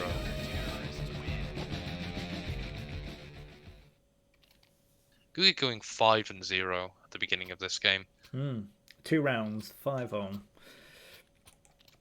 114 ADR, 40% on the headshots. That's not bad at all. And the triple kill as well, which was actually... Googie has really been helping his team hit the ground running in every map they've played. I don't think I've seen a map where he's had a slow start. He had a slightly slow start on train, but other than that, no, he Ghost is on ramp with that AWP, looking for a pick. Stalkprey gets the first pick on mid there with a nice shot onto Woody. That was almost a trade for a trade. I actually thought for a split second they might have killed each other. Ghost holding that cross, but he's not going to be finding much here. He's going to make his way out of ramp. He's not going to be contested from the site or CT. There is a player in con though. Con player's going to be looking to peek around now. He's making a lot of noise. You should have heard the man on bench. He's slightly caught out of position here. Katir's trying to find Googie. He has an idea that he might be there. In a very... Gonna get sandwiched. He's spotted. He's down. Stalkprey getting nil picks. They're now trying to make their rotate over. They have the A-bomb site. Freddy's in CT. He needs to wait for his teammates. Woody has killed Stalkprey. Stalkprey had spotted for in the spawn and was just waiting for him to stick his head out, but again, wasn't listening behind him. Katir up on short. Knows there's no one coming from that area. They've definitely heard them all in CT. Ghost gets the first onto Googie. Has info on the second and the third. Freddy in too good of a position from that far. Shmikau getting the first. Istik getting the second, but Joneskin in the position to trade. I would like to point out, first round. Shmi got caught reloading again. Yeah. Got the first kill. Step and shoot. So the question is, have you ever considered being a caster raiser? Now, in fairness, you are carrying the majority of this because you know the players, you know the maps, you know the score points. Have I ever considered being a caster? I can't say I have. I've gotten so jumbled over my words. You've been absolutely fantastic. You've got it right almost all of the time, apart from when Woody changed his name away from and you kept referring to him as Woody. But now I'm picking. Ghost going for a window smoke here. So they're going to look to take some mid control, but as we can see, Woody's already pushed up. He's not going to be ready for this. Ghost is taken down. Is Shmikau going to be in a position to trade him? No, he is not. Oh, but Woody takes the up. But Woody gets Joneskin as well. Lovely 3k. He has the bomb at top mid now. You stick with his push as well. That's really taken the T's momentum away. The CT's needed this round. I mean, Stalkprey has done well, but I can't see him getting that. He's got everyone around the corner hugging that. To win this 1v4, he would need to get peeked one by one, but Googie is going to swing in, get the kill, and that's the round. They're both lucky. They both whiffed the first shots there as well. Googie 6-1. Freddy a little more dormant than he was last game. Isn't needing to do as much work to get these round wins. Woody with an impeccable round last round. To be fair, everyone has been quite spread out. They are all getting their kills in their corners and their quadrants, though. That is quick on A. That is quick on A from Katir, but he's not looking to the left. Katir's out, but Googie's ready for it. Googie saw it could happen. Googie gets the second. Ghost is on site, but no one knows he's there. He gets the first. Woody is in jungle. He can catch him here. Googie with the third. Googie with a fourth. Is he going to get the ace? He is. He gets the ace. Googie gets the ace. Well and truly deserved. To clean up the eco round. The second ace of the game. It was an anti-eco, but it's always nice to see it. Two aces, 11-1 in the finals. 11-1. 3-1 in rounds. The T-side really struggling to get picks here. Katir's aggressive style isn't working out for him. The CT seem to have his number. Googie making this cross now into mid. Using There- that connector one-way smoke. The A push hasn't been very well coordinated either. When they've come out, they've not checked the certain corners. They weren't checking the stairs. Yistic in his favourite position at triple box on the A site. They seem to be setting up for an execute here. Googie's Joneskin looking a rotating little back. out of place. Not really sure what he needs to be doing here. He's throwing these execute smokes. Shmiko with the PP Bison, ready to make his way out. There's a player on default. Will he check him? Yes, he will.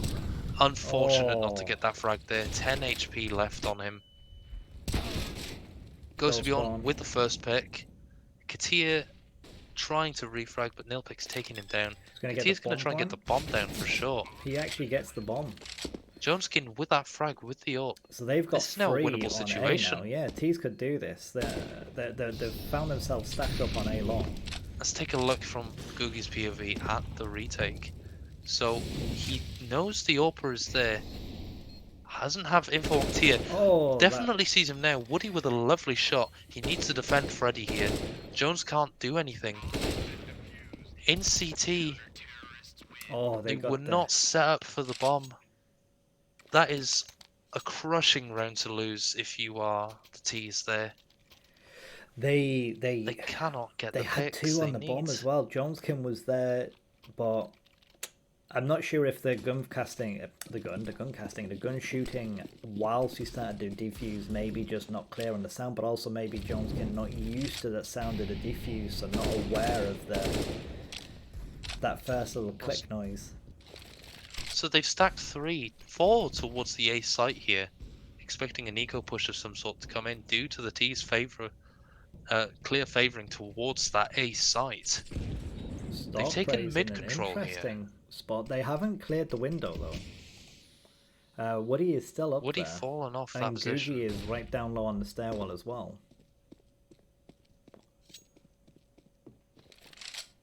Nilpix and CT, Yistic on triple. Woody waiting to see if anyone crosses into con. They're ready for this. Jones is creating that presence. That first pick onto Yistic. Woody dead as well from Katia. Katia's waiting for that rotate. Googie's there to trade. Googie's got that first. Googie gets the second. And he's rushing to long as well. He knows it's coming. He can hear them. Will he get in time to stop the bomb plant? He's throwing that nade. He is. He gets it. He gets the 3k. It's him and Freddy versus Ghost and Joneskin. But Ghost is so low. He gets the 4th. Googie can't get away with this. The last is in jungle. He doesn't have that info. He's got What the a bomb round in from front. Googie. He's coming from jungle. Joneskin has the aim. Is he gonna get checked? Oh, Googie with the ace. Second ace of the game. Insanity from Googie. I think there was a little bit of luck in that last flick as well, because that was the 3rd or 4th bullet from the spray for the headshot. But It was it felt like an inhuman reaction. That was a the way that flick landed on his head just so beautifully. Someone needs to clip that if it's the still T's there. don't know what to do. Shmiko with a P90, Joneskin with a Mac 10. The T's are left scratching their heads a little bit here. They're not really sure what to do. Ghost is going to go for this A pick again. But they can't get anything done. Fake Freddy's Googie jumping, playing he's close. spotted Ghost has gotten the entry. Ghost him. going He aggressive. gets one. Gets Yistic. Gets those He gets entries. two. Gets the 3rd. So Woody picked up the 2nd, but Fake Freddy grabbed 2 of the 3 there. Meanwhile, over on A, Ghost has gotten a 4k. He needs Stalk Break to pull through for him, and he does. Ghost gets a magnificent round on A. Considering that was quite an interesting buy, that was a good round. 150 ADR on Googie, 123 on Ghost. 16, These two players are 16 pouring to their 2 heart into for this. Googie. This is ridiculous. Now, it's the T side. You Can know, the CTs mount a comeback here? They'd need 7 rounds in a row to take it back through. And the disappointing side of this is they haven't been that strong on CT. You know, that Team 6 has won most of their games as terrorists, but we'll see how it goes. They lost the last one with a little bit of sloppy defense. We'll see if it works for them here. I think they are prepping to push out. They're prepping for an execute here. That was some good smokes, good flashbangs. There's the one.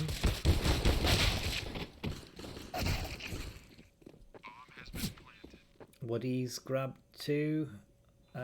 Who is rotating around? The T's have really gotten this now. Googie with that pick again. A second pick. He's got stop. He's being ruthless in this afterplant.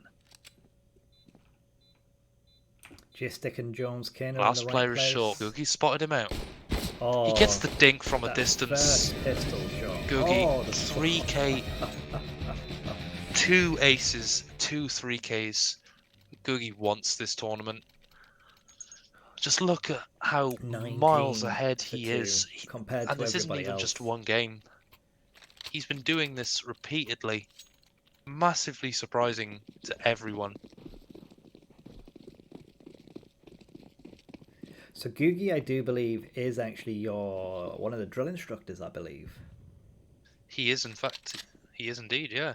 Recently, fairly new to CS, has been hanging around with us at AVGK, getting training from some of our members, playing along with us. He's really come such a long way. Like, the plays that I'm seeing him make here are absolutely incredible. Freddy with the first pick out onto the site. Woody, kind of an interesting weapon choice. Ghost down. gets the frag though, but he is on 10 HP. Googie with another pick. Shmeeko manages to get one. Oh, Shmee almost pulled out a lovely Unfortunately, jump. shoots a dead body. Ghost has managed to get a second on 10 HP here, but it's not looking good. I mean, the terrorists take this. They're on that point. It's a very Counter-terrorists nice would have to win 6 rounds in a row just to make it to overtime.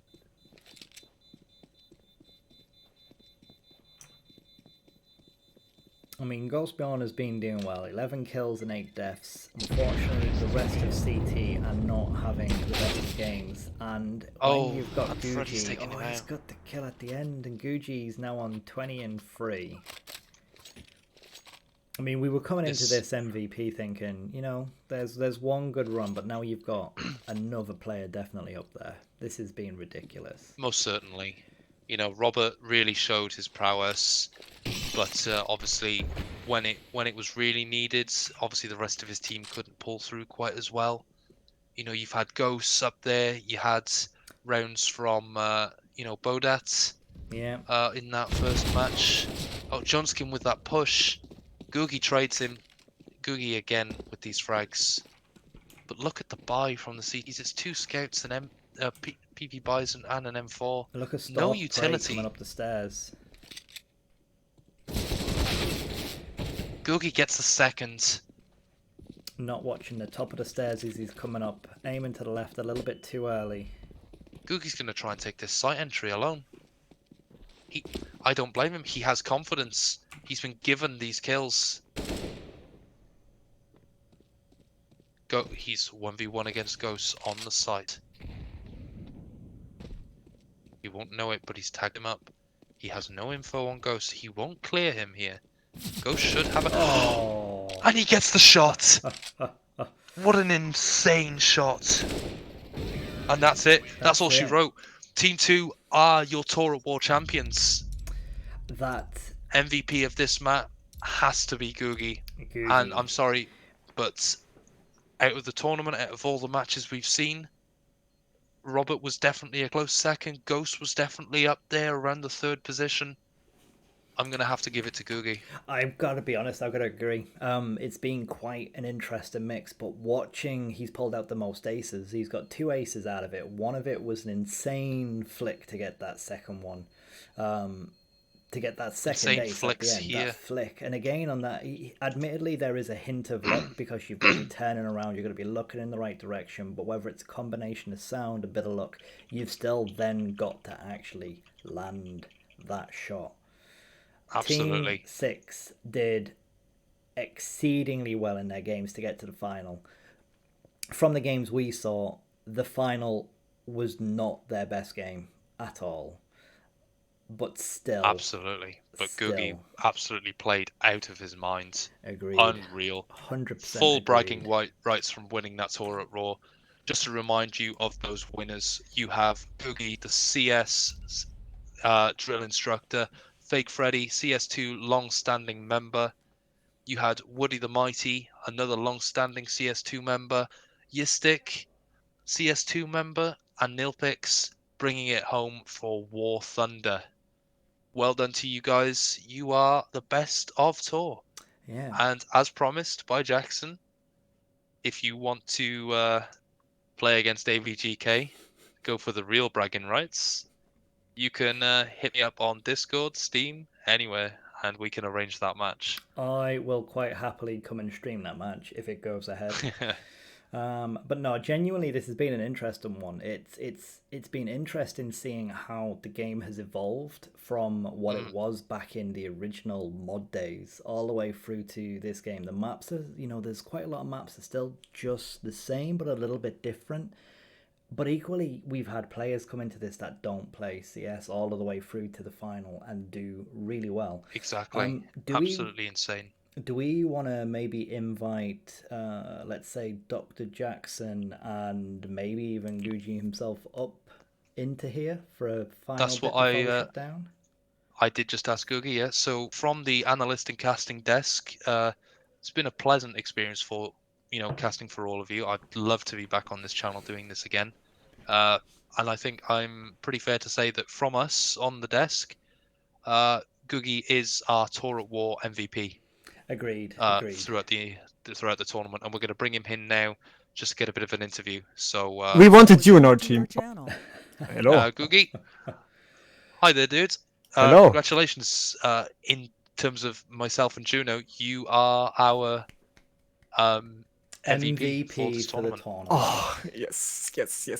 You had some insane games. Thank you. It was just that. It was that last flick shot to get you second ace in our book. That was one of those moments where there was a hint of luck on the spray to get the headshot, but still to have done that big of a flick to land it when you were already being looked at, very well earned. But all in all, no, Razor can give you a technical breakdown better, but it was fun to watch. You had some rounds there where members of your team, of course, being a part of the CS2 team, after having played with you for so long and, the training you're undergoing, I did not expect to see that much of an improvement so quickly. The rounds that you got were ridiculous, and you had players like Woody, like Freddy on your team, and you were up against players like Ghost, you were up against that chap Robert. Absolutely insanely played. You got 2 aces. Like, we saw the first ace of the tournament within that map, and then you got 2 more on the second map. That final round, the flick you made onto Ghosts on site, your aim was incredible. The game sense you demonstrated was outstanding. So highly rated. Your frags, you would literally, when your team wasn't fragging, you pulled them through. There was, I believe, a reference to giving yourself a back massage at the very least at one point, because you were very much carrying a couple of rounds yourself. It was definitely noticed. But yeah, of course, this isn't the official MVP. An official MVP will be discussed by the Tour at War sort of board of directors. But in terms of us, you are definitely our MVP. Is there anything you'd like to say to anyone watching or to us in general? I have 2 things I want to say. Well, first of all, I thank you for all these compliments. I'm very proud. I'm shaking so hard right now. You have no idea. This was so exciting. I really like this. Good. Yeah. Well, 2 things. First of all, of course, Razor, you know about it. I've trained a lot with Scratch Lady, and we mostly trained Mirage, and then for Mirage to be my final game, it was just it fit perfectly. The stars aligned. Well played. It just, everything works out, and it was so great. I really liked the last game. And of course, the second thing I want to thank another person. As you see, we were mostly CS2 people in our channel, but we also had Neopix from War Thunder who installed the game by today. He got the free version as well, so it was, and he did very well for that. We were having a lot of fun in our team. Like we weren't just always just going for it. Like of course we took it quite seriously, but we had so much fun even with Pixie being around and all that. So I would really like to thank him. He really did great. To be fair, and I would have genuinely not picked Nelpix for not having played the game before and only installing. No, he's a like, okay, you need to understand, like we normally would have had Mr. Goldie in our team, like that was the plan until like today. And I was like Neopix's a pretty good friend of mine, so I was playing another game with him, and I saw that Goldie couldn't join, so I wrote Dr. Jackson a message just asking him if a friend of mine could join. And then we went on Mirage, and he installed the game, and we went on Mirage, and I told him that yeah, you're gonna play this position and nothing else. I can't teach him everything from the game, so I just told him this one angle he needs to hold, and just hope that we would get CG, and we did get it. So, Well played, it well was played. it was a lot of fun, and we all had a lot of fun, even with Pixie being around, like being, of course, the newbie in our team, but it was really, really fun. Well, excellent job anyway, buddy, and it's lovely that you used your time here to give out some thanks to those who've helped you train and whatnot. So really, really good to hear, man. Yes. Absolutely incredible performance, Lee. That's all from you for now. You can check down and ask Jackson to check up if you'd like. All right, I will do that. Thank you Nice very one. much. Checking well down. played. Thank you. Thank you, Googie. User left your channel. And Well, humble in victory. That's always the nice thing about TAW, really. Humble Exactly. victory. And that was a very long and arduous event for all of our players. The amount of games they had to play in such a short amount of time, the endurance they showed to make it this far, to make it through. I mean, to be fair, when we were all sat down planning this, we genuinely thought 2.5, 3 hours if everything goes to plan. Admittedly, we were a little bit late getting started, but we are about to hit the 4.5 hour mark since most people started joining TeamSpeak. So most of these have been playing for at least 4 hours, especially into the final. Without a break. Absolutely. For reference. I mean, we were joking that, you know, they had us moving around and jumping around, but we've got the easy job. We just got to sit and talk. Well, I have the easy job. I just get to sit and occasionally talk. You had the harder job in terms of, you know, constant commentary, which has been fantastically well done. So from my side, having done this before in games I actually understand and can talk about, it is hard work, and you did it very, very well. So from myself, thank you very much. Yep, not a problem. I believe Jackson's going to come in for some closing thoughts, but before he arrives, I have had a wonderful time sitting here casting this with you, Juneau. It's been great to hear the opinions of someone from the older generation of CS. Like I've been trying to play through Source just to kind of, you know, get some of that previous experience. So if you ever want to hit up a community server on Source, like feel free to just add me on Steam, guy. Like it's been a really great time, and I hope the TAW TV stream wants to have me back at some point, because I'd certainly love to be back. I will quite happily have you back, and I have the pleasure of being the person in charge of TAW TV these days, so I'm more than happy to have you back. We'll get together at some point. We'll make sure you've got what you need, and we'll get you set up so that you can, by all means, jump on, even if it's just to play some games for a couple of hours. We're always happy for those type of streams as well. From an oldie, it was nice to jump in the warm-ups and kill Dr. Jackson. That was a pleasure. I killed Dr. Jackson, I killed Shmee, and I killed Tintin. So all in all, you know, I'll take that. That was fine. It may only be a warm-up, but that's all that matters. Oh, that's brilliant. And here's Jackson for some closing thoughts as well. Hello. That was perfect from both of you. I tried to watch most of the stream and hear most of the casting, but I was also managing some of the back end. But there wasn't a lot of issues on the technical side. Perfect. The teams played perfectly. Mhm. It's GG all around to the participants, to the winners. I have to agree with Googie as the at least unofficial MVP so far. It was perfect as far as I'm concerned. And here's to many more of these kind of events. That's all I gotta say. GG, congrats. Yeah. Well, fabulous. Well, I think on that note, Juno, that's a perfect note for us to be signing out. It is. I will quite happily let you two check out. I will give some general winding down of the stream stuff before I shut it down. So once again, Dr. Jackson, thank you very much for organising it. I'm glad to have been able to help and sit here and listen and get involved a little bit. Razor, again, thank you very much for taking the time to cast.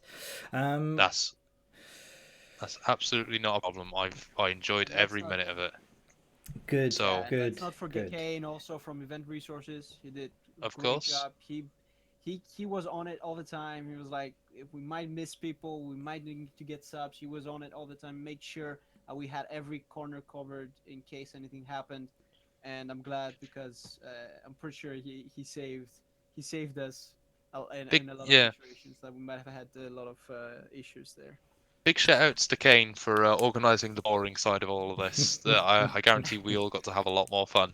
So, funnily enough, on my list of stuff, I actually have Kane on my bit of paper for a bit of closing statement because I know Kane behind the scene had been doing bits. Another one would be Happy Jack. Happy Jack put together a lot of the images and bits that I've been using on the stream. Equally to everyone on your side who signed up as a substitute, so came and sat down for better part of 4.5 hours with the intention of potentially not playing but stepping in if needed. So again, thank you everyone there. So final closing statements from myself then from the TAW TV side of things. So firstly, thank you very much everybody for joining us. There will be awards given out, I believe, for the MVP at the next meeting. So that'll be the next TAW-wide meeting. It'll probably be the TFO meeting in terms of medals, but I imagine Dr. Jackson will probably hear stuff and let people know. From myself, thank you very much for joining. And before I go, final call. There is the website if you want to check in and see what the scores were, see which teams made it through the losers brackets on their way to victory. That was at challenge.com/csgo@war. The link will be in chat. Equally, it is our fundraiser time of the year, so if you are a TAW member or interested in helping TAW.net keep itself up and running, at the moment we are in the process of putting all of the funding towards a brand new website because TAW.net is a little bit dated, so any donations will go to there. I'm going to just paste that chat in there, that link into chat. You can tell I'm getting a little bit tired now. It's just after midnight. And finally, from myself, that is everything. So, anything else from yourself, Dr. Jackson? No, that's all from me. Perfect. It's like 2 a.m. here, so even if I had something, I probably wouldn't remember it.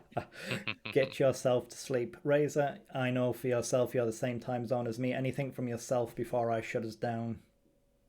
Thanks for making this a wonderful, enjoyable experience to everyone involved with the organisation. 100% Please agreed. donate to the TAW Fund if you can and if you're willing. And peace out. It's been a great experience. Thank you all. I can't top that. So on that note, I'm going to say thank you very much. This has been Juno and Razor on TAW TV. Enjoy your evening. Juno, checking out.